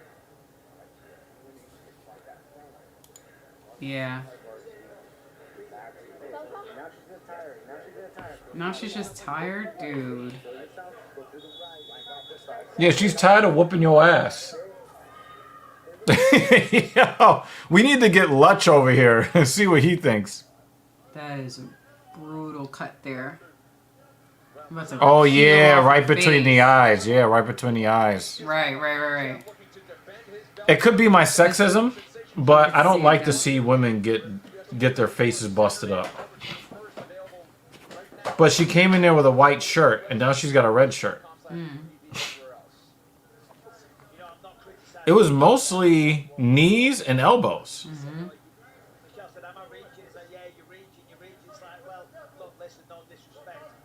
Rodriguez just came out and beat the crap out of him. It's as simple as that. He came out very aggressive. Gomez got it down early, but then after that, Rodriguez was on fire. And it's to all the credit in the world for Watson Gomez to still be in this fight. Lesser people would have crumbled and looked for a way out. So Yeah, I gotta agree with him there. Watterson could have definitely said, you know what, tonight's not my night. You know?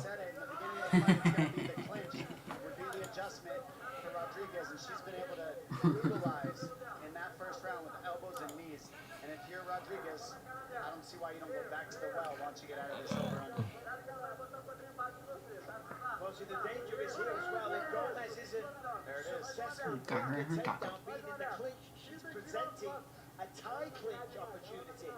And that is where the damage was done. With the knees, with the elbows, that's why all the cuts have been opened. The frame, she's going to put the hand on the top of Watterson's head, that right hand, and that'll set the frame up so she can just keep throwing that right knee. She's so good with that. Watson Gomez, often is best to fight with fire, trying to establish a tie clinch of her own. Oh, she can't eat those knees anymore, so she just dropped on them. Yeah. It's too much. This is an ass whooping. Marching forward.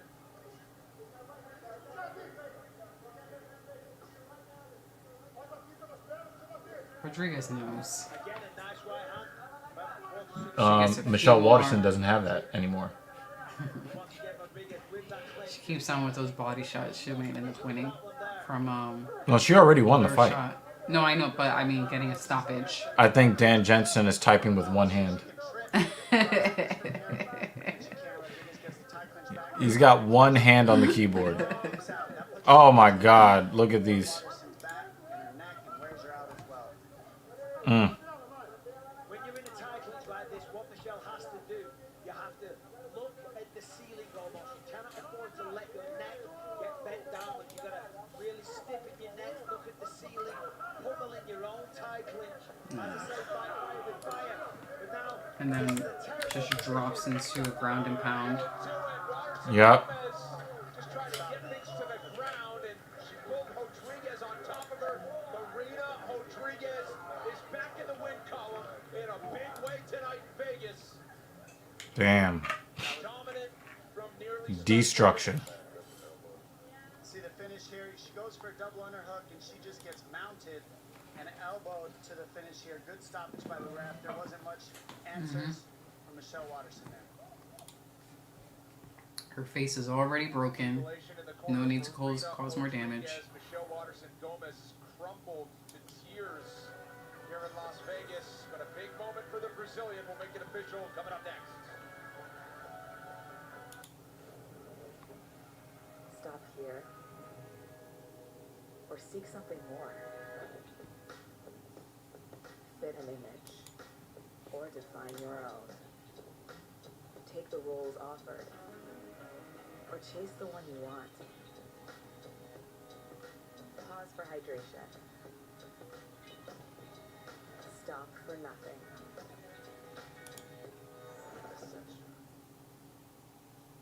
Lunch? Yes, please. That'll be $23. Your ad says it's free. Yeah, it is for our economy ultimate passengers who have paid extra. I'll just have water. Okay, sure. Cash or card? For water? Well, it's AT&T when we offer you our best iPhone deals. We guarantee Ah. it. The iPhone 15 Pro made with titanium. Not that you don't keep your word. It's just that you haven't. What? Only AT&T gives everyone our best deals on any iPhone with any popular plan. Guaranteed. Get iPhone 15 Pro on us. Dana White's Contender Series is in full swing. 3 weeks to go in season 7. The best prospects from around the world competing for a UFC contract in front of Dana White, the UFC brass. Watch every Tuesday, 8 Eastern, only on ESPN+. And now for the official decision brought to you by New Amsterdam Vodka. We send it back inside the octagon to Joe Martinez. Ladies and gentlemen, the end comes officially 2 minutes, 42 seconds of round number 2. We have your winner by TKO. She looks emotional now. Yeah, she was crying when he stopped it. Yeah. She broke down, yeah. Is she gonna retire? That's the real question at this point. Is she gonna retire? I'm here with a truly vicious Marina Rodriguez. That was a stunning display Yeah. of violence right from the opening bell. Once you get back to your feet, you just put on a non-stop beatdown. Well, Waterson is the old guard. You know, she doesn't have the skill that Marina has. That's just it. That's all. Oh. Após minhas duas últimas lutas, eu coloquei na minha cabeça que eu tinha que voltar a quem eu era, ser quem eu era antes. E foi isso que a gente trabalhou, eu e meu treinador, Márcio Mauro, Luiz Soares. Fizemos um excelente camp, tudo mudado para voltar nesse octógono, a Marina de sempre. A Marina agressiva e buscando nocaute. After my last 2 fights, we have to put in our head that I needed to be to train to be who I am, the person that I am, this person that you saw here. We trained with my coaches here, and all throughout our camp, we said we need to go back to being the violent person that I am, the person that's going to come back and just go for it. Obviously, this fight was a rematch. Did you learn anything in the first fight that you were able to use tonight? For example, the use of the tight link with the knees. Obviamente isso aí é uma luta novamente, você lutou contra ela novamente. A primeira luta te trouxe lições para essa, por exemplo, você no clinch você usou o jogo com a joelhada sem parar.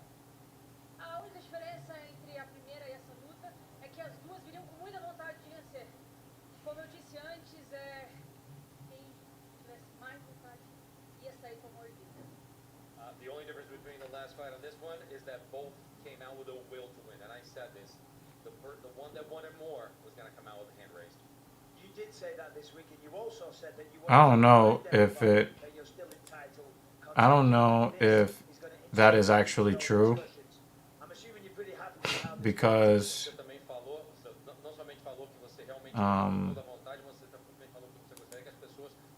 Michelle Waterson really could have packed it up. And she didn't. So I don't agree that it was whoever wanted it more. Very rarely do you get a draw in a fight. And so I disagree. I don't think that it was an issue of whether Michelle wanted it more. It's just that she's just not good enough.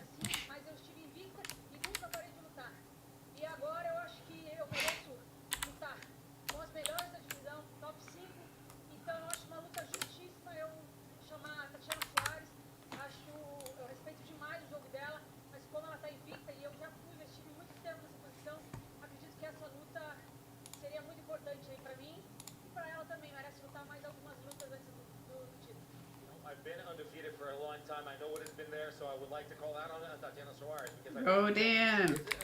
Okay. We'll be here. Hopefully you get back before, or by the time at least the last match starts.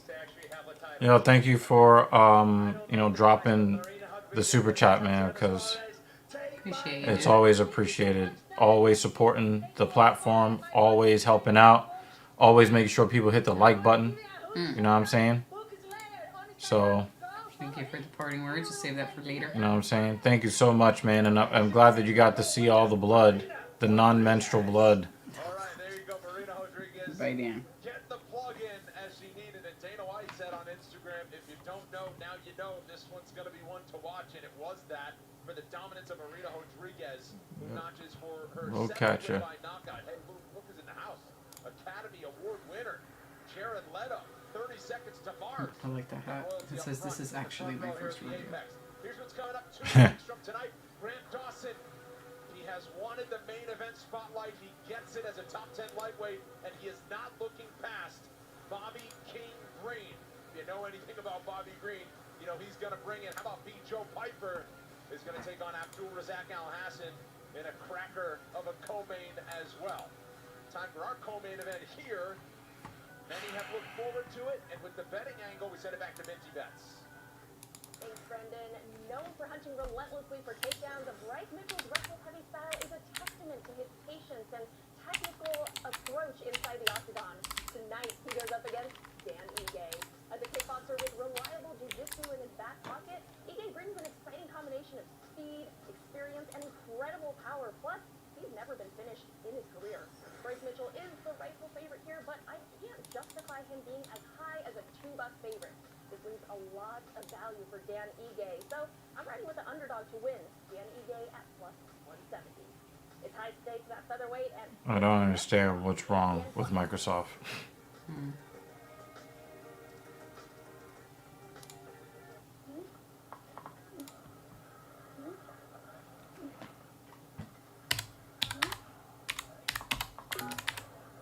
I'm wondering if it's an issue with the iPhone or if it's just an issue with Microsoft, period. I think it's an issue with Microsoft.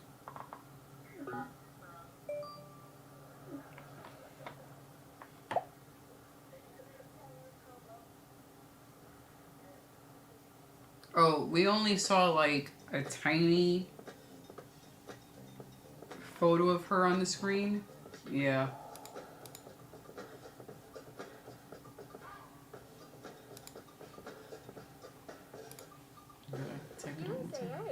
You were in the military? No. Take the Regina. Ah, it's so frustrating. He's still fighting with his email. Yeah, I think something's up with Microsoft. And it's definitely starting to grind my gears. That's the only bad thing really about like trying to upgrade phones is this whole song and dance of like trying to get shit to work.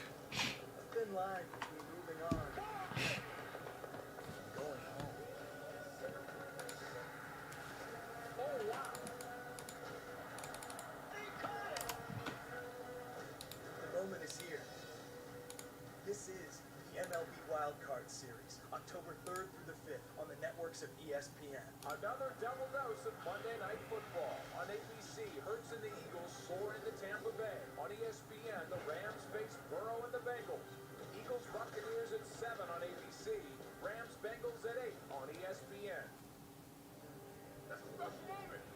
We work hard to get this moment right now. I'm ready to football for 60 minutes.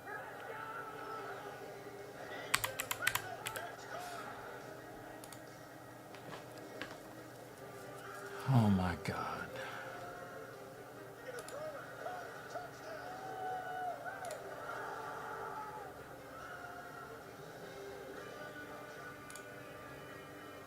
I want you to put it in there. I know, but I'm trying to get this fucking... I would use the generator. I hate using it that way because sometimes the Vault doesn't automatically pick it up. So do it from the generator and copy it. Click on it. Yeah, because a bunch of times I've done that and then it won't save the password. Yeah. Don't worry about that. Click on the red again. On top. Generator. Copy that. 9:30 a.m. which is the double box. Yep, let's copy. So I'm gonna have to put it here anyway. Yeah, put it there. First weekend of fall here in Las Vegas. The best time of year, 80 degrees. UFC Fight Night is presented by New Amsterdam Vodka. And it's a fight many have been waiting to see. Yeah, it was the same generator. Circling the Shark Tank for years. Tonight, they meet in the octagon. Yeah, what I'm saying is sometimes when you click on that generator thing, this doesn't always pick up the new password. And then you go, yay, generator, save my password, and it never asks to do that. And then I have to reset my password because the generator never picked up my password. Yeah, that's so I just that's fun. Let's not, you know, let's not and say we did. His climb up the featherweight ladder. But Hawaiian veteran Dan Ige is on a hot streak, and he has no plans on cooling down anytime soon. Hey, Raging Gamer Girl. Oh shit! Really? Howdy. Yes, she is. Oh shit! Hello there. Welcome, welcome. I hope everything's good with your family. I know that you were, you had some family with some issues with the health. Very happy to see you here. Jeremy Lewis is probably very happy to see you here too. There you go. How you been? Right now, I'm fighting with my phone right now. So that's why it's kind of quiet right now. Just yeah, troubleshooting. Yeah, it's infuriating. I think I already picked it up. Hmm? I was saying I think it had already picked it up. Do we have victory? Okay.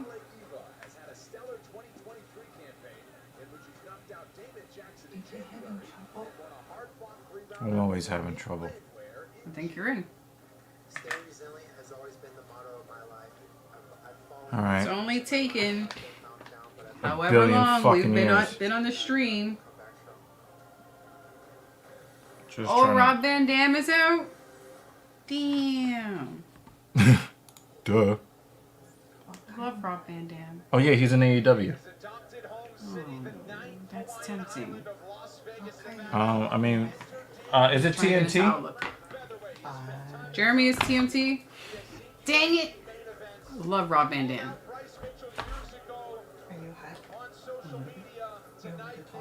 Please continue. Ready to compete at the highest level. His head coach Eric Nixick, such a strong partnership with him. Michael Bisping, Dan Ige, as if this sport wasn't tough enough, said he simply was just putting way too much pressure on himself. Now he knows how to kind of ride the emotions and ride the pressure of what it takes to compete at the highest level, and that's why he says he's the best version of himself here today. But it's when you put that pressure on yourself that you See? He looks really old though. It is, Melted Mind, it is. And you can tell he's balding too. Yeah. But he's trying to keep that hair length.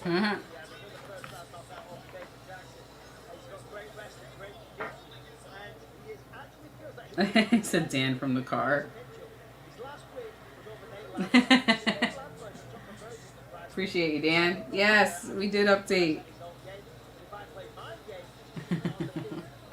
She catches me. Dan from the car and Dan out.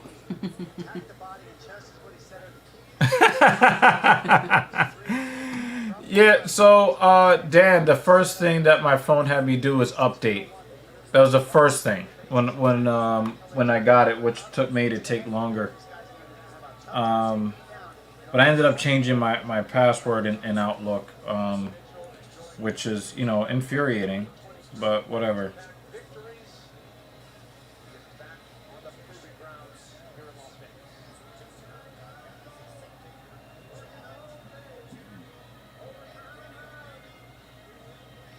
Yeah, Gamer Girl, Jeremy has been trying to get us to watch it. But I really love Rob Van Dam, so you can't fight the temptation.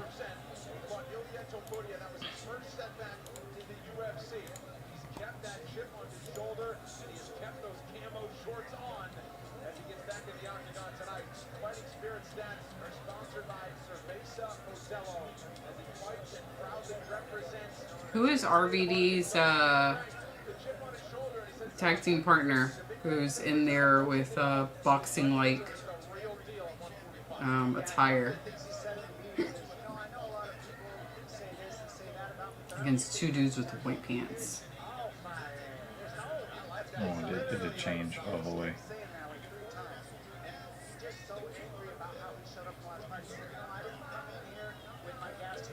Alright, so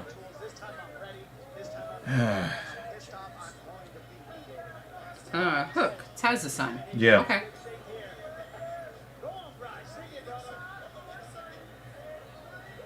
Ouch. Looks like that rope almost got him in the neck. Mm-hmm.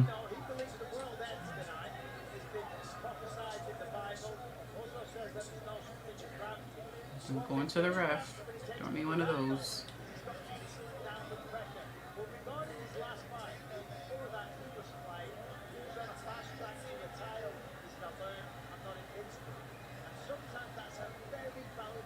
It took him mad long just to get to the cage. I was to say It's like one leg at a time. I was to say, I'm like, damn, how long is it gonna take for them to get in the ring? Holy shit, man! All right, I know you guys are not. It's always easy to root for Dan Ige. It's always very easy to root for him. But how many of you guys are rooting for Bryce Mitchell?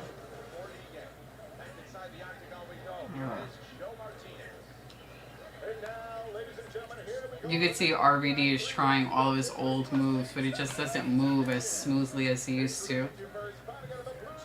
Still appreciate him being in the cage, though. So right now he has a 3.8 star frog splash. Yeah.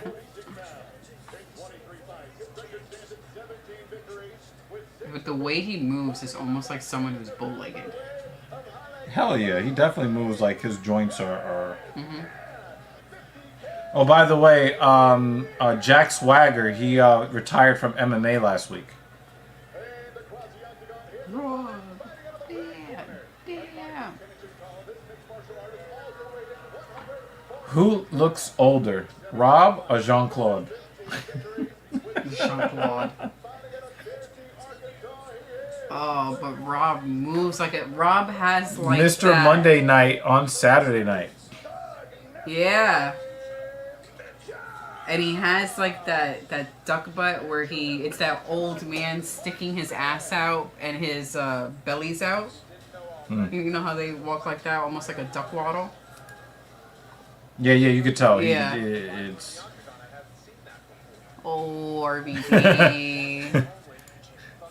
We the people! Oh, yeah. I didn't really read it as racist, but, you know, they had some of those undertones. It did.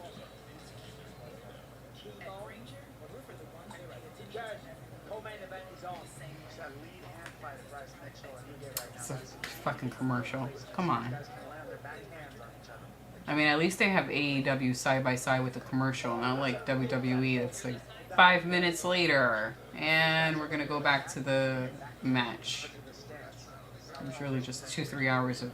I will say that commercials of fight some of the process of going from the iPhone 14 Pro Max to the iPhone 15 Pro Max, some of the apps have done a better job of automatically signing in as if I did a one-to-one actual clone of the phone. Right. Oh.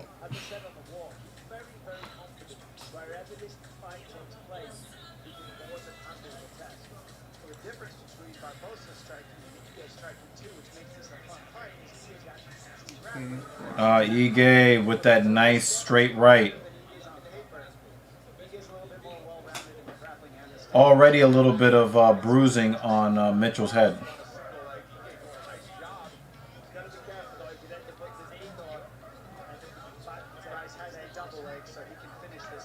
Oh, he reversed it. Good job, Dan. Also, another reason why I want to see Bryce Mitchell lose is I hate the, oh, well, I was sick, that's why I lost. I want you to be fully healthy and still lose. Yeah, that cut is opening up. Mm.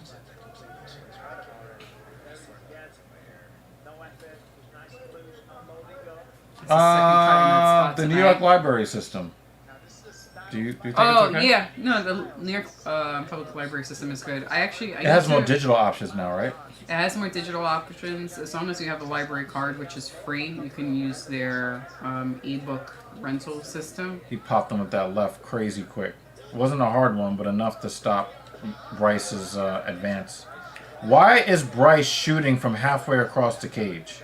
My only complaint about the... And he still gets the takedown. Come on, Dan, you're better than this.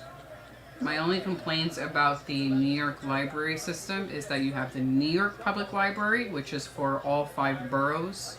And then the Brooklyn. In New York, and then you have the borough-specific library system, which is the same fucking system. But not the same reason, fucking but it's system. not the same fucking system. So you have the Brooklyn Public Library, which that was my first library card, and I didn't know that I couldn't use that library card in Manhattan until I got to high school and learned that there are 2 separate systems. Right. You have the Queens Library and Bronx Library and blah, blah, blah. That's my only complaints about it. Because he hasn't read a book in his life. But yeah, it's a good system. I'd like to renew my card so I could get some... Now, you know what's really weird about trying to watch wrestling and watch MMA at the same time? When you see like high impact happening in wrestling, you kind of feel like it's real because you've been watching real damage here. He's gonna try to drag him to the ground. Don't grab the fence, Dan. He's gonna grab it with his forehead. Yeah, that's the best thing to do. He's gonna try to drag that leg out from underneath him. And look, oh. Shit. Come on, Dan. No, is it head the and 5 arm. star? He's locking up the head and arm. Or is it the 4.8, Jeremy? Is it still a full 5? Yeah, reverse that. Or 4.3? Reverse that, Dan. Oh, someone attempted to come in with this steel chair. Nah, Mitchell actually hit him in the nuts. That's why he acknowledged it. 30 seconds. 5 star. 4.3. Oh, that was a 5. That was a 5. How about a 4.6 star frog splash? That was a 5. That was a good frog splash. You would still buy that. You would still buy the product, right? I would still buy the product. But I would call that still a 5. That was a good frog splash.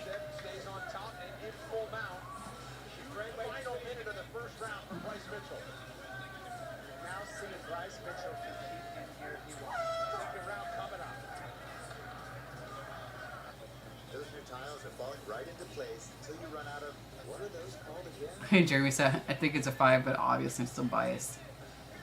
I mean, he landed that shot really well. He got in the air really well.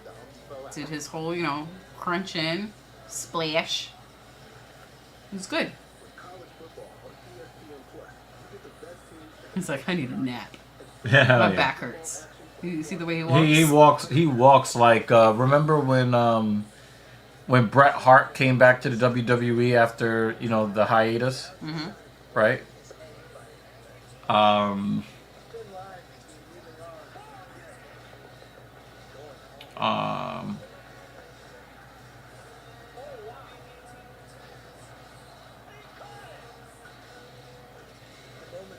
Yeah.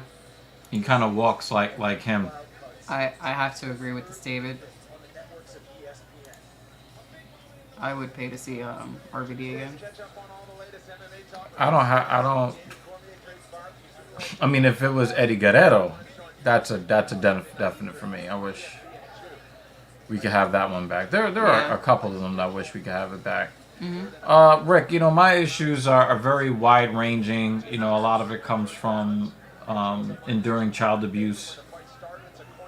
That's really what that really was the beginning. That was the cause of it. Was that Cesaro? It looks like Cesaro. I don't know who that other guy is, but yeah, that looked like Cesaro.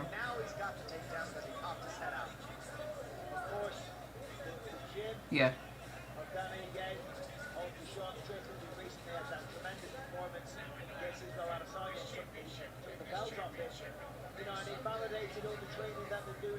Wow.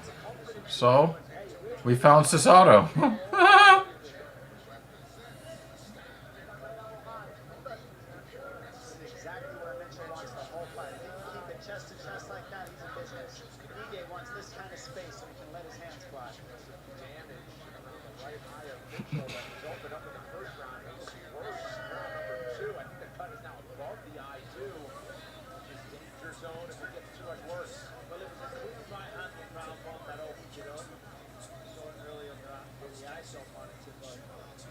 This dude's right eye is all jacked up.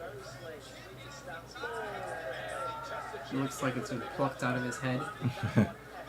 You wish. Yeah.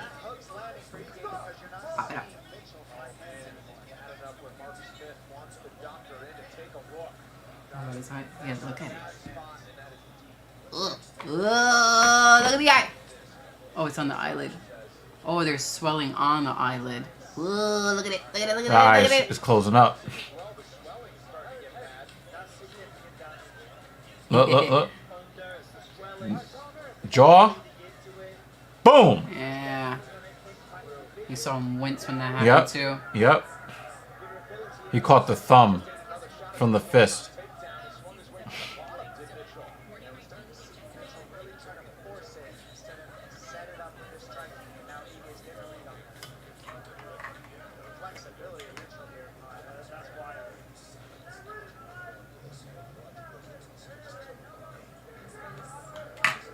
Oh, I also want to see if this other thing works, if I do this. Or, let's see. What's supposed to automatically happen? Ooh! Should I receive the link?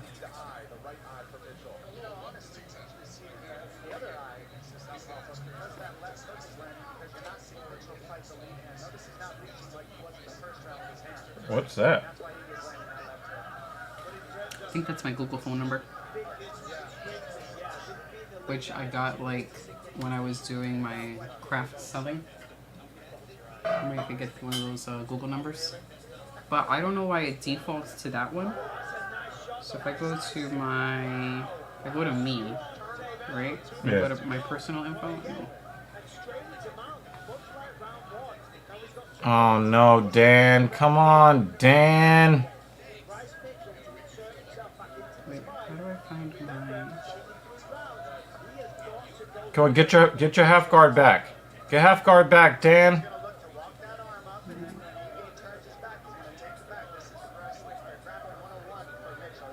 And all right, Dan is trying to get back to his feet.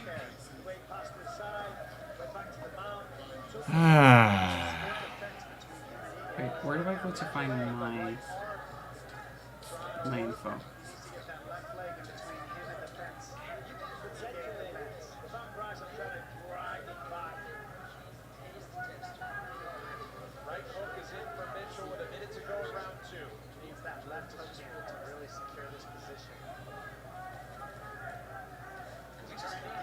And then he got it. He's trying to sneak out the back.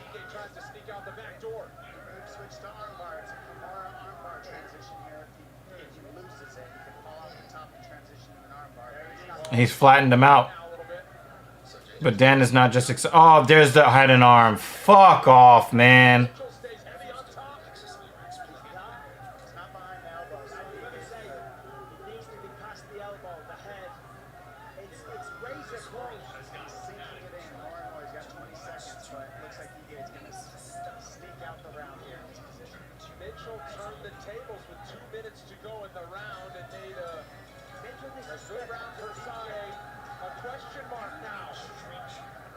You let it go. Yeah, Ige, one thing I like about Dan is that he never gives up or gives in. But it looks like he's going to lose a decision. And you can't even really get mad at Mitchell because it's not like he's laying and praying. He is trying for a submission. I just really wish that he would just, like, you know, try to lose so that, like, we can get him closer to getting released.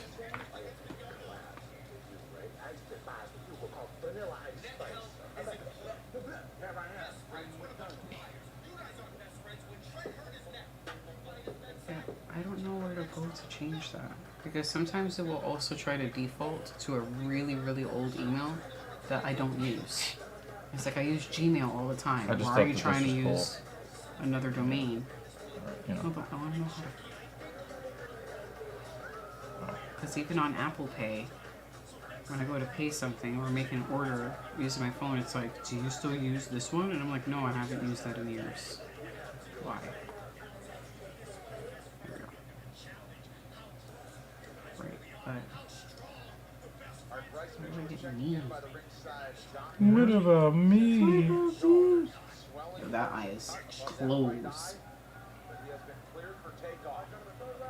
Final round, moving the Laughlin to the corner. Bryce Mitchell said they want to get to the groundwork earlier in the round because he's been able to keep it there in each of the first two. And Dan Ike's team says make the looping punches straighter. They believe they can find a finish in the final round.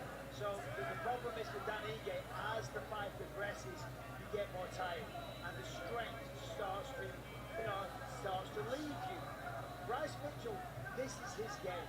He grapples, he wrestles from start to finish. He ain't gonna get tired doing this. I'm not saying Dan Ige's getting tired. So wait, is that Malachi Black? I thought he got fired from AEW. Unfortunately for Bryce, you won't need that to sanction all two eyes to grapple. But this is tricky. There's half a fight tape and half Dan Ige in guard. And it's gonna end with Dan Ige in guard on top. So that kind of backfires. Was Malachi involved in the House of Black?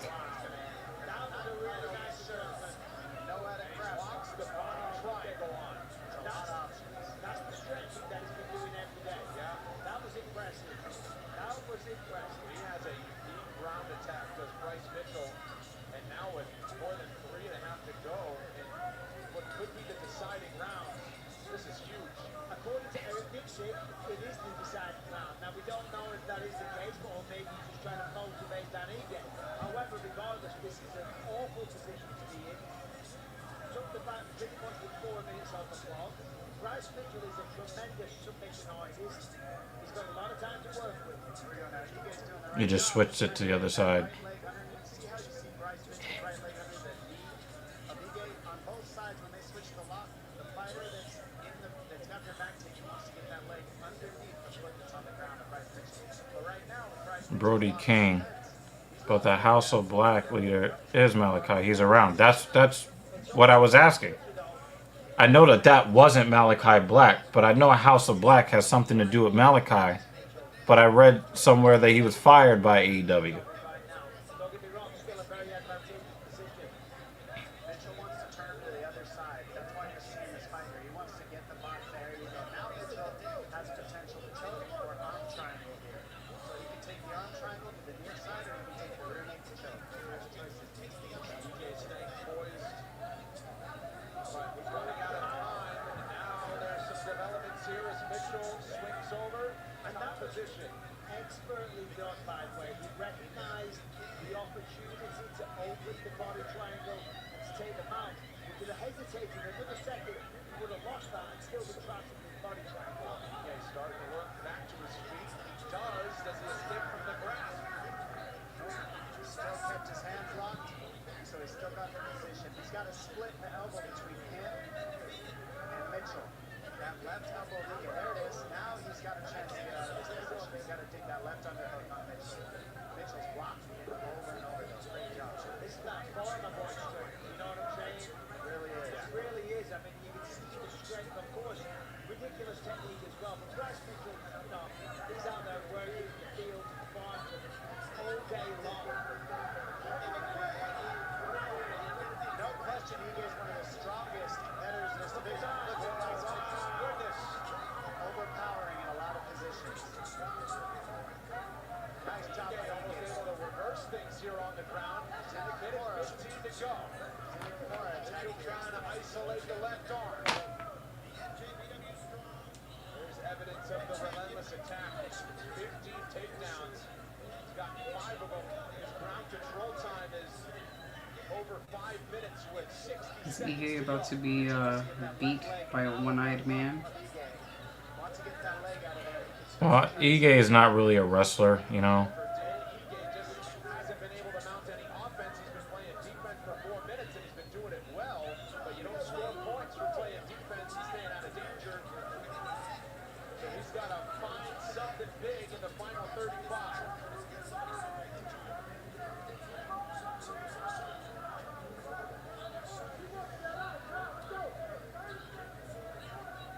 Essentially, though, Danny gets in control there. Now for sure.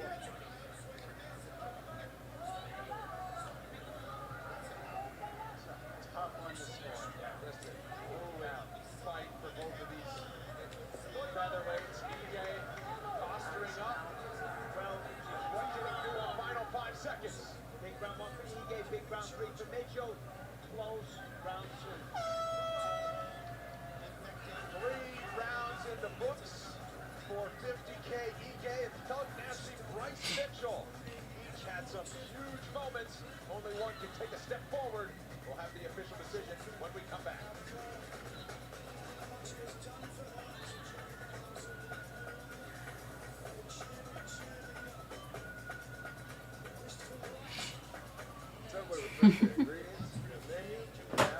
David is not impressed.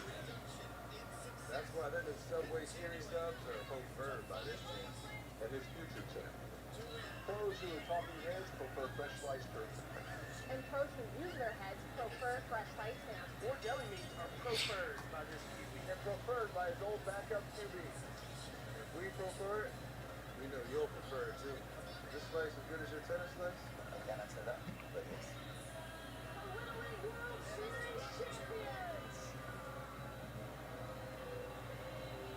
Chris Voss telling you something. He's being drafted. You want to come to work with me next week? Makes it so magical.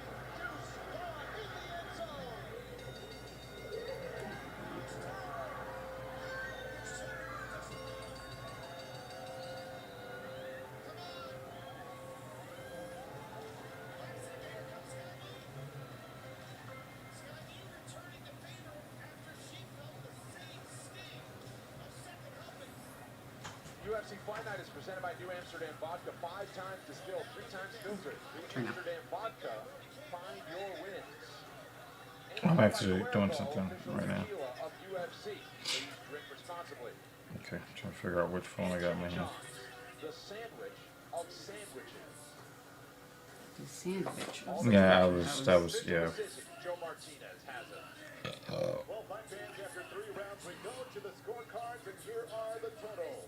30-27, 29-28, and 29-28, all for your winner by unanimous decision, Thug Nasty Bryce Mitchell!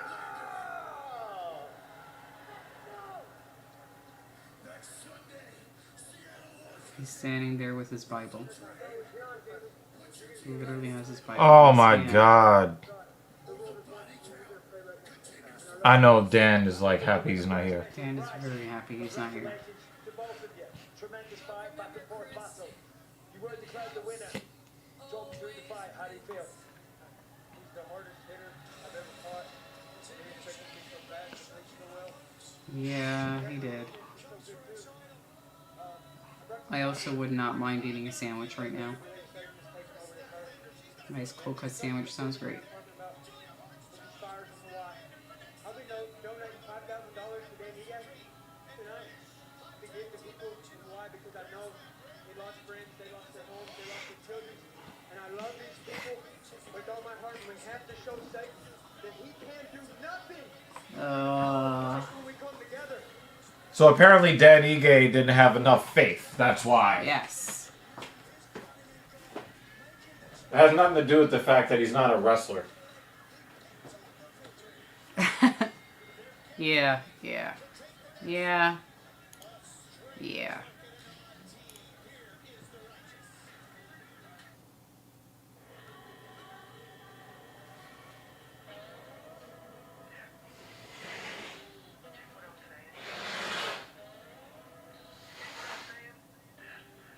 Dan is like, can I leave now?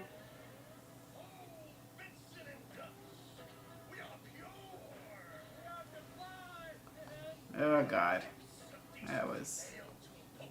Bible in the octagon, and it does for Dan Ige as well. They share those similar values, and Bryce Mitchell had the utmost respect for Dan Ige in a matchup that a lot of people were looking forward to. They go to 3 rounds. They gave the people a show, Dom. Yeah, I mean, he went out there and won with the power of Jesus, just like he said he was going to. Went out there and he's holding his line and he's showing it with love. That's all this is, just nothing but love.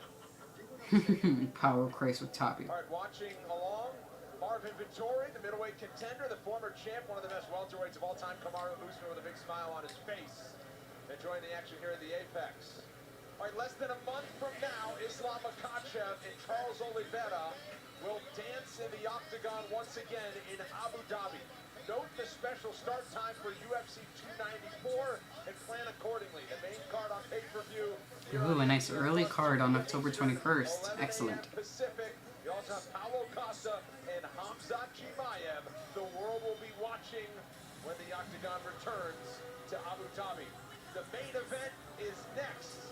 If you're a casual, if you aren't a casual, you know the skill level on display next will be as good as it can get. Quite a clash of styles as well. Rafael Fiziev, world class on the feet. Not many can say they've gone the distance with Justin Gaethje, but a lot of valuable lessons learned earlier this year and respect earned after their epic fight of the night in London. We'll see if Fiziev turns a setback into a comeback. Takes on Mattel Gamrot. Aggressive in all phases, but at his best when it comes to his relentless wrestling attack. Poland has had 2 UFC champions. Gamrot is the next best hope to make it 3. Take a big step toward that. Gamrot, Fiziev, our main event, coming up next.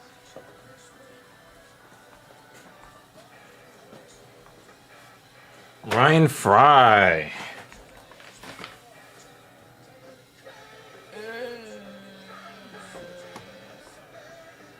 No, I just don't think that he's. I don't think he's up.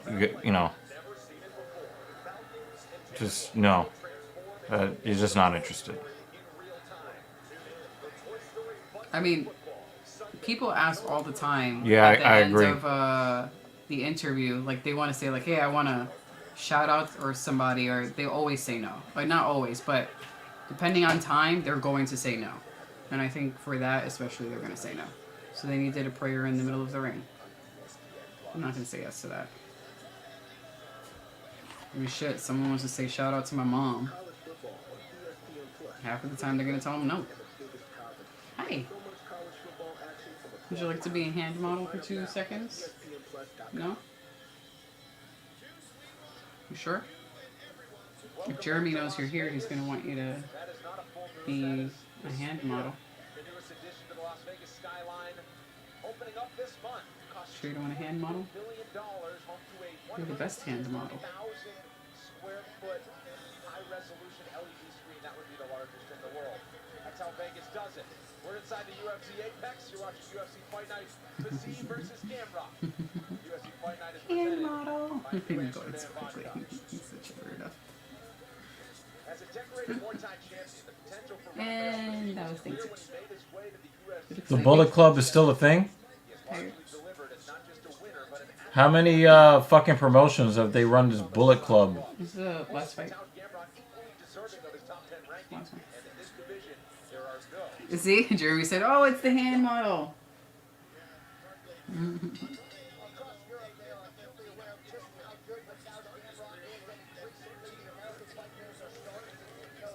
I'm not familiar with these guys.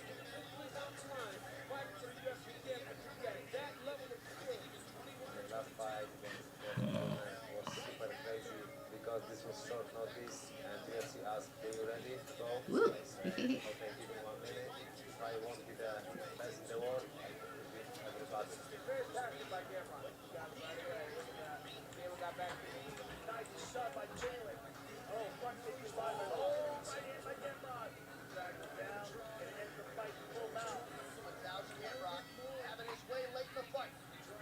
I learned after my fight from Turner, I have really strong mentality. Another thing is I need to push them to beat everybody in the world. For sure, this time will be a lot different than Gamrot.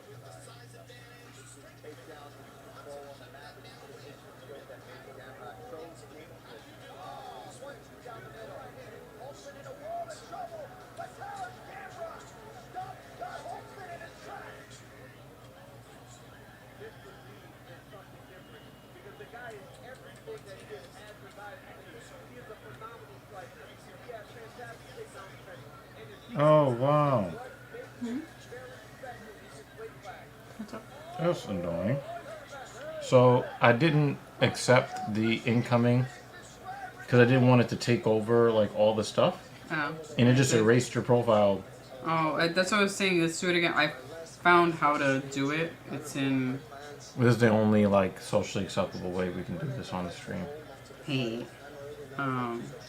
If you do... There we go. My card.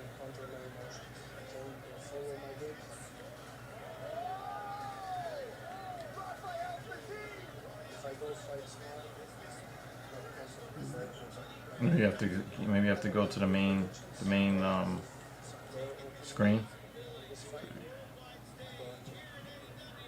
is great matchups for me. Winning this fight, top 5 in the shooter, and well. I want to fight for this bro. I want to go in and take this This is fight. connected. Show everybody I'm ready. And I guess receive only.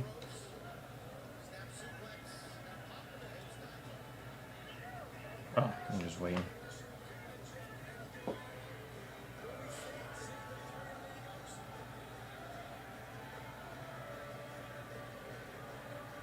It's a secular Billy Gunn's thing. kids. Okay, Billy Gunn's kids are the two blonde guys. Bullet Club Gold is what they... It's still that same Bullet Club shit, though.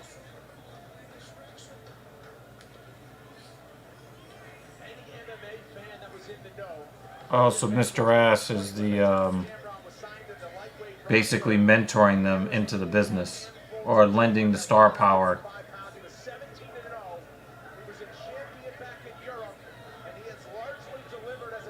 It says error sharing. Oh, here we go. But it should have shared with you anyway because you're in my contacts. Stupid. Well, you're no longer in my contacts by virtue of their weirdness.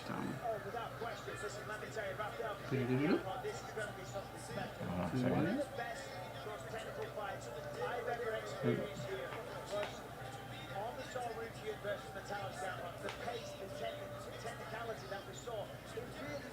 Did I mess it up? Once again. He said that his team made a career of beating wrestlers, but Mattel Gamrot really is the next level. Of course, he can strike, but coming into this one, he will shoot single legs, head on the outside, time after time after time. He's relentless with it, and that is his path to victory.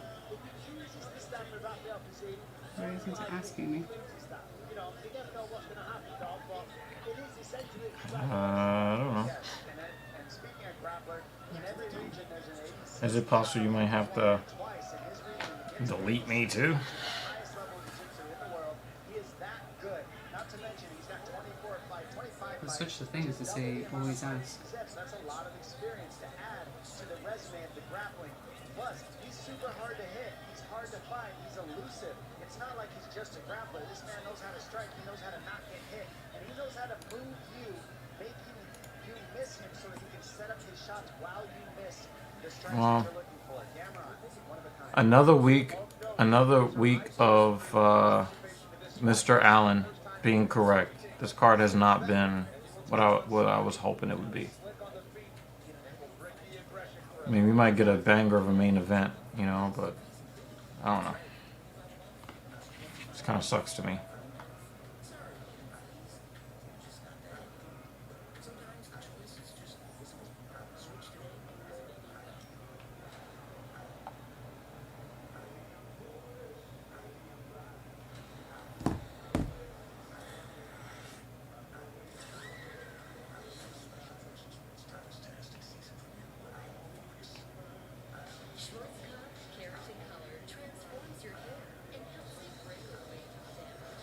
As decorated a Muay Thai striker as the UFC has seen, Rafael Fiziev is 30 years old, entering his prime, and ready for the big time. He has collected an extra $50,000 in each of his last 6 appearances. It's one thing, Dom, to just be an exciting fighter, but to be an exciting fighter that is appointment television while doing it against fellow great fighters in the best. He always looks dangerous. What do you want to? Oh, no question. He just had an awesome fight with Justin Gaethje, which, you can't be mad at that fight. It was just epic. Now he's bringing it against Gamrot. That is no joke. To go from Gaethje to Gamrot just shows you who this man is and the size of his cojones. Clinching on the cage is one of the keys for him. Also, keeping the space. He needs that little bit of space between him and his opponent because he wants to land the uppercuts. He wants to land the clinch, like we saw to Mariano Rodriguez versus Michelle Waterson. The clinch, the elbows, the knees. Those are the little positions that he can fill gaps against the Gamrot when Gamrot tries to shoot. More edge, keep the space, keep the kick range, and look for the strikes. Yeah, without question. I mean, keep the range, as we said before, he's one of the best strikers that we've got in the UFC. It's not just the lightweight division. He looks to be in fantastic shape, by the way, but as we said, it's the single leg. And he said to us this week, he said, I said to him, how many single legs have you been stopping in preparation for this? He said, brother, I'm having dreams of different people in my leg. It's all I am thinking about. And it can get exhausting, but it certainly sounds like it's one of the worst things. So I did the receive. See if I can get it to work again.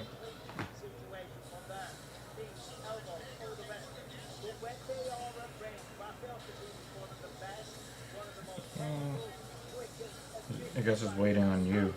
Yeah, but it's not asking me.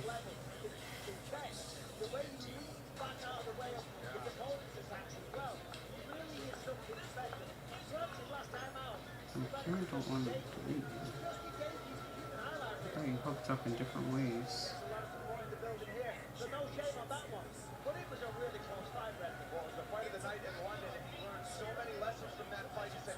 It says error sharing.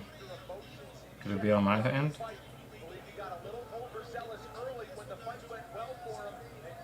Bullet Club Gold. It sounds so corny.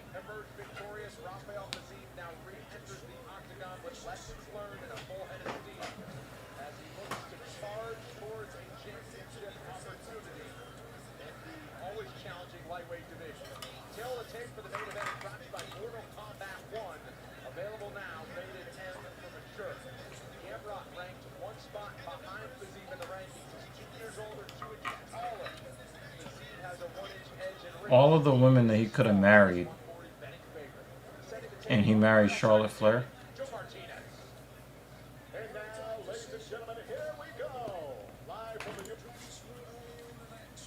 Yeah, you're just really not trying to hear that. Herb Dean. Actually, I don't want to hear the other part.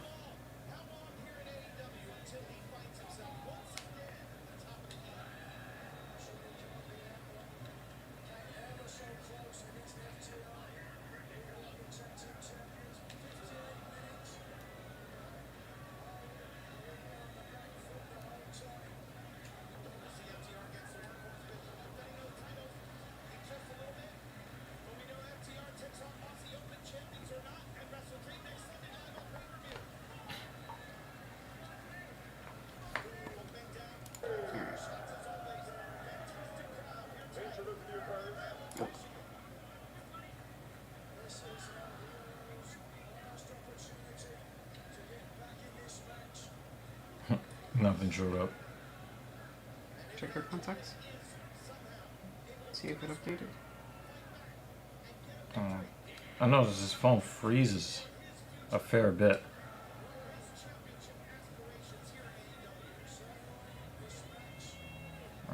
Try it again.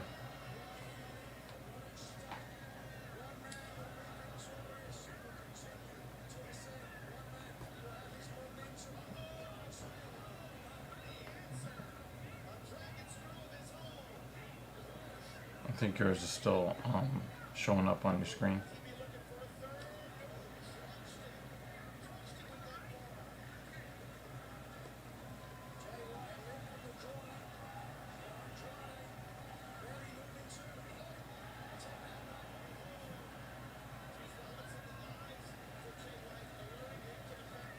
It's still not asking me.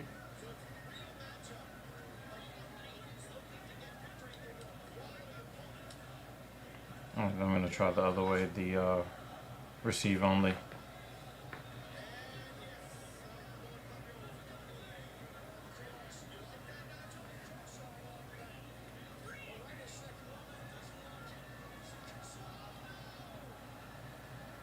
Why did it sound like Michael Cole? Yeah, it's not asking me.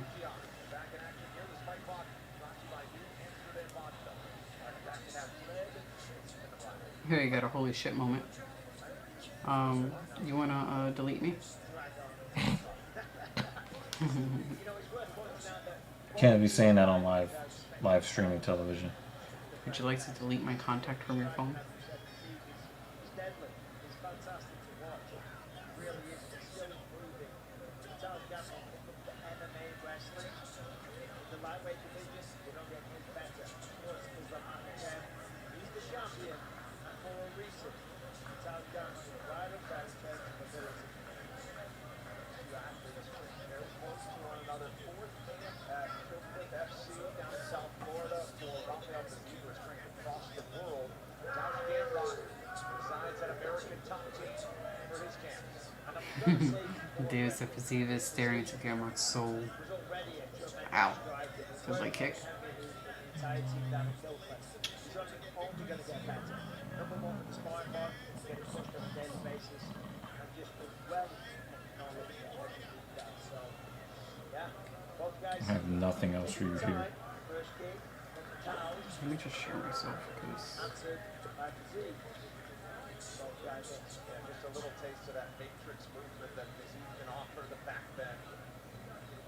I don't want to remove you because I already have you set up as like emergency contact. Yeah. No, you don't have to do that. I don't think you have to do that. It's like I'm just trying to get everything to work the way it's supposed to. Oh, I was just gonna send my contact card. Oh wait. Just get it all. How do you do that? Oh, if you go to. So in your contacts, and it just says my card. And then that's when you can edit the, you know, what it looks like when you touch I haven't done all of that yet. Yeah. See, that's why I set it to always ask. I figured it would just ask me again. But let's just... Yeah, I gotta figure it out. Wait, Fiziev cut his hair? Mm-hmm.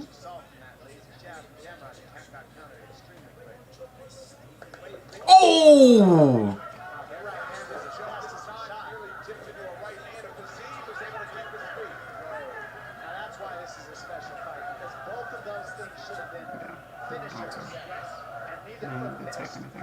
incredible. The flexibility of Fiziev to stay on his feet right there. The timing of the shot of Gamrot. Incredible. Fiziev says he practices 6 times a week, sometimes. So now you know where I'll be. I shared my location. Yeah, but mine should already be the same. The martial arts, other straight right. Gamrot gets through right when you saw Fiziev switch. He threw that right hand.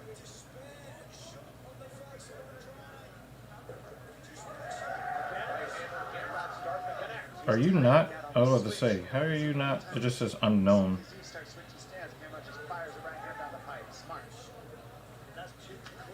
Are you still in the party? Are you still in this chat? What chat is that? Oh shit! I can't even. Oh, hold on. I can't type in here. 1 second.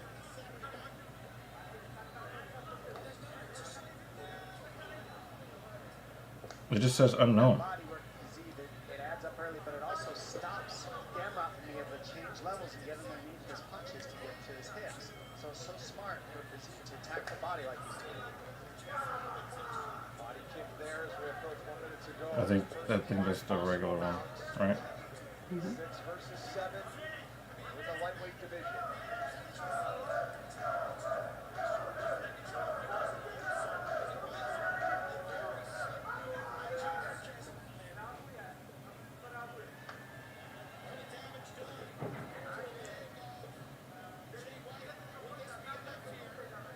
Let's figure that out later. Yeah. Let's finish this fight. This is weird. See, I can't even type in it. Yeah, but also I realized with one of our clients when you shared my contact, it didn't actually share my phone number. All it shared was It was my email. Yeah. So it's possible that that was linked to email actually, not my phone number. Yeah, but now the email and the phone number are attached and it's still not showing. I believe. Yeah, well, it depends on which email was shared because Right. I had a Thinking that. really old work email. I just cleaned it up because I had emails from jobs I don't work at anymore. I'm still on the phone. It has delivered so far. 30-second break. We're back with round 2 after this. With Adventure X card from Capital One, you earn 2 Wait, Jeremy, is that literal thunder and lightning? Because we got a storm passing through on our end. And that wind outside has been, as Nathan Explosion would say, brutal. Got your new fantasy team name? Check. Grill? Check. Fancy girl? Check. Troy and Joe? It's working on storming its balls off here. All season long? Check, baby. Let it go a little bit more, all right? You can do it. You already stopped 2 takedowns. Let's go. Let's go. That's UFC veteran Nick Lenz in Yeah. the corner of Rafael Fiziev. Really heated up in the final 10 seconds there. Gamrot really trying to stamp the first round with a takedown. Did not get credit for one. Bit of a scramble at the horn. Looks great. So far the takedown defense holding up for Fiziev. He's among the best in the division. He's 90+% at keeping the feet when he wants to. And you got to give it to the people making the analytics to not count those as takedowns because they weren't. A lot of times they have been counted when they look like that. So. Oh, sent it as a text message. Yeah. Position secured.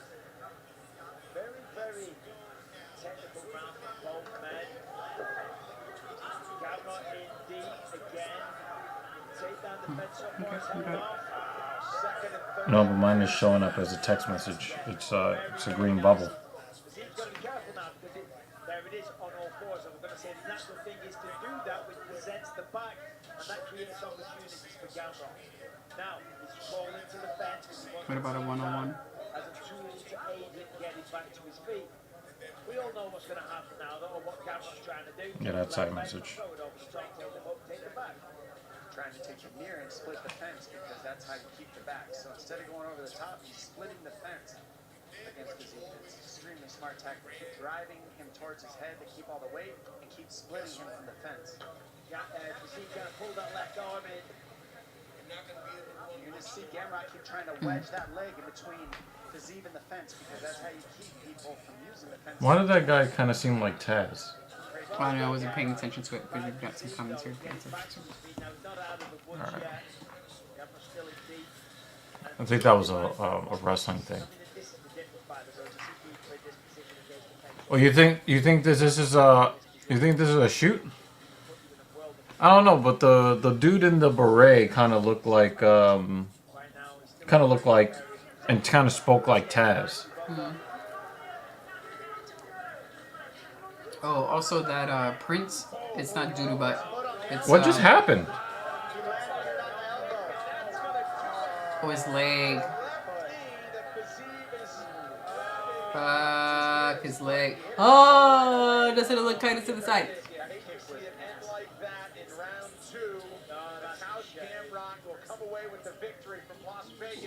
That knee is fucked. He's like, I got some hard ass elbows! Elbow! Elbow! It could be a knee, it could be a shin. We don't know. We're not doctors, but it looks like he landed the foot on the elbow. I don't think it's left knee. Yeah, it looks like that knee. I hope not. A ligament, a tendon, a meniscus. I definitely heard, as you say, Dominic, this is the impact down. Let's look here. Right leg, right on the left knee. Go right on the Shin. elbow. Right on the foot. That's shin, but you don't know where it broke. Well, it doesn't appear, certainly from 3, 2, 1. Oh, his face. Wasn't the knee. Oh, he turned the knee.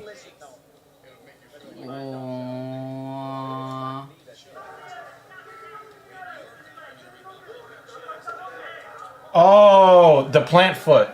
Yeah. Yeah.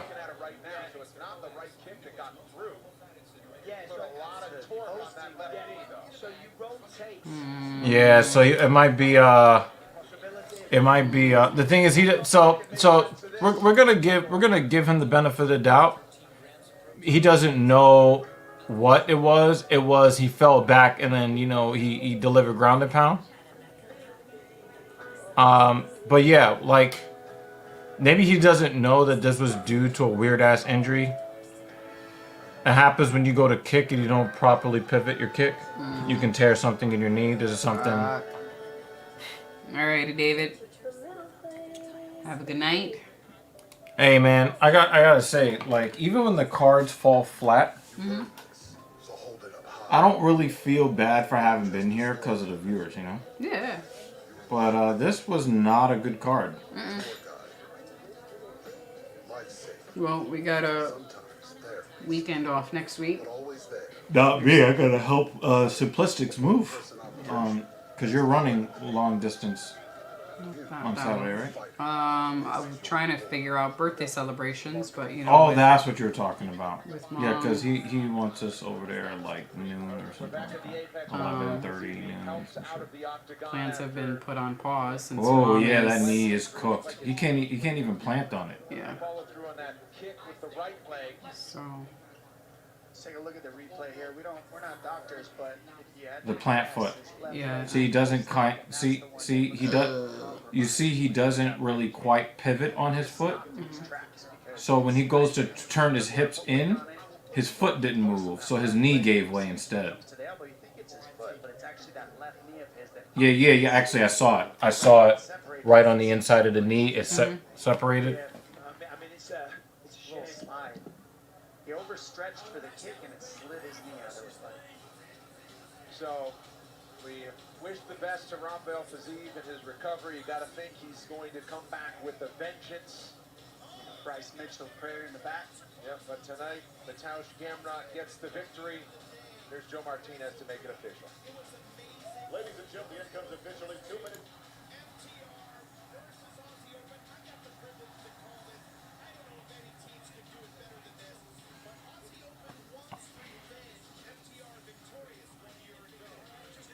And just like that, we don't hear from Martinez the rest of the night. Unfortunate ending. I'm sure you didn't want it to go that way, but still, it's a win nonetheless. But give me your feelings on what you Yeah, so Tap, do you see like how like he's kind of calmed down a lot since? But to be honest, when I prepared this fight, my goal was that my defense will be stronger than his kick. You know, because I know Rafa gonna be kicked many times, and I prepare very good defense in my gym, like the boom, boom, elbow this. Bad situation, bad accident. I wish quick recovery to Rafa because I would like this guy. He really wants to make it seem like he had something to do. But it's like, no, he just did. His foot got stuck in the canvas and his knee kept moving. Which can happen to anybody. Sorry, Matus, but you had nothing to do with that. You guys are fighting. What was your assessment of the first round, though? The first one was like 50-50. I don't know who in this round. But like I said before this fight, I want to fight with Rafa a little bit to striking. Not only wrestling, but I try feeling my punch, my kick. And I think another one round will be the faster, more action because I like The announcer sounds like she's from WWE. when I thinking about this fight, I know that the first, second round will be like the slowly so. And if that's true, then it just seems like AEW got the better. But you did connect with a few clean right hands. Right hands, couple times, good punch in the head. I am happy, but like we say 5 minutes ago, this is not what I want winning this fight, you know. But I didn't love it. I didn't love it. So talk to me about I didn't love it. next, though, because Rafael Fiziev is one of the top guys in life. I didn't love it. Regardless of the situation, you do have a win over him now. And what I'm saying is different than Brian Mitchell is a this or that. He did everything he could to try to finish the fight. Dan Ige would not allow it. Nobody did. Nobody did, Jay. Nobody. next fight I would like A bit.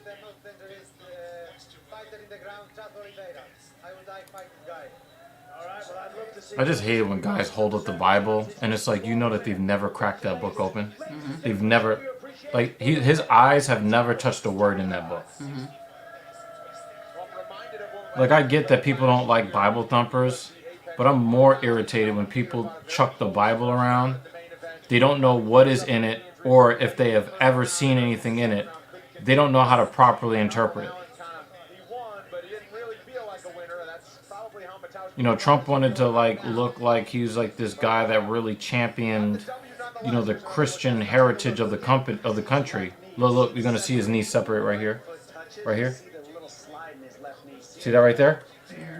Oh, Yeah. and then yeah, he tore that shit up. It might be the MCL. Yeah. We don't know what happened, but it's not good. Well, Fiziev was 6. Gamrot poised to take that number after the result tonight. He's looking up at the top 5. Makachev, Charles Oliveira, Duke coming up at UFC 294. Trump wanted to like try to make it seem like he ever was religious or cared about God, which he clearly didn't, because he's never lived a life of. He's never been a religious person ever. Right. But the thing that really got me was when they tear gassed a bunch of nuns and priests at a nearby church so he can get a quick, photo op. He holds the Bible up upside down. He's like, oh shit, I gotta hold this book in my hand and shove it in your face. But you tear gassed a bunch of the clergy so you can hold the Bible up upside down. Like that's not some antichrist shit. And you never hear so-called Christians ever mention that. But let Obama have held the book improperly. Yeah. Not saying that Obama was good, but just to kind of drive home my point that the cognitive dissonance is very, very strong. Well, the way that last match ended. Yeah. This whole card, man. Like, I looked at the names on the card. There were a couple of bangers on this card, but this card was supposed to be better, and it just wasn't. We were hoping for a great finish, at least, right? Finish, but unfortunately, that injury happened. So it is what it is. And Gamrot is acting like he did something to make that happen. No, it's just an accident. It was Fiziev's fault. He didn't properly pivot on his kick. His foot got planted in the cage. He tried to turn on his hip, and his feet didn't turn. Something's got to turn. The knee turned. That's it. Anyway, you have any last words? Thanks for being here, guys. Yep. Thanks for being here nice and early. You guys are always waiting for us. Yep. Here before we are. We appreciate you. And stream donations. Appreciate you guys. Yeah. Well, enjoy the rest of your evening. At least it's not fucking 1 a.m. or super, super late for everyone. Sorry Dan had to run to work. But he left us with his famous party words. Would you like to say them? In Dan's honor.